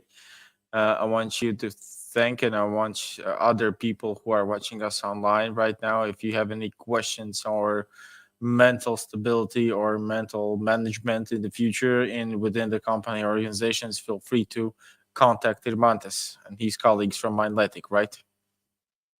Right. Thanks. It was a pleasure, and thanks for having me. So thank you. See you guys. Well, thanks once again to Irmantas. We have only 2 presentations left for today's marathon. For those who are watching us all the day through, kudos to you guys, but who are watching us on the recording side of point, then remember that you have the opportunity to contact each and one of our today's speakers individually via LinkedIn or the contacts that would be provided in our videos or in the name cards of our speakers. But we will follow through our next presentation. We already today talked about some flexible benefits, some possibilities for the companies to give to the employees their best engagement and motivational tools by choosing for employees to choosing which ones are the most motivating for them. But right now, I think that we have already our next speaker, Jozas Saigunas from MELP, into our green room. And we can, yes, we can connect you with you right now. And yes, we can see you. Awesome. Hi, Jozas. Hi, guys. Hello. Nice to meet everyone. Labdien. Awesome. Labas dienas. Sveiki. Hello. Labas dienas. Hello to you too. I don't know, you know which countries. I don't know which countries are attending. I didn't see people attendees. So hello, everyone. Labdien. I don't know what. Okay, so the stage is yours. You have 30 minutes, and I'll pop up back with some questions for you. So have a great demo presentation. Sure. So let me jump directly. Guys, to mobile app. I am Jozas, Joseph, JC, Jose, whatever you will call me. So I'm one of the co-founder of MELP, responsible for sales globally. So today we'll be showing for you a demo for our mobile app. I will not show any kind of presentation or this material stuff prepared in PowerPoint. So I will show the product, what we created. So hope you enjoy it, and definitely I will be waiting for the questions. I know being one of the last presentation speaker, it's not maybe so good for you as you're all tired, but I hope you will enjoy. So we build the product before switching to the presentation to mobile app. Just quickly show, say that we build the product for benefits management, communication, employees engagement, and it consists from 2 parts. One part is mobile app or mobile application that is seen for all employees, and another part will be already a web-based platform for HR managers to administrate all stuff and so on. So I will see in time. So if I will manage to show both mobile app and application. So give me a second. I'll share the screen and let's dive into it. Okay, wait a minute.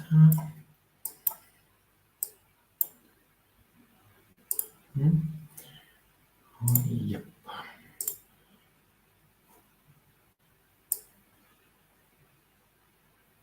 Yes, so now you should see my screen. So we are in mobile app for all employees. Mobile app has 22 different languages. So it means all employees from your companies, foreign employees, or anyone could select their own language. So yeah, this is what we see, different type of languages. So now we are in English one. So let's begin. So all employees will see their benefits in one place. So this is demo account. So we filled huge number of different type of benefits, I don't know, insurance, learning, partners discount, or all general welfare.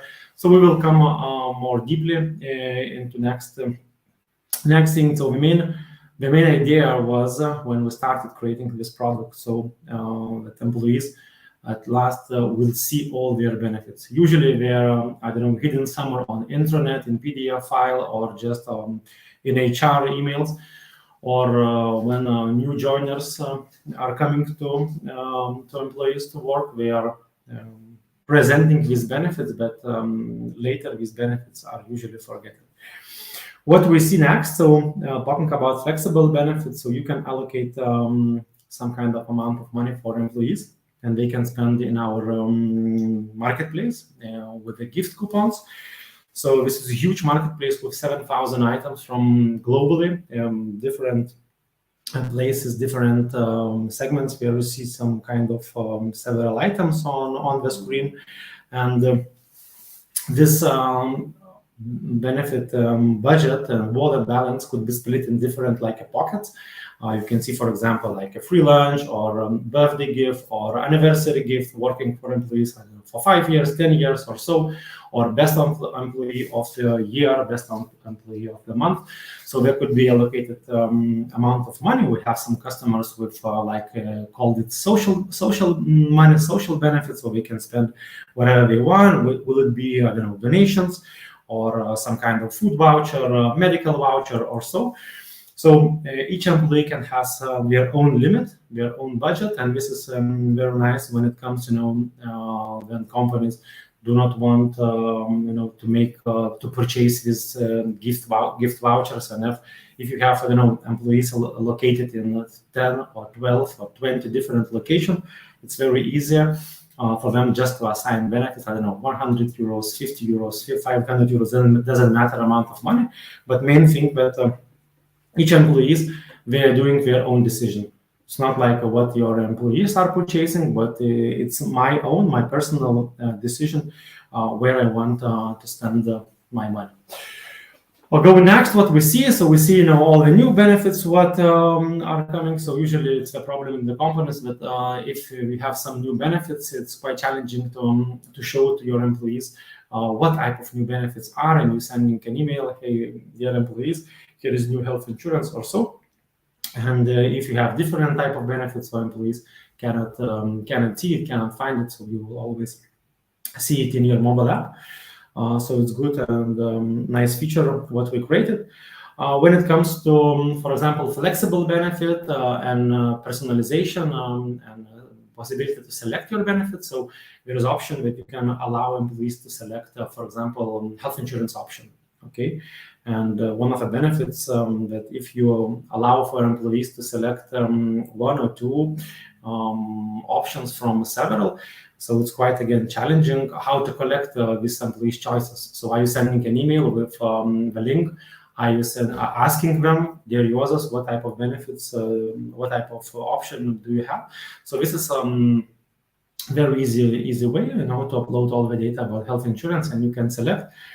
There is a good practice, what we see in the market, that sometimes even you can offer, for example, health insurance, pension plan, or free limited marketplace, and this marketplace in eShop, so employees can decide, do I want this year health insurance or no, or do I want, I don't know, the premium to pension scheme or so. So this is also for employees and for employers good to understand and to find the rightest benefit what they want. When it comes to surveys, usually what we see from customers and potential customers, I usually ask, what's the number of your engagement when you ask something from your employees? How actively they respond to you? Oh yeah, they are answering just 20% of our surveys. So when you're receiving push notification to your mobile app, it's really easy to ask any type of questions. Will it be anonymously or no, with several answers possibility, or just open questions. So your employees can do this right away. I don't know, during a break or just being in taxi and so not driving. Last year we had really huge success, and what's happening in the market with this recognition, kudos, and I see very popular, what's happening in the market. So everyone wants to say, even this Gen Z, everyone wants to be liked, and each task, my job should be recognized. So when it comes to to a little bit older times, what we had during the Christmas time, the CEO announced 5 recognized people, I don't know, for sales, for managing or so. But it's all the whole times. Now what's happening every time I want to be recognized, if I made something, I'm telling, hey, thank you, Agnes, thank you, John, or so. And this is really cool when you can see all this flow in your mobile app, who gave these kudos, thank you, hearts, or so, you name it. And it's really easy to set up in our mobile app. Usually companies are doing it connected with their values, with their behavior every day, what's happening in your company. And if you want to give some kudos, for example, to your colleague, or so, you just need to select for what you would like to give. Okay, for example, for responsibility, for teamwork, or I don't know, just to say thanks. And we see that just our clients, not just signing in, connecting, just to give kudos. They usually tell something, and this is important. We made that you should tell something and write some kind of comment. Thank you, Barry, for your leadership, or so. Just adding picture or GIF and so. So sometimes many people want just to solve the problems, but still sometimes just being fun and having gamification tool, it's also increase employees engagement. And again, there are 2 types of what's happening with these kudos. Usually you can say kudos even on LinkedIn or so, or write an email or on whiteboard or on Teams. But people once they want reward, and we created this reward as well. So how can be done? One thing is that you could just convert these virtual points to your merch. For example, company items, I don't know, the cup or the pencil, or free lunch, or a free day additional lunch with manager, or for donation, without any extra expenses, apart expenses for this merch. But what I see from our existing customers, usually they convert these virtual points to real money. For example, I don't know, 100 kudos, it converts to €1. And employees are collecting them, and again, they can spend it on our marketplace, and it's really cool. They will see, this remaining budget. For example, here you see on the screen, €16.90. 90 cents. So again, this is my collected kudos. So I can I don't know, spend it on food coupon and so. So this is how it's happening, and everything we see in one place. We're still in the same mobile app. When it comes to benefits management, and again, this was the main idea of our business when we're starting, about benefits management, to help HR managers to show the value of the benefits for employees. And now we developed, with more different features. So again, as mentioned, health insurance selection. Now we add some new features like my favorite benefits, so I can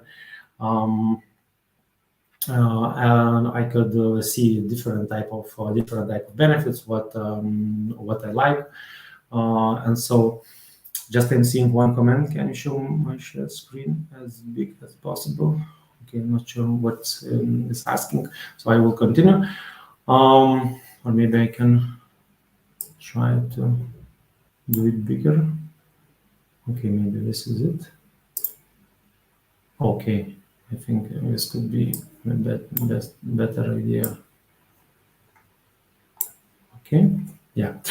So yeah, talking about what you can see, you will see all type of benefits in one place, and it ready, prepared with all necessary information about these benefits. It could be done, in different languages. We have integration with Google Translate, so employees, if they will not read in English language or other language, you can translate it automatically. Again, we have several categories, 9 different categories, like insurance, perks, general welfare, healthcare, and additional ones. So usually we recommend for all companies to add all type of benefits. Doesn't matter, will it be financial, non-financial benefit, like is soft or hard benefits, but still it's important for employees to see all benefits. What happening with the companies, when I usually ask how many benefits do you have? Oh, we have just 2, health insurance and I don't know, one more thing, and bonuses. But when we ask all companies, or we are giving a list of benefits and can you mark, so usually these companies mark, I don't know, 7, 15 or even 20 different benefits. They just, oh yeah, now we have this or that.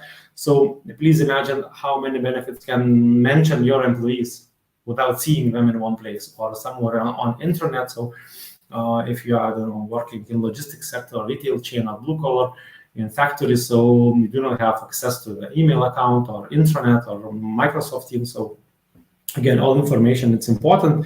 What's happening in my company? What do I have? For example, here is this example of vaccination and so on. Talking about learning, so it's one of the most popular benefits that usually almost all companies has. So how do you communicate about learning? Do you have online or some others? Additional time off, it's one of them. Again, benefits that usually most companies has. What's the situation? Can you allow to book holidays online or no? Your vacation and partner discount. So we work globally with vendors who can give discounts for our users. At the moment, we have more than 22,000 users in 16 different countries. So we have 6 countries where we have most customers, and with maybe those countries where not so many customers yet. So we're developing this partners chain, so you can see different type of clinics, retail chains or so, where your employees can have different discounts. If you have your own discounts that you agreed with, I don't know, coffee shops, sport club, and so on, you can add here. So you do not need to hide it somewhere on intranet or just having an administrator email account. So usually what's happening, what we see in the market. When it comes to another very big one feature that large organizations are using, even those who do not have, for example, all employees' email account, and they are facing with a problem with the communication. So we have a solution, direct messaging, direct communication to employees' mobile app via push notifications. So you can do this communication right away to their mobile phones, mobile accounts, And what's happening, you can do a different type of communication. If you have employees working in 16 different countries, you can do communication in these countries. You can, send messages to top management, messages to, production line or logistics sector or so. So this is very important when it comes to when you want to reach employees. Employees can have possibility to react to these messages. Here you can add the pictures, files, external links, for example, to videos or where we need to fill something or so. Many different attachments could be added in different files. So again, important message, important thing for communication. For those employers who cannot reach all employees, we are as a solution. Because usually one of the main questions is what is the percentage that you are reaching employees directly? I don't know, is it 100%? Is it 50%? Is it 40% or so? And what type of engagement number you want to reach? So this is important part, and most what we see our customers, communication managers, marketing managers are joining together with HR managers, just to navigate this this feature and to write and sending these messages. When it comes to filtering, so employees can, if you have a lot of different messages, so you can even filter it for the topic we would like to read mostly. And the next important part that this communication should be not just the one way, just for from employer to employees, but this could be vice versa. So employees can send a message to you, and they can do it with their name and surname, or they can do it anonymously. So also it's important part when it comes about transparency or the culture. So what it is in your company, and our employees, are really ready to. They feel free to say to you, some feedback, or it's better for them to write. And we see that they are writing a lot of, starting from very small things, stuff, personal things, about the clothes or environment they need in their work, or just giving some advices or so, or recommendation for the company. So again, you have a communication channel directly to your employees. So this is from mobile app perspective. Maybe I still have a time to show you where all this happening in the platform way. Just to be sure, do I have a time? Can you mention who is leading this meeting? Yeah, we have plenty of time. We have like 10 to 15 minutes for you. Great. So let's do it. Let's do it in 5 minutes, and I would be happy, to have questions and answers. Okay. So 1 second, please. Where is my?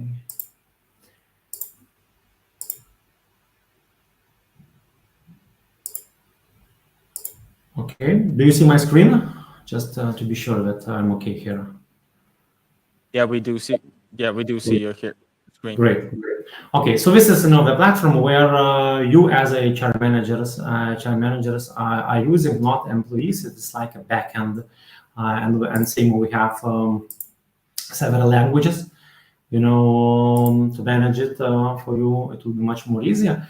So going through, so okay, you have all benefits in one place. So this what I showed, this was like a front end, all these benefits. And you are setting it from here. We created different type of templates. So it's really what they see the good feedback from our existing customers, that we are helping, with this library of different type of benefits that we created for you. So it's not that we are selling it. We could, but still it's ideas for you. What type of benefits could be added to your company if you would like, or if you are lack of idea. And what we see, most technology companies without huge experience, we hiring a lot of people, and we don't have standard benefits packages, so on. So our platform, our system helps, even this idea sometimes without huge budget you need, but you can find it in our platform. When you will have employees, all employees could be uploaded one by one by Excel file, or to do this the integration. So very quickly I will show the integrations. We have already 10 integrations, some international companies, some local ones, but it doesn't matter. Actually, we can integrate actually at the moment with any kind of system where your employees' data are. So that means you do not need to upload every time someone left the company or joined the company to add manually. This could be done manually as well, as we have possibility, to add employees, but still it's better at the moment, to have this integration. Important part when you work globally, for example, and you have different entities in different countries, you can have access directly to all your grouping, all mapping in all the countries. For example, you have 10 different locations, and you are head of HR, and you would like to see all what's happening, I don't know, in Argentina, in Poland, or in UK or US, what type of benefits are in these countries. So it's really easy to navigate. So you can set up benefits via groups, via personal employees.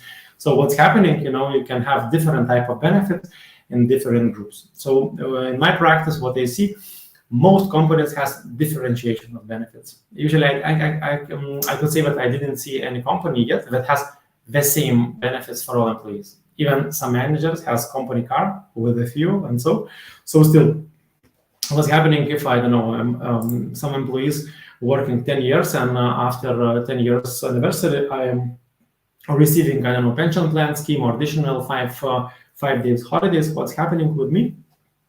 I'm automatically assigned to this group, and you as HR manager do not need to remember with users. I need to assign some benefits to users. So this helps a lot. Many different automatization processes like probation period and so is set up in our platform, so it's really easy to navigate and do this administration. After benefits, it's communication. So usually a lot of we're talking about engagement and do you track it? Do you track it? When you're sending an email, do you calculate how many of them read this email? So our platform and mobile app allows you to know how many people receive message, how many people saw message. That means open message. So it's important for you when it comes to this question. So do we reach all employees? And again, when you work globally, you can set up messaging directly to all different countries, different employees groups. So it's really easy. As a one more time, that communication department usually joins this administration part. So having it more strong. Okay, survey module. So all these surveys, what you are filling, employees are filling in mobile app, you will see all the data here. Again, all attendants responded, or so you will see in one place. This feedback inbox, all you will collect here. Will it be anonymous, so by name and surname, even with the pictures if you want. Some employers are using near the lean with their Kaizen suggestions. Employee recognition. So I'm showing this setup mechanism, but it's really important for ideas. Everything could be manageable and changeable here. So when it comes to, for example, values or this behavior, what you would want to achieve.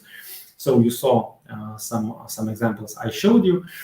How many these virtual points you can give to your employees. And again, important, I think, message when it comes to HR data.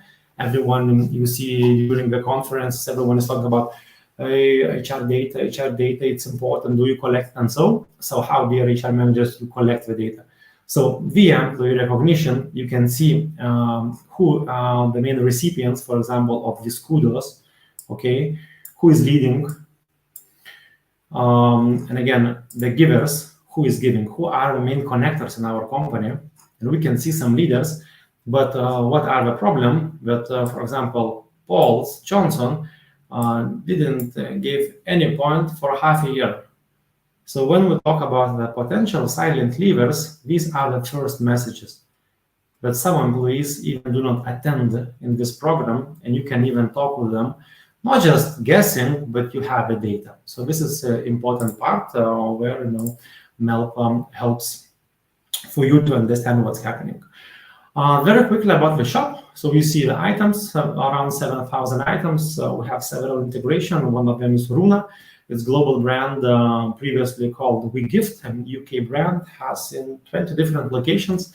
We have several local, like Lithuania, Latvia, Polish market, Gera Dovana, Liliska Dovana, super presente with this brand, but we have different categories, different countries where can you select with different shop item categories. Also important part, maybe you can allocate just a limit for fitness and wellness according to your taxation, for example, situation in the country, as we see different type of taxation. What companies really do like one invoice.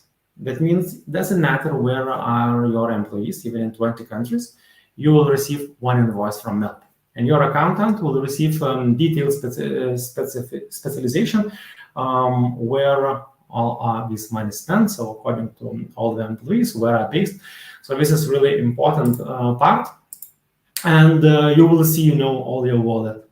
What type of budget is allocated, how much money is spent, total balance. So this is important part when it comes to budgeting and all the details information, what really employers and accountants together with HR managers really like. The last thing is analytics. So how much money do you spend on benefits? Usually for HR managers, it takes from 1 to 3 days to collect all this data. But if I will ask to collect this data from all the countries, so it will take more, because you will need to talk to your accountant, so you can see very quickly from our platform.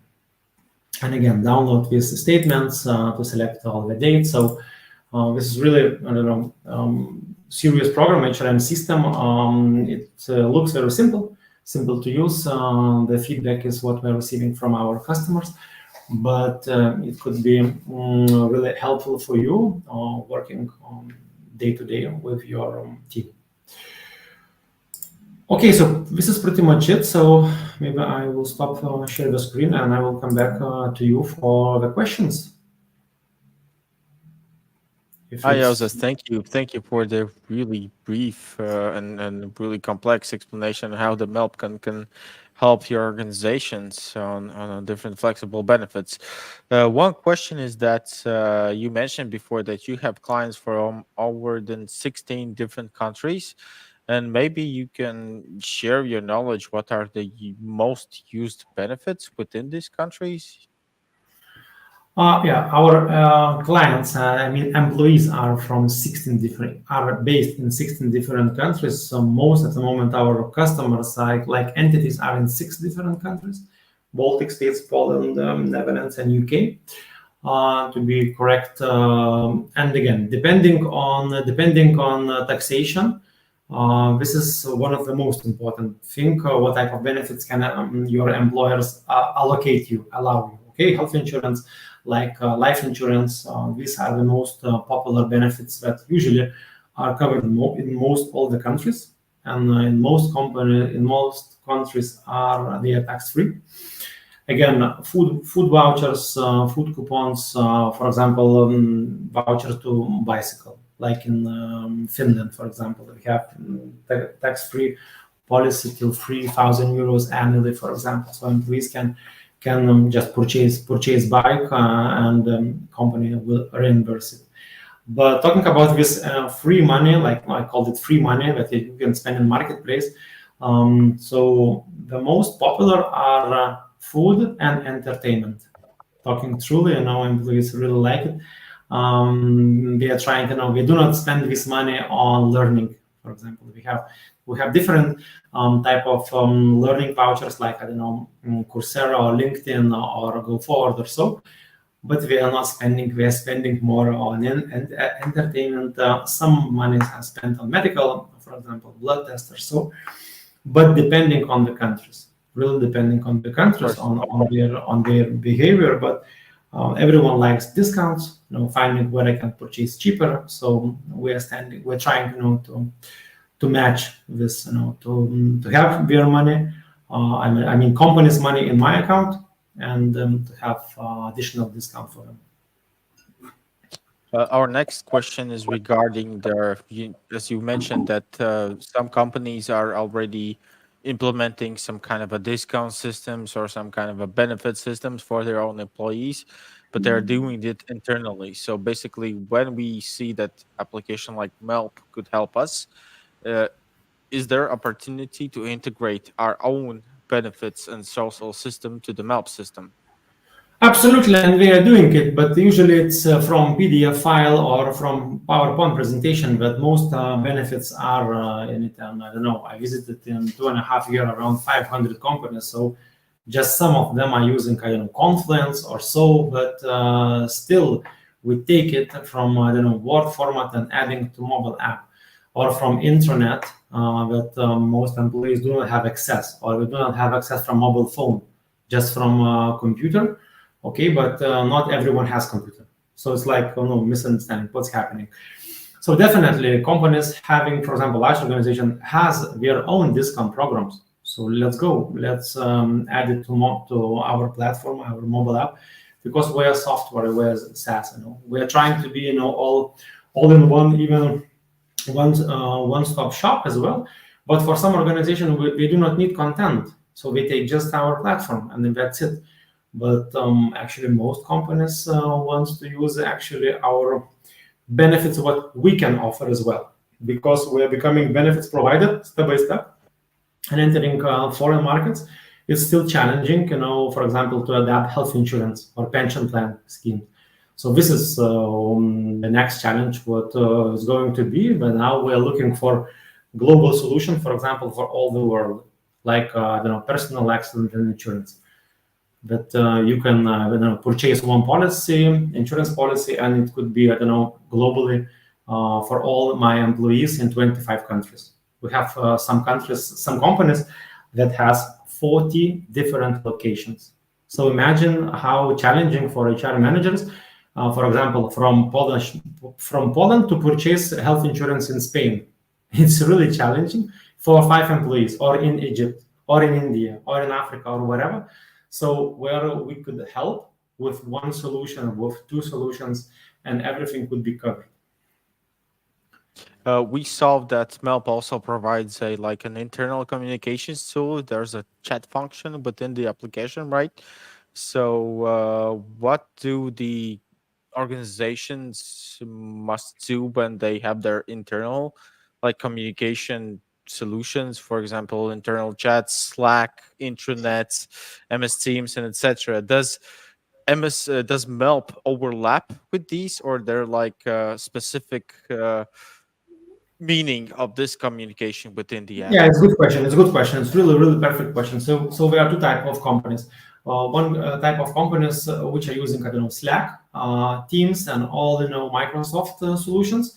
So then we recommend to do communication via Melp, just very small part of communication, not just like sending hundreds of emails per day, but just when it comes to me, like an employee. Do we have new discount, new parties coming? We will change fruits from candies, or something happening what's related with me, not a company. This is my recommendation for those companies who has many different type of communications, because if they will switch off notifications, you will lose it. The next part, the companies which cannot access all the employees, it's the primary and the main channel of communication, where they can send even 3 or 2 messages daily. We have these customers now, for example, retail chain with 5,000 employees, they're sending from 2 to 3 messages, because it's a lot of things happening inside the company. So mainly the answer is this. I am trying to offer companies not overlap all the communication, but to do in a small portion. Okay, and the last question is, of course, about the implementation time. That's why I think that the standard question in these demos that, hey, how much time does it actually the faster project was in 7 days, the faster one. This is the companies till 100 employees. When it comes to 1,000 employees plus, depending on how fast works HR manager, this is all the team inside the company, because we work very fast. It could take from 3 weeks till 1.5 months. Because not just adding all information into the platform or setuping, it could take just 2 or 3 days. But most companies are not ready, because they do not have all the benefits in one place. So first question, we're giving forms. Dear HR managers, please fill this form with your benefits. How do you assign this benefit? Do we receive, everyone receive the same or so? But the average is, if it's a large organization, about 1 month. If it's smaller, smaller at the moment for us, it's still 500 employees, it could take 2 weeks, to implement, to launch. And we are together with companies, we are preparing from 3 to 6 month onboarding plan. That means all the steps should be done to have a success. And success, so we, like co-founders and all our team, expect that the company's employees will be using mobile app. This monthly active users will be 85% monthly. So at the moment we have 72% from all our users. It's still good result, but it's not the good as we want, and our goal is to reach. Some customers has 97% of usage, so that means all employees are using daily. They're using with communication, recognition, they're saying kudos, they purchase vouchers, so it's like a daily app not like a Facebook or Instagram yet, but I hope that one day it will be, without it, we cannot live every day. I believe. Okay, thank you, Joses, with your Oh, thanks, presentation guys. and questions from our with the answers to our questions. I want to thank you and wish you a great and productive end of the day. So You if too. I hope you're anyone not has so any tired. questions, I hope you're not tired so this today. So bye everyone. It was really a pleasure. So contact on LinkedIn or so we'll be happy to meet you. Bye. super, thank you, Joses. Bye. Thanks for joining us today.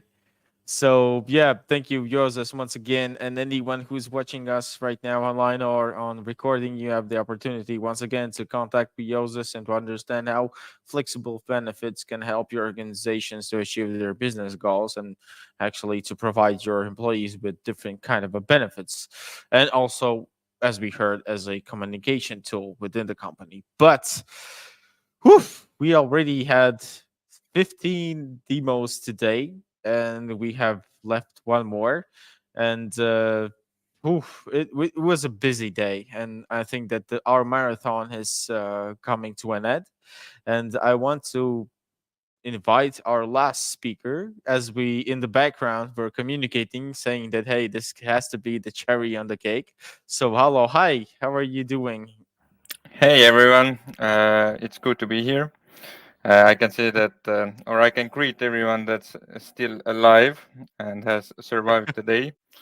And others, you can, of course, rewatch everything if you're bored. So, Of yeah. course.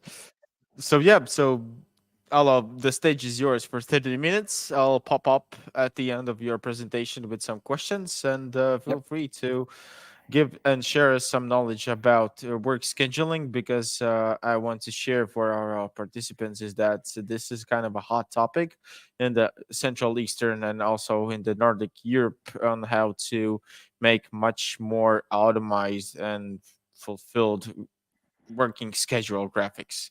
So, Alo, the stage is yours, and be right back with you. Yep. So, as you can see, yep, at the moment you have a wrong screen. Just a second. Going to share my screen again. Yep. Can you bring it up? Yeah, thank you. I will demonstrate the ecosystem of Staff Logic. So Staff Logic is basically made for large companies or corporations, and we usually sit in between the core HR systems and the payroll systems. So the main problem is that every core HR or payroll system, they're usually in together. They have everything that's related with HR, but they're really lacking regarding the planning the employees. So that's where we are jumping in. So basically, I can say that Staff Logic is most professional scheduling software in Baltic states. And what we do is that we usually integrate with the core HR and with payroll systems, which means that you don't have to enter any manually employees information into Staff Logic. It will be all coming from HR system itself. Staff Logic has like two sides. It has the back office, and then it has the self-service one. For back office, it's mainly like desktop application. Yeah. For some reason, my screen doesn't want to cooperate. Just a second. Okay, let's do like this. Yeah. Oh, good. So for back office, we have a desktop application, which is for Windows one, so it doesn't work on Apple's. And for employees, we have the self-service one, where employees can see their data schedules or department schedules, their vacation residues, and etc. So I'm going to start with Staff Logic back office application. So mainly we have planning, employees, settings, documentation, integration, reports, administration, modules. I'm going to go and step through it because it takes time. As I understand, I have 30 minutes, so I'm trying to be fast and I will not cover everything. So I'm starting with employees. In employees, you can find the employees, teams, applications, absences, limitations, vacation balances, training, planned training, health check, reservations, and sites. Under the employees, you can find the employee list. At the moment, I have filtered out the Latvian one. You can also filter the root one, depends what kind of data you want. All the list views that StaffLogic has are having the same layout, which means that you might have the columns. If you want to drag some columns here, you can drag them here, you can take them off. So basically you can set the layout the way that you want. Then you can save the layout if you have finalized everything that suits with your needs. And the best thing is that you can always take the print preview and you can always take export to Excel, which means that you can always take all our list views into Excel and work with it if you need it. Under the employees, we have covered a lot of HR stuff. So if I'm going to open the employee detail view, then you can find a lot of tabs here. These are the main tabs that are in standard StaffLogic solutions, but most of the clients have some custom-made tabs also included in here. In the main info, you can find basically all the main info that's related with employees, which means the employee name, last name, some contact info, and the main thing in this main info is the employee skills. The employee skills are mainly for manufacturers who want to schedule their employees by the skill or competences. Under the contract view, you can find everything that's related with contracts. You can find the contract itself, contract suspensions. You can edit or add new contract, and every contract has the contract versions, which means that you can create a new version if employee, for example, changes its organization or department, or if the workload is changed or the position. Under the teams, you can choose the teams where the employee belongs. One employee can belong into multiple teams. The team has a lot of namings in StaffLogic, but mainly in manufacturers, we are relating the team with the production line. So it's easier to schedule one production line. But yeah, in here you can add or remove the teams. Under the limitations, we are handling everything that are basically a schedule entry that's not reducing or giving any work hours or reducing the normal hours. So basically you can add, for example, someone who is always in studies on Fridays, for example, or you know that someone has all the Fridays off, so you can add this kind of information in StaffLogic. Into additional info, you can add the handicap information or the children information. Also, you can add the personal identification documents. These are used if you have foreign employees that have the permit or something like that. Under the absences, you can see all the absences that are related with the employee all through the life cycle of in this organization. Under the resume, it's a bit like it has let's say it's a bit customized because you can enter different kind of information. We have seen clients who are, for example, holding information that what kind of organization assets the employee has, for example, like work clothes or laptops or whatsoever. So you can hold this information under the resume.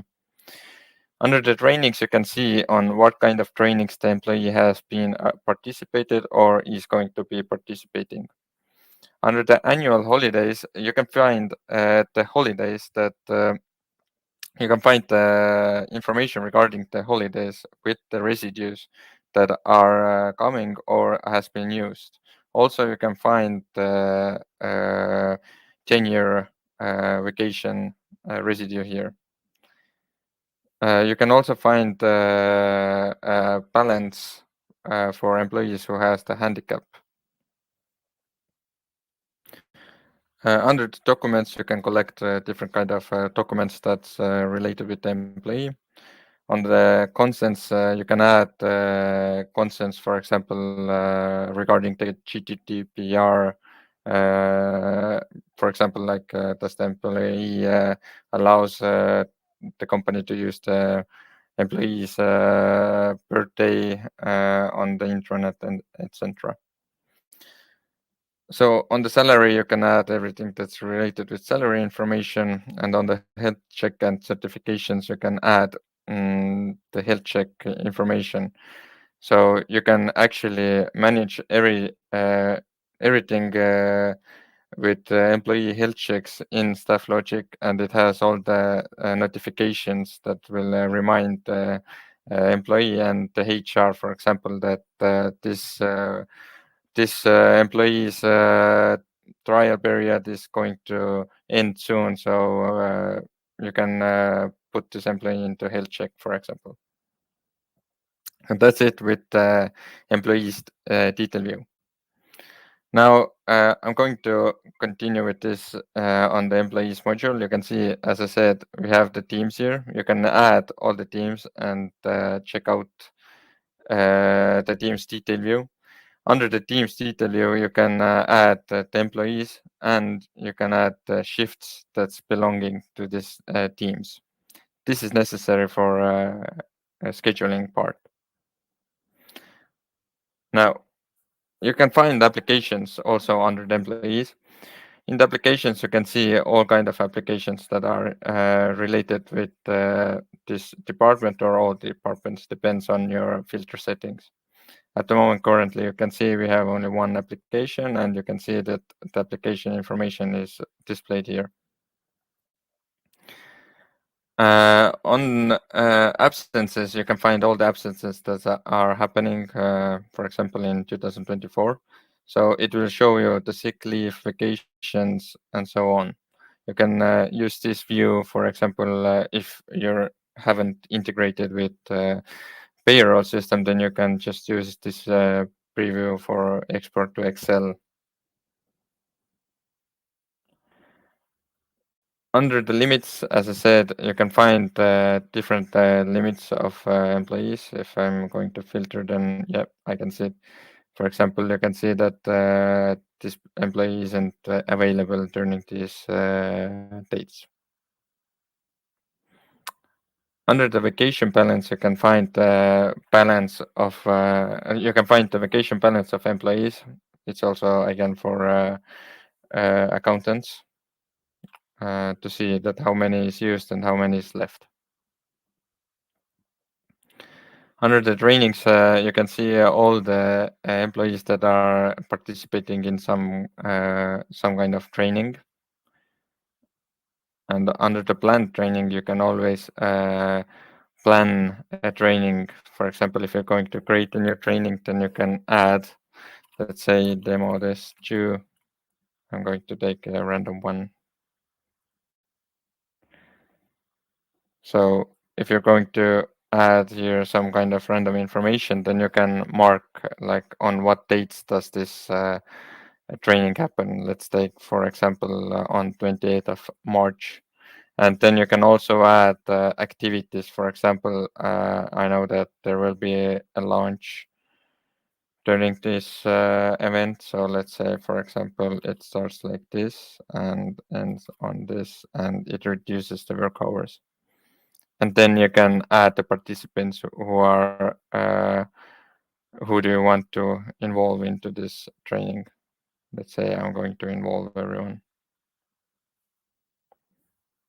And that's how I have planned a new training. And if I'm going to filter, then I think they should be here. Yeah, as you can see. And then we have the health check reservations. So here you can actually create reservations for the health checks. Okay, so jumping on, I'm going for now into the settings view, and in here you can find the holidays, clock chains, validity, period, skills requirements, activities, calculations, calculation method settings, payroll export settings, absence settings, absence advanced settings, and notification settings.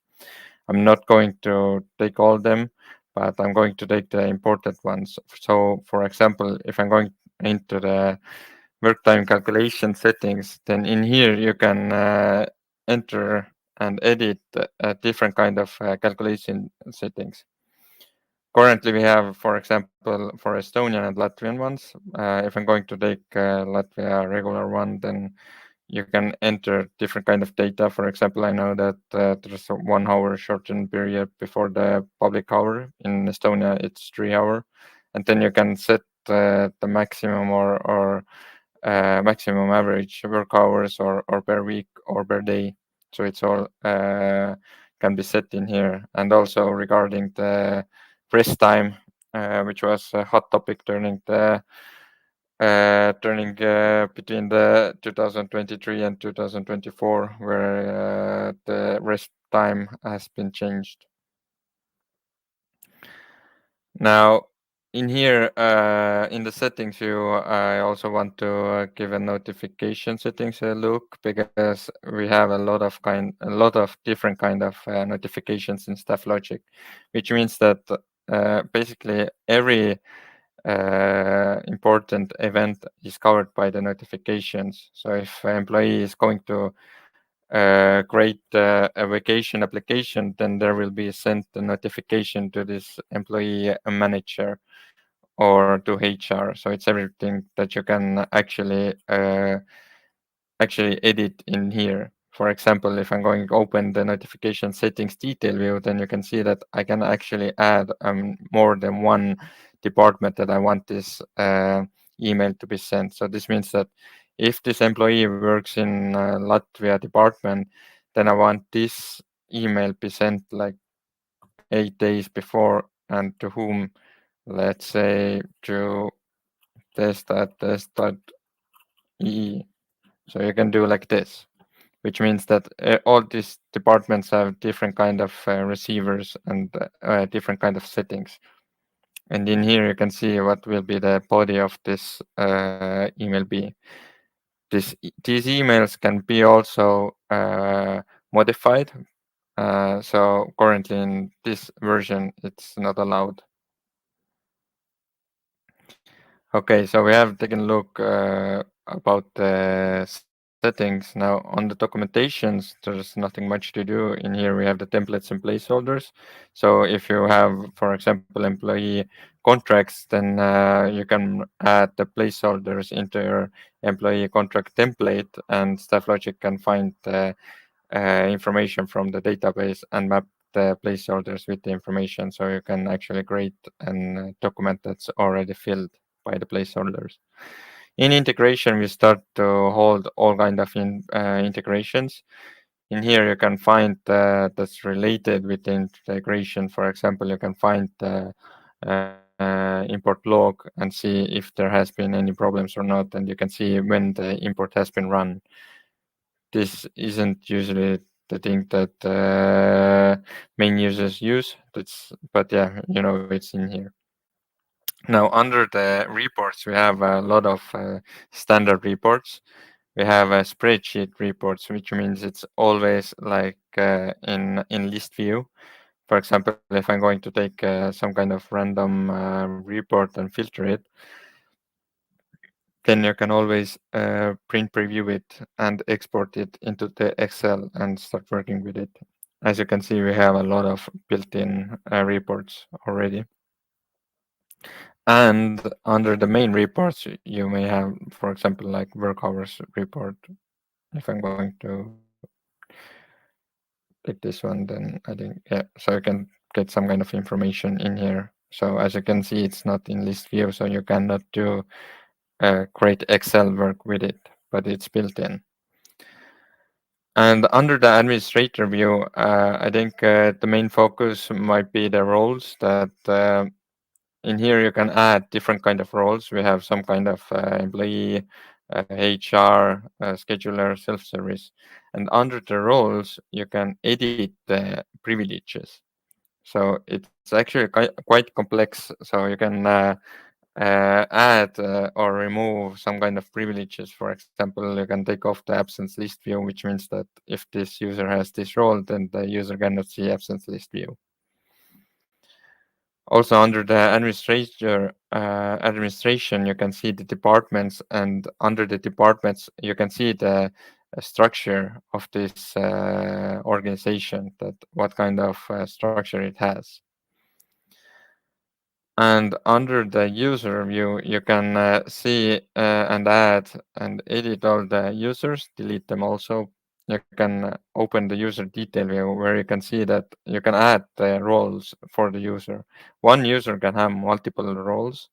And what's really interesting is that you can actually add what kind of departments this user belongs, which means that this user never cannot see anything outside the departments. But if the user is a replacement for another department, then the user can see this replacement information about it. Also, in here you can change the employee of the user. So for Staff Logic, user and employee are different entities. Okay, this was the quick overview of Staff Logic in back office. So I'm going to jump into the self-service portal. The self-service portal is mainly for employees. And in here, the employee can see its schedule.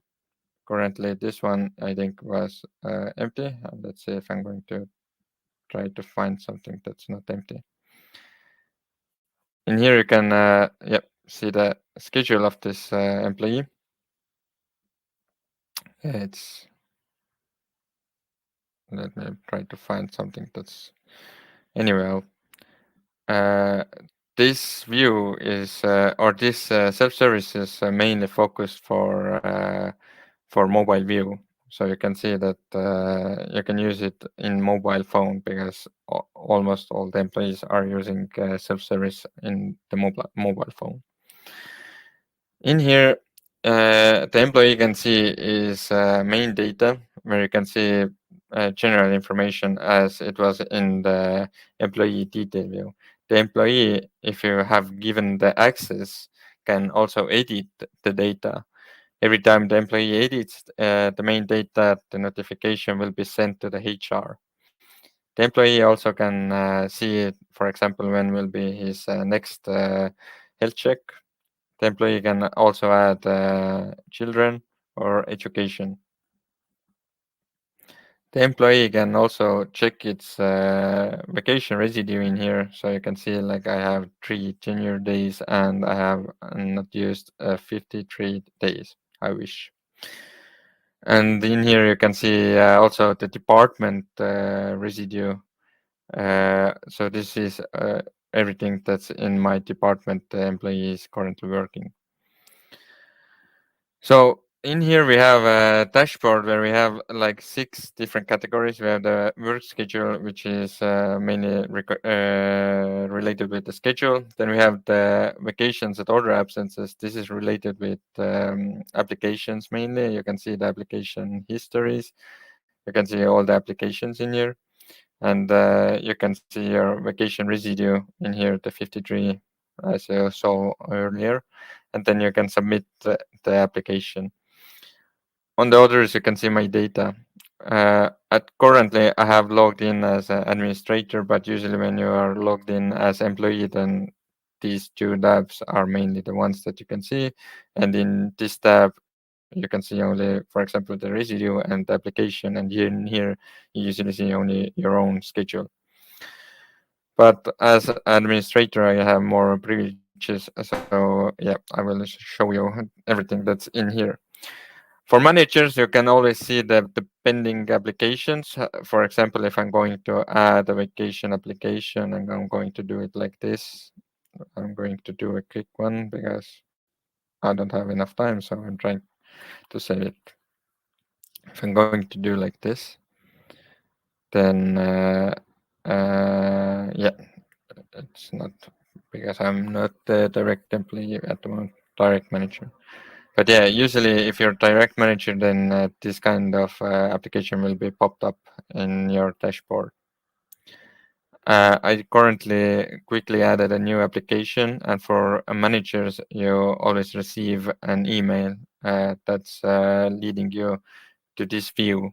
And in this view, you can always approve or reject the application that has been sent, or you can change the substitute. Also, what's really cool about this self-service is everything that's related with applications. I can strongly say that we have one of the strongest configuration for applications available in the market. So I'm going to take a random application, and in here you can see different kind of settings that you can set for the applications.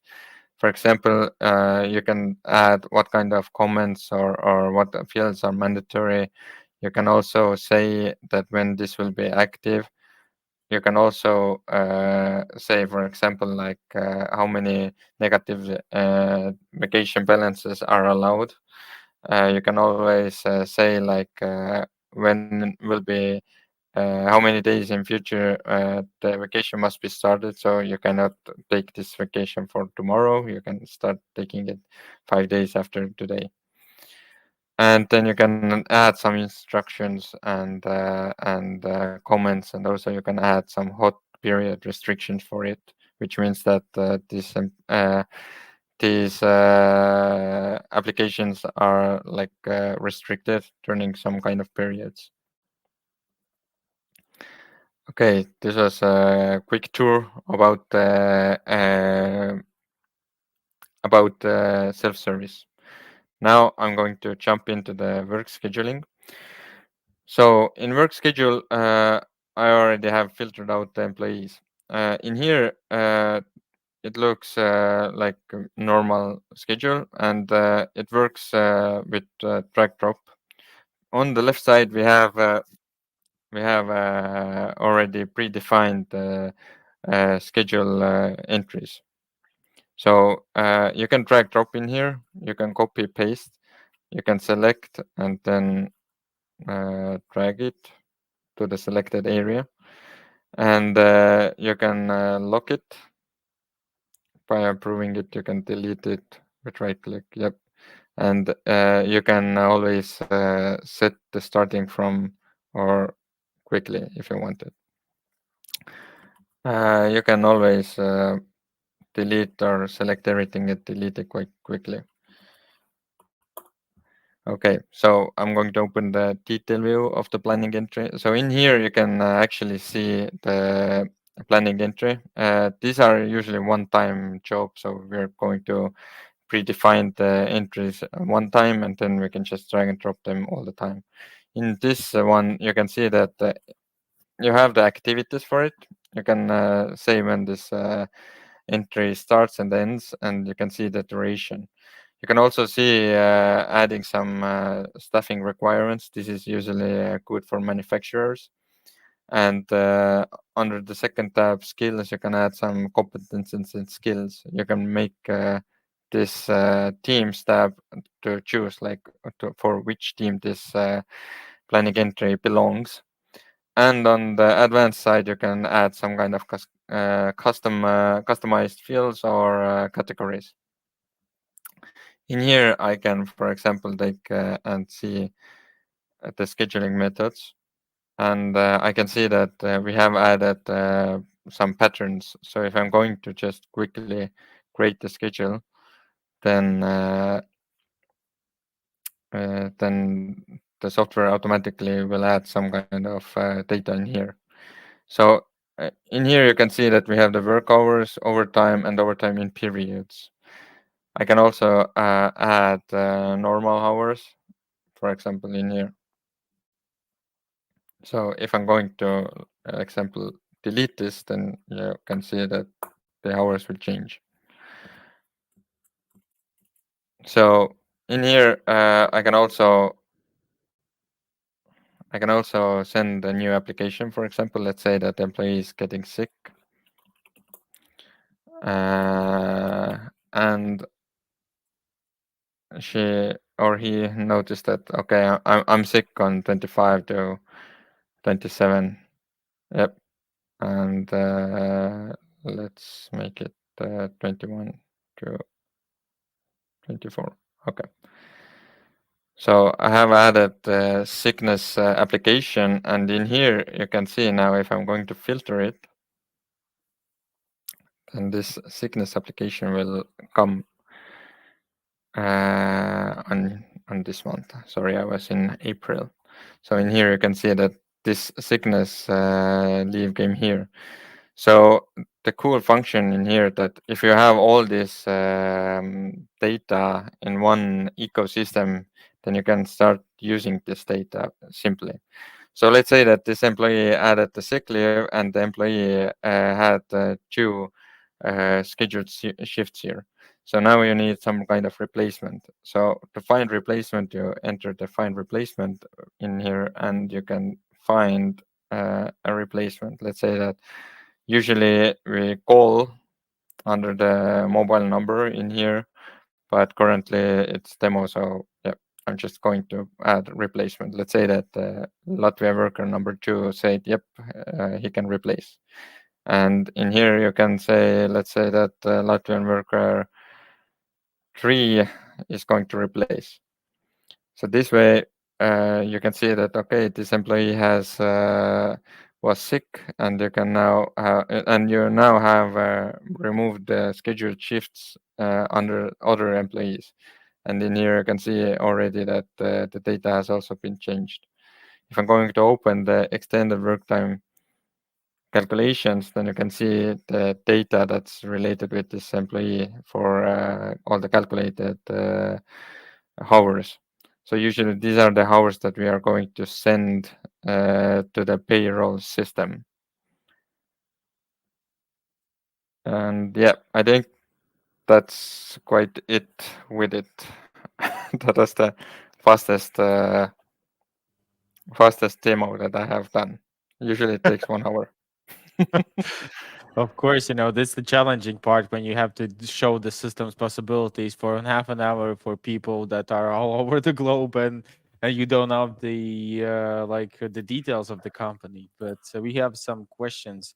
First one is what can like in the future, of course, your system from providing the automatic work scheduling for some companies could be the future right now, because a lot of companies in the Central Eastern Europe bloc are still using Excels and Magic to come up with some logical work scheduling solutions. But some companies are using some maybe a little bit advanced solutions. But looking into the future, you have these chip systems, you have these beacons, but do Staff Logic provide any kind of a innovative or chips or like Bluetooth connections to understand when the company or people are actually arriving in the work? Yeah, so for most of manufacturers, we are providing the real clock tracking. So we are having our own device provider, and or if the manufacturers have their own provided devices for time attendance or access control, then we usually take a look that is it possible to integrate with them or not. But it's usually 50-50. But yeah, we usually integrate with the manufacturer systems, and then we immediately can start tracking the movements of the employees. And It's actually quite useful. For example, a lot of manufacturers actually don't know, for example, as the current employee even arrived to the production area or not. But we can track it, and we can, for example, send notifications that, okay, like these 3 guys, they haven't arrived into your production area and they're 15 minutes late. So that's possible. We're already doing it. Awesome.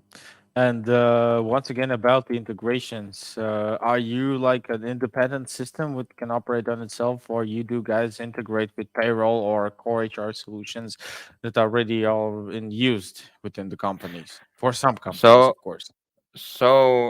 mainly with the integrations is that, as I already saw, that we are like the middleman that's communicating with the core HR and with the payroll. So there are like I cannot say like standard, but we have done integrations with Microsoft 365 or Axapta or SAP or in Estonian ones. So we have done integrations with them, but the connections or the connection with the integration is maybe the standard one, but usually all the companies or corporations are different and they have some different payroll logic. So these are the ones that we usually have to redo. And for, as you know, that today's conference viewers are along all across the globe and especially all across the Europe. So the question is about legislation. How is it easy to use staff logic, for example, in Italy or in France? Does it take So some time, or we can jump into it and already start using this application? So the most hardest part is regarding that what's the summary period. So we know that we cannot compete with Finnish ones because they have, for example, like 2 week summary period where they make the salaries, or even 1 week. But staff logic minimum currently is 1 month. So everything that's more than 1 month we can do, but less under that we need to recreate a lot of calculations. Okay. Well, thank you, Alo. Thank you for being the last one to close the chapter for today for the Future of HR conference. Yeah, And as all my previous today's presenters, I encourage to all of the viewers to contact you, especially from the region of Northern and Baltics, if they see they have to struggle with some kind of work scheduling. So don't be yes, of afraid and course. contact Alo. Yes, of course. Thank you. Bye bye. Awesome. Thank you. It was a pleasure.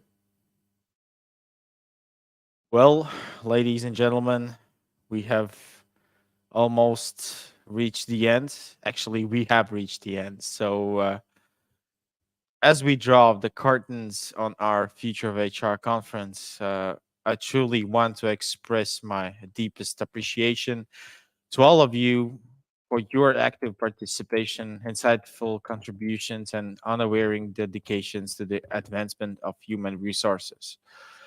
Over the past few days, we've embarked on an inspiring journey exploring the latest trends, innovations, and best practices shaping the future of human resources. So, from thought provoking discussions at the start of our conference, and of course, from informative sessions, demo sessions, and presentations in the first day, and demo sessions into this day, showcasing cutting edge the technology and solutions, we've gained valuable insights and forged meaningful connections that will undoubtedly shape the way forward for HR within our organizations, and of course with all of the knowledge and experience that we consume today of and yesterday, and for us also privately. So I want to extend my heartfelt gratitude to our incredible speakers, panelists, sponsors, organizers, from my team. That's I want to also emphasize and say thanks to the Robert who's in the background who helped us to make this conference live for today. I want to thank my team from Without the Netting and Yuris for also communicating and make this event truly amazing and happening. And once again, I want to thank to all of our participants, to all of our speakers. And well, to all of our speakers, your expertise, passion, and dedication have truly elevated that conversation and inspired us all, I think. And lastly, I encourage each and every one of you to stay connected, continue the dialogue, and explore new opportunities for collaboration and growth. Because together we have the power and to shape the future of human resources, not only that adapts to the change, but thrives in thriving organizational success and employee well-being. Well, thank you once again for your participation and commitment to building a brighter future for human resources as an industry overall, and of course, for the connections and experience exchange for yourselves on a private level. And so, have a great and wonderful spring, and let's meet in the next year's Future of HR conference. So stay tuned with all of our information on our social networks. Remember that you have the opportunity to connect and look into first day of our conferences recording, and also this day's recording will be available on the YouTube channel, and also we will try to put it back on the LinkedIn. So thank you all once again for participating in this conference, for making it as awesome as we could. And greetings from me. My name is Nauris Vitals, and I had the most grateful opportunity to be the moderator for the last 2 days with you. So have a blessing evening, or a wonderful morning, or a great day, wherever you're watching us right now. And let's meet already in a year. Have a great and awesome day.